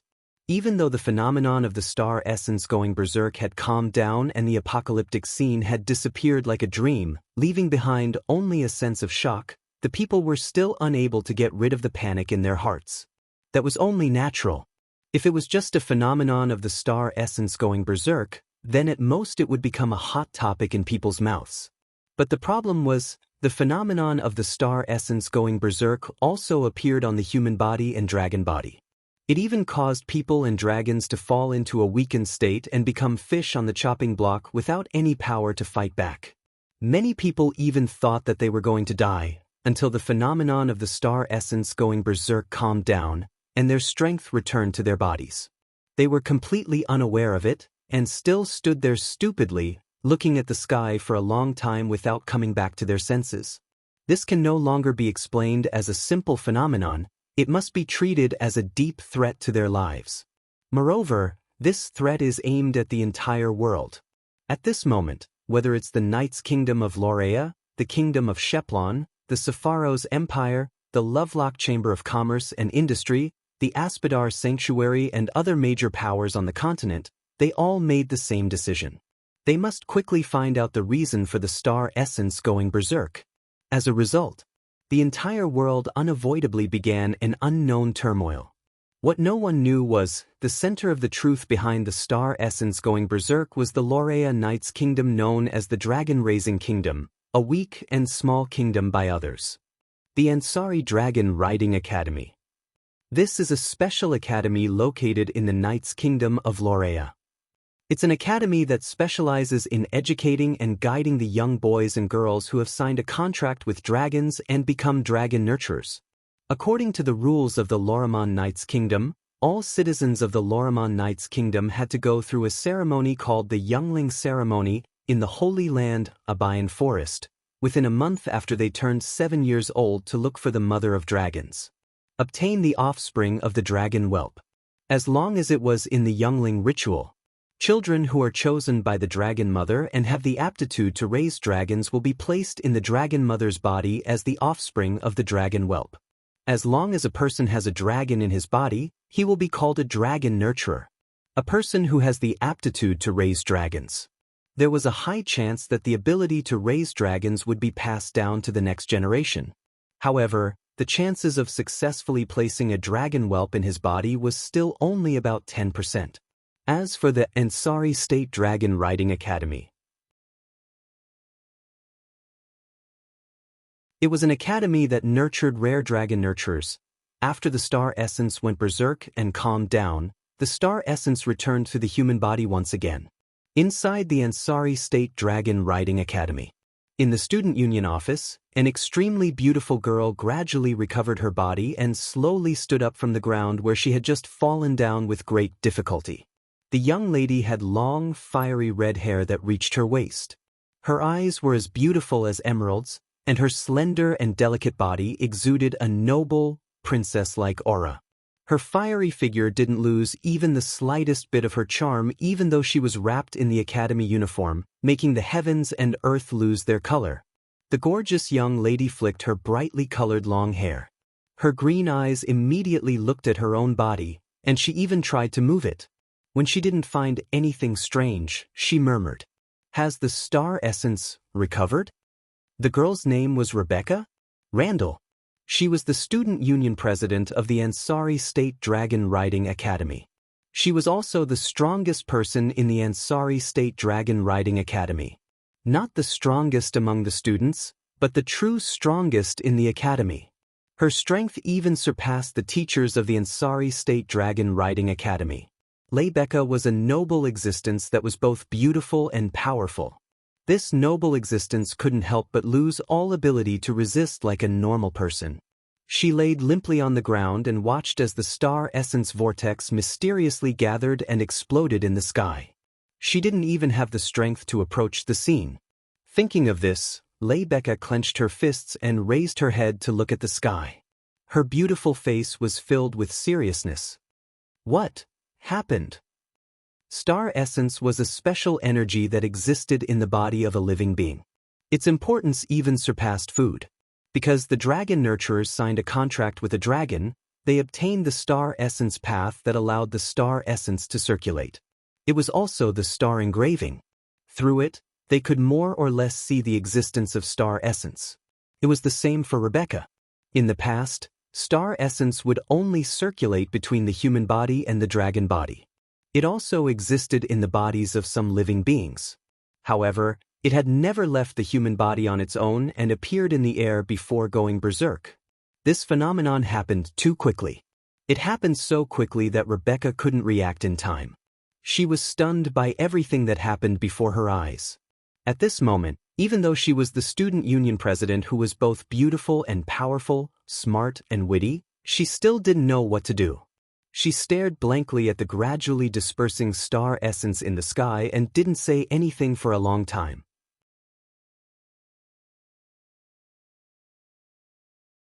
However, this reaction was quickly disrupted. At a certain moment, Rebecca, who was gazing at the sky, suddenly froze, a look of surprise flashing through her emerald eyes. That was because in Rebecca's field of vision, she could see a green starlight flickering within the dispersing star essence vortex. It was as if a green meteor was falling towards the ground. And the direction in which the green meteor fell was precisely the direction of the Ansari Kingdom's Dragon Riding Academy. No, to be more precise, it fell into a dense forest not far from the Ansari Dragon Academy. That's... Rebecca's eyes lit up. Her intuition told her that the falling meteor had something to do with the star essence going berserk. Staring at the green streak of light falling into the forest, Rebecca silently memorized its location. Soon after, she abruptly turned around and left the student council office without a second thought. The Fianna Forest was located in the Ansari Dragon Riding Academy. It was a forest to the north of the Ansari city. Due to the fact that the distance was close, the area was large enough and the conditions were substantial enough. The students of the Ansari Dragon Riding Academy would often visit this place for their own actual combat training or for the school's routine activities. To the students of the Ansari Dragon Riding Academy, this was a forest that they could not be more familiar with. This included Rebecca as well. She rushed into the forest as fast as she could and gradually approached the location in her memory. Realizing that the thing she was looking for might be nearby, she couldn't help but lighten her footsteps. Her heartbeat sped up as well. She tiptoed and soon, after pushing aside the tall grass in front of her for the umpteenth time, a lake appeared in front of her. It was a lake that wasn't very big, but it was very beautiful. The surrounding light was blocked by the tall trees, causing the lake to sink into a rather desolate darkness, as if it was in the middle of the night. At the same time, many green stars were floating around the lake like fireflies. They were emitting a gentle light while they floated around, covering the entire scene. That's... Rebecca was shocked when she saw the green stars covering the entire lake. Star essences? That's right, the stars floating around the lake were the star essences that the planet gave life on. Star essences are floating in the air? Rebecca didn't hide her shock at all. After all, star essences only existed within living beings. They were essential for life. If there was no special reason or man-made reason, the star sprite would never appear out of nowhere in the air. However, this also confirmed Rebecca's suspicions. The star essences going berserk definitely had something to do with that ray of light. Rebecca looked around the lake and had to admit that the scene of star sprites drifting on the lake as if it had fallen into a curtain of night was indeed very beautiful. However, her gaze was stealthily snatched away by another scene. At the center of the lake was a small tree. Star essences surrounded the tree. They emitted a green light as if they were covered in fluorescent gauze. At the top of the tree, a person was lying on top of the tree with a serene expression as if he was in a deep sleep. Around him were green stars that seemed to be protecting him. Rebecca gradually became absent-minded when she saw this beautiful scene.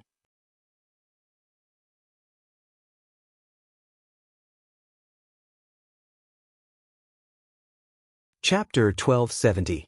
His consciousness gradually returned to his mind, awakening his sluggish nerves and gradually operating. Waking up from his muddle-headed state, Wu Yan slowly opened his eyes, exposing a pair of wine-red pupils to the air, flashing with dense confusion. A tingling sensation came from his head, but it made Wu Yan's consciousness return faster. It was not until now that Wu Yan discovered his current situation. He was lying on a soft bed. The first thing that caught his eye was a beautiful chandelier hanging on the ceiling, emitting a bright and beautiful light. A gentle breeze blew gently. The chandelier also gently swayed with the wind, making a pleasant sound like a wind chime. The surroundings were dim. Taking a closer look, the dim light was actually the setting sun shining in from outside the open window not far away. This is... Looking around, he held his head as he propped himself up from the bed. Closing his eyes, he started stimulating his brain that had entered a sluggish state due to deep sleep, trying to retrieve the memories from before he fell into a deep slumber. After recalling everything, Wu Yan suddenly opened his eyes. His face was completely covered in inexplicable confusion. But why did I have to enter Yukari's red jade mode as soon as I came to this world to avoid a disaster? Who do I have a grudge against? When he entered the world of star-carving Dragon Knight, Wu Yan did imagine that he would once again encounter a deceptive way of descending. Anyway, when he was in the magic catalog, he was directly assigned the identity of a rogue to descend, and when he entered the date battle world twice, he encountered the space quake and AST to kill him. Wu Yan didn't expect his descent to be in such a manner. He also didn't expect to encounter the most dangerous disaster in the history of this world. Is this star-carving Dragon Knight world a world more awesome than Dragon Ball? Inadvertently, Wu Yan thought so. It can't be helped, that kind of disaster, Wu Yan admitted to himself. If he didn't have Yukari's red jade mode to support him, with his current strength, even if he was not careless, he would definitely die in the first explosion. If it was because he was unlucky enough to encounter a rare disaster in this world, then it was still acceptable. But if it was man-made, the other party was at least a demigod. Only then could he create such a phenomenon. Encountering a demigod right after entering the dungeon world? Was he really that unlucky? He had no idea what was going on. Wu Yan could only ask the system for help. After getting an answer from the system, he finally knew what was going on. This was a world with humans and dragons as the main theme. The planets of this world viewed creatures with powerful magic as harmful, and the tendency to eliminate it. When he first arrived in this dungeon world, the calamity he encountered was only because he, who possessed super powerful magic, had suddenly arrived in this world and stimulated the self-cleansing tendency of the planet itself. As a result, the planet's star essence, which was essential for life but did not grant life with magic, went berserk as if a chemical reaction had occurred. This caused the individual with super powerful magic, which was Wu Yan himself, to suffer the disaster of the berserk star essence. In other words, this was a combination of inevitability and coincidence, An unexpected disaster similar to a natural disaster. It can be like this? After understanding the truth of the matter, Wu Yan didn't feel too good. Is it wrong to have powerful magic? Of course, no one would give him an answer to this question. Wu Yan could only swallow this bitter water into his stomach. After all, this was a phenomenon caused by the natural inclination of the planet and Wu Yan himself. If he wanted to take revenge, was he supposed to take revenge on the planet or himself? That's even worse. Sigh. After sighing, Wu Yan shook his head and threw this matter to the back of his mind. He began to observe his surroundings. I admit that I was tricked, but where is this place? In the last collective explosion of the star essence, Wu Yan's body was blown up by the strong impact. Although he relied on the body of a true ancestor and quickly recovered to his original state, he couldn't avoid the shock of the impact and lost consciousness. He didn't know what happened after that. Of course, he didn't know why he was here, lifting the quilt on his body. Wu Yan was about to get out of bed when he suddenly discovered that there seemed to be green starlights surrounding his body. This is? Blinking, Wu Yan raised his hand and subconsciously wanted to touch the green starlight. At this moment, the door of the room was opened, attracting Wu Yan's attention. Then, Wu Yan saw an extremely beautiful and noble girl with fiery red hair that reached her waist and emerald-like eyes walked into the room. The girl seemed to have noticed Wu Yan's gaze. She lifted her head and looked at the direction of the bed. When she met Wu Yan's wine-red eyes, she paused for a moment before revealing a breathtaking smile. Allah, you're already awake? The girl didn't wait for Wu Yan to reply. She walked to the bedside and sat down. She looked at Wu Yan with a curious and probing gaze before asking him with a smile. How do you feel? Do you feel uncomfortable anywhere? No. Hearing the girl's question, Wu Yan responded reflexively. Then he reacted and looked at her with uncertainty. It saved me? Yes. Seeing Wu Yan's quick reaction, the girl couldn't help but feel a little surprised. The young girl was well aware of how great her charm was.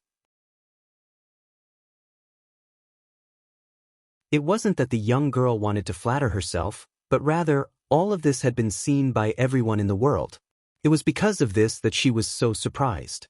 In the past, people who met her for the first time, even if they're from the royal family or if they're from the same gender as her, would more or less show some inappropriate behavior due to her appearance. It's not that there aren't people like Wu Yan who could react so quickly and ignore her charms, but those people are usually in their 70s or 80s, they can be considered old people. The girl didn't know if there were people like Wu Yan who didn't seem to care much about their appearance in other places, but this was the first time she met someone like him. Therefore, her curiosity grew even stronger, causing the smile on the young lady's face to become even brighter. I am Rebecca. Rebecca? Randall. Rebecca smiled and introduced herself as she placed a hand on her chest. What about you? Me. Wu Yan couldn't help but scratch his cheeks. He was conflicted about whether he should announce his name. From Rebecca's name, it was obvious that the name of this world was very similar to the name of the Spalier world. Under such circumstances, his name seemed to be neither fish nor fowl. Moreover, if he announced his name, the girl would definitely ask him what happened, why he fainted, where he lived, why he fainted, and so on. However, Wu Yan, who wasn't a resident of this world, couldn't answer any of these questions. In the worst-case scenario, he might be treated as a suspicious person. That would be the worst-case scenario. After all, Wu Yan wasn't familiar with the star-engraved Dragon Knight. He hadn't even read the original work. His basic knowledge of this world was obtained from the system. He was unfamiliar with the people and the place and was in a worse state than when he first came to the Blood Frenzy world. Here, it was better to use Rebecca as a breakthrough point and slowly understand this world before deciding what to do. Of course, Wu Yan wouldn't be able to give her any information. Otherwise, it would be troublesome if he couldn't find anything. The only thing he could do now was to use his trump card. In a short span of a second, these thoughts flashed through Wu Yan's mind. In the next second, he put on a pained expression. He held his forehead and spoke with great difficulty. I don't know. You don't know? Rebecca didn't expect this answer. She couldn't help but be taken aback. She raised her eyebrows. How could you not know? This? You're asking me? Wu Yen laughed bitterly. This time, it wasn't an act. It was a real bitter laugh. He laughed bitterly at the fact that he was in such a predicament. Then, do you remember what happened before you fainted? Do you know why you fainted? Or, where do you live? As Wu Yen expected, Rebecca asked these questions. Wu Yan's bitter smile deepened. He knocked his head and shook his head with a troubled expression. Is that so? Rebecca muttered to herself. Looks like you've lost your memories. Wu Yen cheered in his heart when he heard that. Memory loss, complete.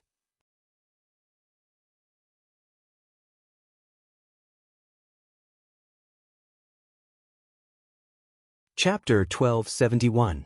On the other side, Rebecca had a vexed expression. When she saw Wu Yen surrounded by the star essence in the forest, Rebecca felt that the man in front of her had something to do with the star essence going berserk. Rebecca had originally thought that she would be able to obtain some information after Wu Yen woke up, perhaps even the truth behind why the star essence had gone berserk. In the end, her only clue seemed to be that he had lost his memories. It seemed like his efforts were in vain this time. Rebecca sighed inwardly, but she quickly composed herself and looked at Wu Yen. If you've really lost your memory, then it'll be a little troublesome. I'm sorry. Wu Yen said it from the bottom of his heart. The apologetic look on his face is also genuine. Of course, his apology was mainly directed at the fact that he had lied to Rebecca. She had saved him, but he couldn't tell her the truth. All he could do was apologize. However, Rebecca definitely didn't know why Wu Yen was apologizing. She thought that he was apologizing for causing her trouble because of his memory loss. Rebecca shook her head with a smile. Don't mind it. It's just that I originally wanted to get some information from you, but it seems that it's not possible now. Wu Yen bitterly smiled when he heard Rebecca's blunt words. Then he asked her a question. Where is this place? This is the Ansari Dragon Riding Academy. Rebecca nodded in reply, leaving Wu Yen puzzled. Ansari State Dragon Riding Academy? It's the Dragon Cultivator Academy in the Knights Nation of Loriaman. It's also the academy I'm studying in. Rebecca explained patiently when she saw Wu Yan's confused expression. I found you who had fainted in the nearby forest and brought you back to the Ansari State Dragon Riding Academy. You're now in a student dormitory in the academy. I see. Wu Yen sighed. He looked at Rebecca. I'm really sorry. Sorry to trouble you. It's not that troublesome. I still have some authority in this academy. Borrowing a student dorm is just a small matter. Rebecca casually waved her hand and explained. But you don't remember anything now. I can't take you home. You should be able to use this dorm for a long time. I'm really sorry. Wu Yen could only smile bitterly and continue to answer like this as he shook his head. Following his movements, the star essences floating around him seemed to be responding to him as they jumped up and down. Seeing this, Rebecca narrowed her eyes thoughtfully and said half-jokingly, These star sprites have been following you from the forest. Many of them have disappeared along the way, but there are still so many left. You seem to be very welcomed by the star sprites. Welcome? Wu Yen frowned. He reached out and touched the star sprites. The star sprites that he touched immediately disappeared like bubbles. And no, you're not welcome. Wu Yen blurted out before his brain could process what he just said. Rather than welcoming me, these star sprites seem to be resisting me. Resisting? Rebecca was stunned. It feels like... Resisting? Rebecca listened to Wu Yen seriously and lowered her head to ponder. Star sprites are essential to living beings. They are essential to maintain life. Humans have abundant star sprites. That's why they can sign a contract with dragons whose star sprites are not self-sufficient. They provide the dragons with star sprites and obtain the ability to control dragons. Dragons also need star essence to survive. Although their star essence can't be self-sufficient, it can still accommodate the star essence of us humans and survive. I've never heard of star essence being able to resist living beings. Actually, you can't say that they're resisting. Wu Yen held up the star sprites around him. He watched as some of them disappeared and some fused into his body. Confusion flashed through his eyes. I shouldn't say that the star sprites are resisting me. I should say that something above that is resisting me. Something above that? This time, Leibeka didn't know what to make of it. Wu Yen smiled helplessly. Forget it, I don't know how to explain it either. Just think of it as some sort of mutation happening to these star essences and they're following me, but it's not me who's attracting these star essences. Is that so? I understand. Leibeka didn't understand Wu Yan's words, but she still remembered them. She adjusted her mood and asked, "Then what do you plan to do next?" "Me?" Wu Yan scratched his head and shrugged. "I don't know, but I can't cause you any trouble. This is the academy, the dormitory. I'm not a student, so I can't stay here forever." "I can't say that I can't stay here forever," Leibeka said confidently. "If you're a dragon cultivator, I can use the convenience of my position to help you apply for admission. You don't look that old anyway." Leibeka sized up Wu Yen. "But you don't seem to have a star carving on you. You're not a dragon cultivator, right?" Wu Yen fell silent when he heard this. Wu Yen learned what a star carving was from the system. It was the symbol of a dragon cultivator. It was a contract carving that was left on one's body when one was chosen by the mother of dragons and placed in a young dragon. Through the star carving, dragons could replenish their star essence from the dragon cultivator. The dragon cultivator could also use the star carving to obtain all sorts of convenient abilities related to dragons. Now that he had the star carving, he had proven that he was a rare dragon cultivator. This is a world where the main theme is the interaction between humans and dragons. Therefore, if Wu Yen is a dragon breeder, it would be much easier for him to do a lot of things. At the very least, he can use the excuse of being a dragon breeder to get away with it when using some special abilities. It wasn't that Wu Yen didn't have dragons. They weren't real dragons, but 2 of the 5 familiars in his body, the white dragon Scorching Flame and the black dragon Lightning Trap, happened to be in the form of dragons. Although it would definitely be a little special compared to a real Western dragon, it would definitely work if the black and white dragons were used to bluff their way through. As for the star carving, his arm would be covered in red veins when he summoned familiars. It should work if he used that, right? Since he had nowhere else to go, he might as well use the Ansari Dragon Academy as a base instead of running around in this unfamiliar world. With Leibeka there, it should more or less solve some of his problems. Wu Yen grinned at Leibeka and he said in a bashful manner, I don't really understand, but if you're talking about dragons, I do have." "You have dragons?" Leibeka was stunned, her green eyes filled with questions. "But you don't have a star carving, right?" "My star carving is a bit special," Wu Yen explained. "Because it looks too strange, I use some methods to hide it." "Is that so?" Leibeka still didn't understand. "If that's the case, can you let me see your star carving?" "All right." Wu Yen raised his hand and secretly channeled strands of mana.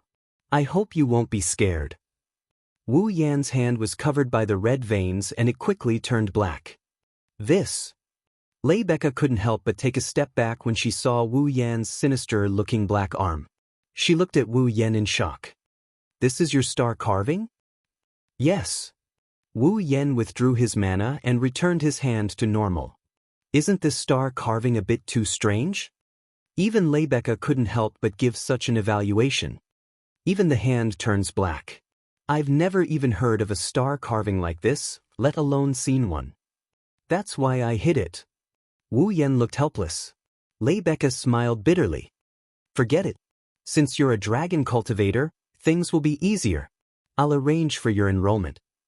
"Sorry to trouble you." "No, I have something I need to look for clues from you.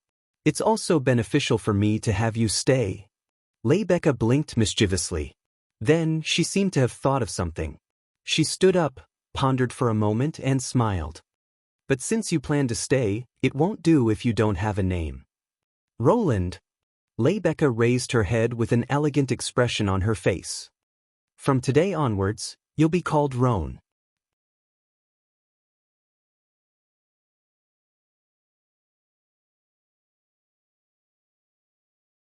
Chapter 1272.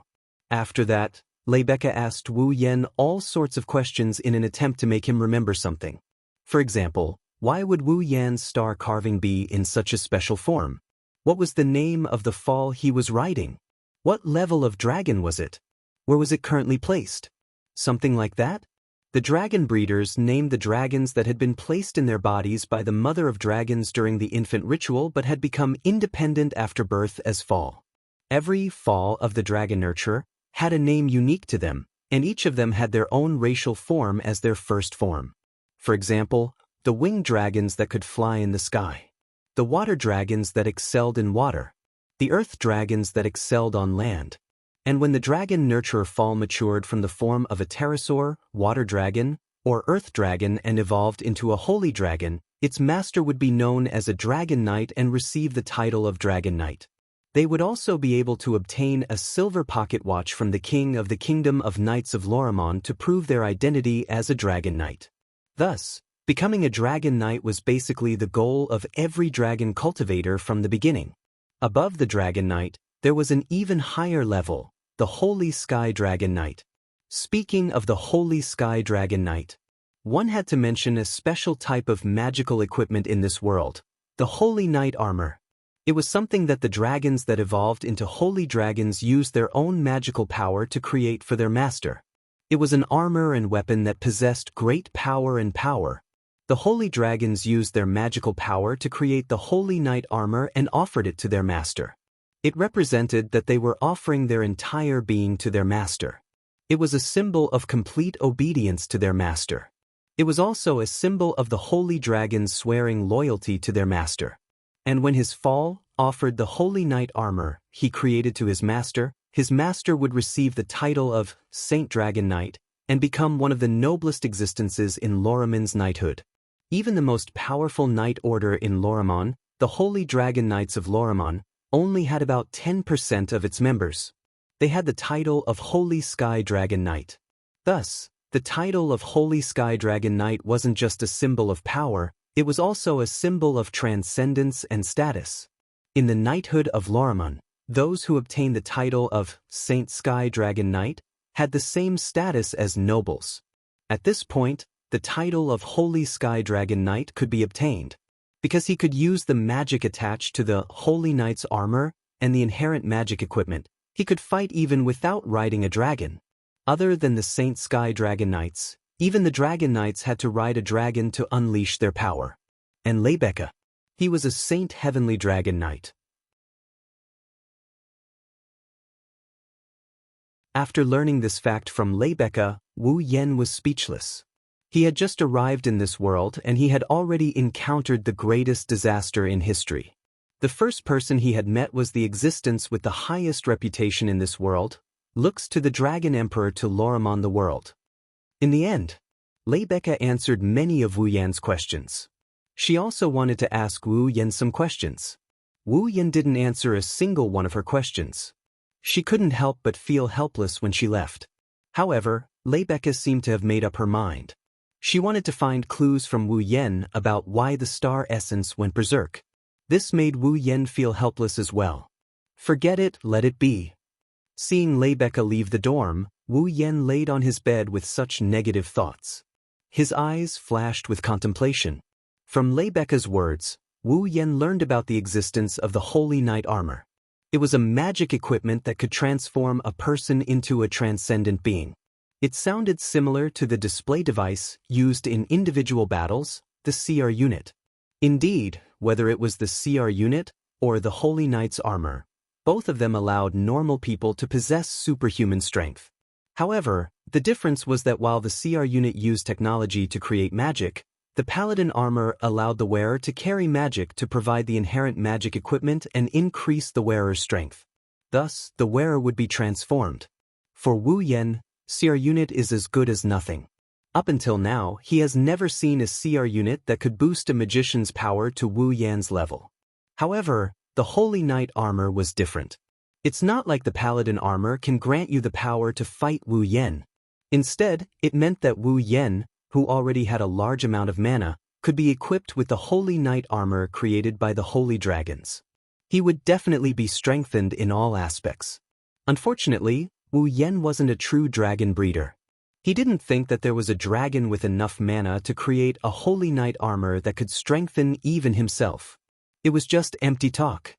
If Wu Yan didn't have a system. Wu Yan closed his eyes and spoke in his mind. Is there a piece of equipment similar to the holy knight armor that can increase my overall strength? Yes. The system answered straightforwardly. But the system does not recommend the user to use it. Wu Yan, who had been overjoyed by the system's answer, frowned as if a bucket of cold water had been poured over him.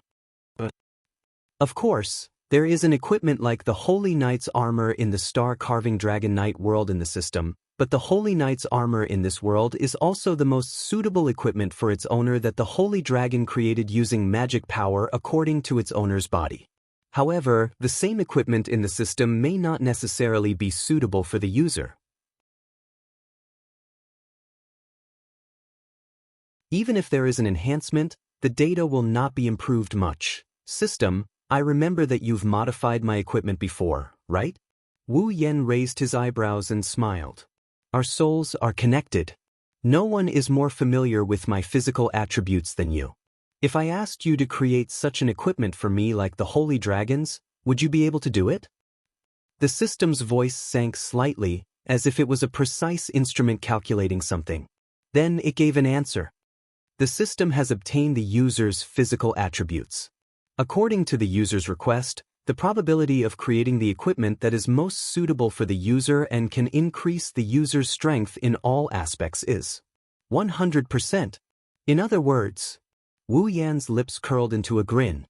Halfway through his grin, the system notified him and he froze on the spot.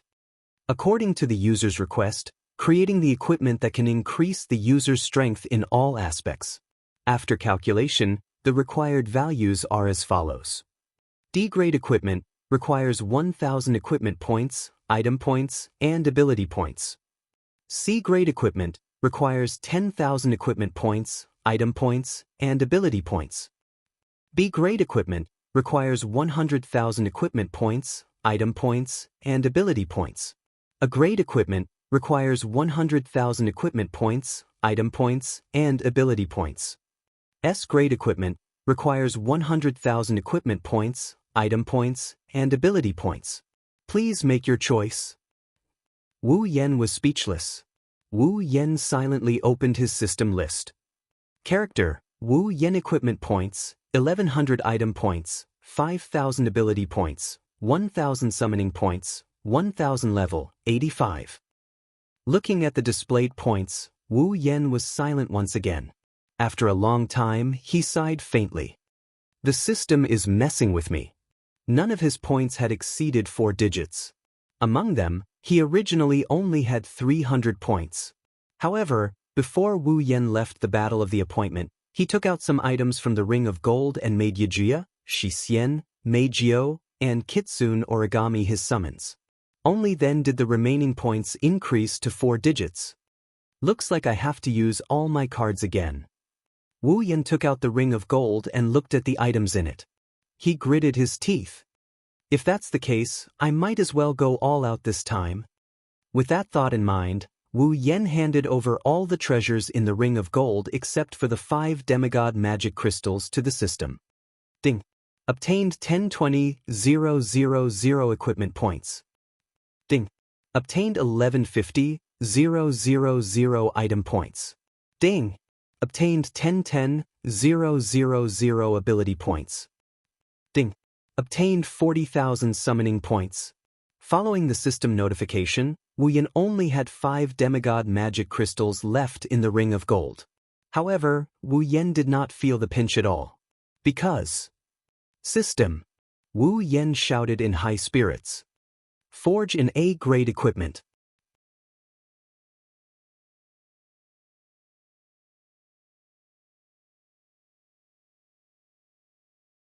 Chapter 1273. The weather was clear and the sky was blue. The cloudless sky was as clear as jade. The sunlight was like water, but it was dazzling. It was still early in the morning. The thick chill brought by the dawn that had just left not long ago was still floating in the air, giving people the urge to turn around and crawl into their beds. However, today, the students in the Ansari State Dragon Riding Academy still woke up early and began to tidy themselves up in preparation for the upcoming opening ceremony. That's right. Today was the first day of the new semester of the Ansari Dragon Riding Academy. Above the majestic building, pterosaurs with wings weaved into a team, carrying their owners across the sky in an elegant trajectory and landing on the academy's field. The ones running back and forth, causing the earth to tremble, were the earth dragons with towering horns. In the entire academy, traces of humans and dragons could be seen almost everywhere. It was very dreamy. On this bustling morning of the new semester, one of the dormitories of the Ansari Dragon Riding Academy, the male dormitory of the Apollo dormitory, was in a commotion. Many students who had just woken up and were preparing to take care of themselves received some news. They came to the hallway with a doubtful expression. When they looked to the middle of the hallway, they were all stunned. Their faces were filled with astonishment. In the middle of the hallway, an extremely beautiful girl with a voluptuous body wearing the Ansari Dragon Riding Academy's uniform and long fiery red hair that reached her waist was walking forward with graceful steps. She maintained a smile on her face as she walked forward. Seeing the unnatural beauty of the girl, the male students of the Apollo dormitory were all dumbstruck. After they reacted, suddenly, a burst of cheers rang out from the entire dormitory. Isn't that President Lebecca? It's really the president. The president came to the male dormitory. Is this for real? As the president of the student council of the Ansari Dragon Riding Academy, as well as a holy sky dragon knight with a status comparable to nobles, Lebecca's reputation and popularity were unimaginable. Without any trace of politeness, Lebecca's reputation, popularity, and even power. It was not surprising to say that it was bigger than the mayor of Ansari, where the Ansari Dragon Riding Academy was located. In addition to Lebecca's undeniable beauty, in the Ansari Kingdom's Dragon Riding Academy, there was no one who could suppress her beauty. Without a doubt, he was the idol of all the students, regardless of whether they were boys or girls. The goddess of their dreams had actually come to the boys' dormitory. Just her action alone was enough to make the boys of Apollo's dormitory hold their heads in their hands, blissfully confused.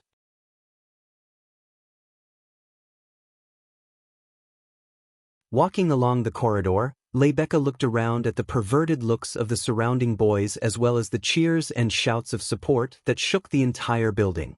She maintained a smile on her face, but she was feeling a little impatient on the inside. Although Lebecca was more or less used to this kind of scene, after seeing the obvious contrast with Wu Yan's performance yesterday, the impatience that she had not felt for a long time surged into her heart without any warning. She quickened her steps and walked toward Wu Yan's room. As Lebecca was the one who arranged Wu Yan's room using her authority, she was naturally the most familiar with it. After quickly arriving, she pushed open the door without any trace of politeness and walked in. Then she quickly closed the door, leaving behind a group of stupefied boys looking at each other. President Lebecca actually entered a boy's room. This can't be real. Who?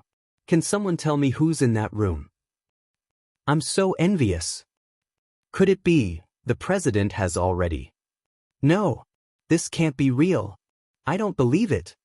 Thus, in the blink of an eye, another commotion occurred in Apollo's dormitory. He's wearing a light black shirt and a pair of trousers of the same color. He's also wearing a sleeveless white coat with a high collar and a yellow tie. Wu Yan stood there awkwardly while sizing himself up. For a moment, he couldn't come up with a good explanation for what he's doing. On the other hand, Lebecca, who just entered the room, gave Wu Yan a serious look. She praised Wu Yan and she gave him this evaluation. Not bad. Is that so? Wu Yan shrugged disapprovingly. I feel like a waiter in a restaurant. This uniform is a little uncomfortable. After saying that, Wu Yan turned around to look at Lebecca. His eyes lit up slightly. Lebecca's uniform was the same color as Wu Yan's, just that it was a woman's uniform. She was wearing a light black dress with an extremely short hem that only covered the area below her knees. Her coat was a white coat that looked like a tuxedo, but it was hollow in the front, allowing people to clearly see Rebecca's majestic bosom wrapped in the dress. Long boots, pantyhose, red tie, and white gloves. Even if it was just the Academy's uniform, it still revealed an extremely noble temperament. It would instantly steal the attention of those who saw it at first glance, as if there was a radiance around him. Seeing Rebecca like this, Wu Yan couldn't help but say, "Does the dean of this academy have a preference for girls? Why do the boys' uniforms look like waiters and the girls' uniforms look like princesses?" Hearing this, Rebecca couldn't help but chuckle.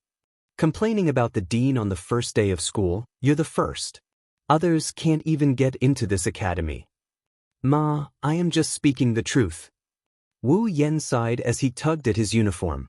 He looked at Rebecca.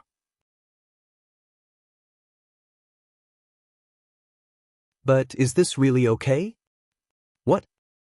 Let me in. Seeing Rebecca's confused expression, Wu Yan crossed his arms and smacked his lips. I heard that only by obediently finishing 3 years of basic classes and passing the exam can one be promoted to advanced classes. Rebecca, I seem to be in the first year of advanced classes, right? Is this okay? So you've already heard. Rebecca suddenly understood. Her noble smile didn't diminish in the slightest. Indeed, when I went to explain to the academy yesterday, there was a strong objection. Strong objection? Wu Yan glanced at Rebecca's unchanging smile and said with a smile that wasn't a smile.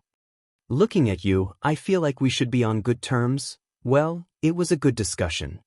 Rebecca winked mischievously. Because I told them that you are an excellent student who is at least at the level of Dragon Knight. Wu Yan was surprised. You're not joking, are you? Rebecca puffed out her chest. Do I look like I'm joking to you? You do. Very much so. You're joking. Wu Yan couldn't help but complain and sigh. If my fall isn't a divine dragon, then you'll be treated as a liar. That would be a huge mistake. Then tell me now. Rebecca walked up to Wu Yan and put her hands on her hips. She lowered her body and asked meaningfully, Is your fall the holy dragon? Wu Yan rolled his eyes in annoyance as he looked at the breathtaking face that was so close to him.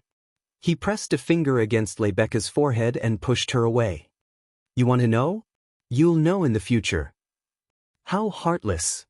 Rebecca grumbled when she saw Wu Yan pushing her away. She had a bright smile on her face. She's in a good mood. The two of them had only met yesterday, but they spoke as if they had been good friends for many years. There was no sense of unfamiliarity. Rebecca found it unbelievable. However, she had to admit that she could feel relaxed talking to Wu Yan. This feeling lifted her mood. However, when she glanced at the back of Wu Yan's right hand, the scene that entered her eyes made her tense and surprised. That's star engraving? On the back of Wu Yan's right hand, there's a mark carved into it. It was the size of a palm. There was a dragon head on the inside and a white engraving with a ring on the outside. You're talking about this? Wu Yan raised his right hand and casually explained, This is just a smokescreen. After all, my star engraving is not suitable to appear in front of others. Rebecca finally revealed a relieved expression. However, she did not notice that a strange light flashed through Wu Yan's eyes.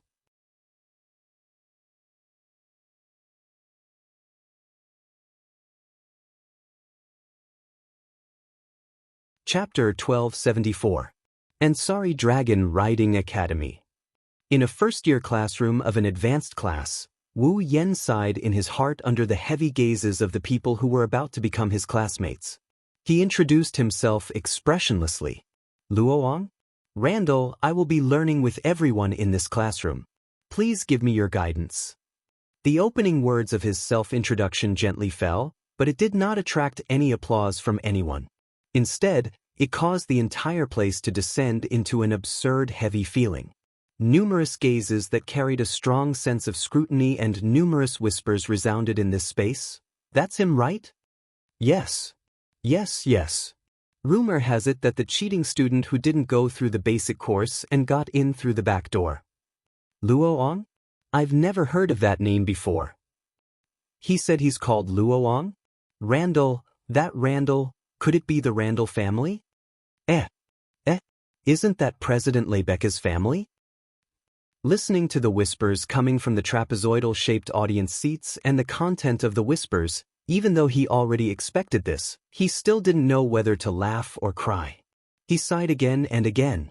The Ansari Dragon Riding Academy was the dragon-raising academy of the Night Kingdom of Loriaman. It specialized in cultivating dragon cultivators. Its threshold was high, its reputation was great, and its status was something that even the capital of the Night Kingdom did not have. In order to study in such a prestigious academy, apart from being a dragon cultivator, one had to have a reasonable identity. Otherwise, who would know whether or not the newcomer had bad intentions?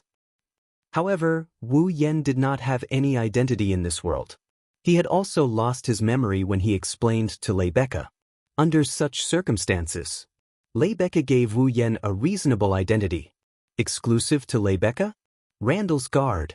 Therefore, Wu Yan was not only given the name Luoong by Lebecca, but also the surname of Lebecca's family. It was as if he was taken in or married into the family. This wasn't a big deal. After all, there were many nobles in this world. It was not strange for a noble disciple to have a guard. It was not enough for Wu Yan to attract so much attention. Unfortunately, the person he was guarding was not someone else. It was the student council president who was very popular. In addition to the rumors of him getting in through the back door, Wu Yan became the most eye-catching existence on the first day of the new semester. Of course, this attention was more focused on the bad than the good. Thinking about this, Wu Yan could not help but reach out and touch the star carving on the back of his right hand. If it was not for this fake star carving, Wu Yan would be even more eye-catching. His explanation to Lebecca was that the star carving was just a smokescreen.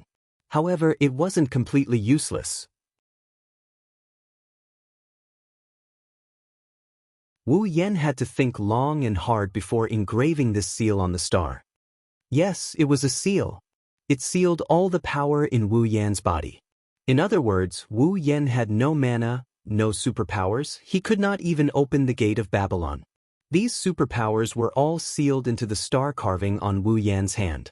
It was not that Wu Yan wanted to pretend to be a pig to eat a tiger, but he realized that if he did not seal his power, the star essence that had been circling around him since he woke up would continue to follow him. The star essence that should only exist in the body of a living being, invisible to the naked eye, constantly circled around him. Was that not eye-catching enough? According to the system's explanation, this is a side effect of Wu Yan surviving the explosion of the star goblins. It didn't affect him in any way, but the aura he exuded made it easy for him to attract the star goblins, turning him into a star goblin's magnet, attracting the star goblins around him and causing them to move around him in a way that defies common sense. If Wu Yan sealed his powers and turned into a normal person, the star essence's aura would disappear and disappear by itself. Although star essences could not be seen with the naked eye, once the amount of star essences reached a certain level, dragon cultivators with star carvings could be seen with the naked eye. Lebecca was a living example. Yesterday, the star essences went berserk. Today, there was a person surrounded by star essences that defied common sense. Anyone would think that there was something wrong with Wu Yan. Helpless, Wu Yan could only carve a seal to seal the power in his body. In any case, he was the one who set the seal. He could remove it whenever he wanted. It would not affect him.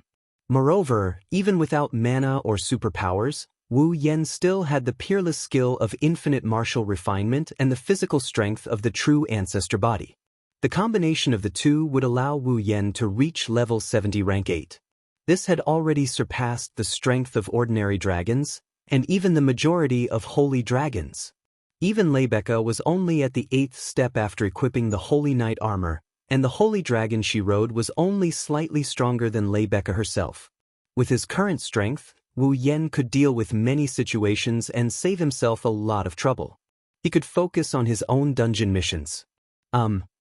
Everyone, please be quiet. Seeing that the whispers in the classroom were becoming more and more intense, the teacher hurriedly spoke out to stop them. The new semester has begun. Everyone who has finished the basic course will receive 3 years of advanced courses. I hope that everyone can help each other and improve together. One day, you will become an outstanding dragon knight. The sensei tilted his head and looked at Wu Yen. Student Loon, find an empty seat and sit down. Let's start the class. Wu Yen regained his senses and nodded. Just as he was about to walk up the stairs to his seat, he felt a sharp glare directed at him. His footsteps paused for a moment before he put his foot down without anyone noticing. As he walked to his seat, he vaguely looked at the source of the gaze. The next moment, Wu Yen met a pair of blue eyes and saw the person's full appearance. It was a beautiful girl whose looks were not inferior to Rebecca's. Her slender golden hair shone with a dazzling brilliance under the beret. Her fair skin and her blue eyes that were like an eternally frozen glacier reflected a seductive luster, as if that was the only color left in the world. However, not only did the owner of those eyes have a cold expression, the gaze she looked at Wu Yen with was filled with all sorts of indescribable emotions. It seemed like contempt, indifference, indignation, anger. To be honest, Wu Yen could not remember how he offended her to attract such a gaze. Although there was no hostility in that gaze, it was definitely not friendly either. It was as if she did not agree with him. No, she did not agree with him. Lightly frowning, he retracted his gaze and moved to the last row of seats. He sat at the edge of the corner. Only then did the blonde girl retract her gaze and look away from him. This also confirmed his suspicions that the girl didn't really have a grudge against him. Then what did that sharp gaze mean? Wu Yen did not understand. Hello. At this moment, a male voice sounded from the side, waking Wu Yen from his thoughts. Turning his head to look beside him, he found out that his desk mate is a pretty boy with blonde hair. Blinking, Wu Yen looked around. When he made sure there was no one else around, he pointed at his nose and asked in confusion, "Are you talking to me?" "Other than you, there is no one else here." The handsome boy laughed heartily. "My name is Raymond." "Raymond? Cakerland?" "Oh." Wu Yen nodded at the boy who called himself Raymond with a slightly surprised expression. "Roan. Randall. Hello. Roan." Raymond called Wu Yen by his name in this world. He lowered his voice and he asked Wu Yen in a sneaky manner, "That Randall, is he really the same Randall that President Rebecca mentioned?" Raymond's words sounded a bit strange, but Wu Yen understood what he meant. He couldn't help but bitterly smile. "Yes, I am President Rebecca's bodyguard." "President Rebecca's bodyguard?" Raymond widened his eyes. Just when Wu Yen thought he was going to show a surprised expression, Raymond's face turned into a pig's face that ruined his image. To be President Rebecca's bodyguard, what an enviable fellow. Wu Yen thought Wu Yen was right. You're tuning in to the Wandering Hero YouTube channel. Don't forget to subscribe and join us on this journey to catch the most captivating stories.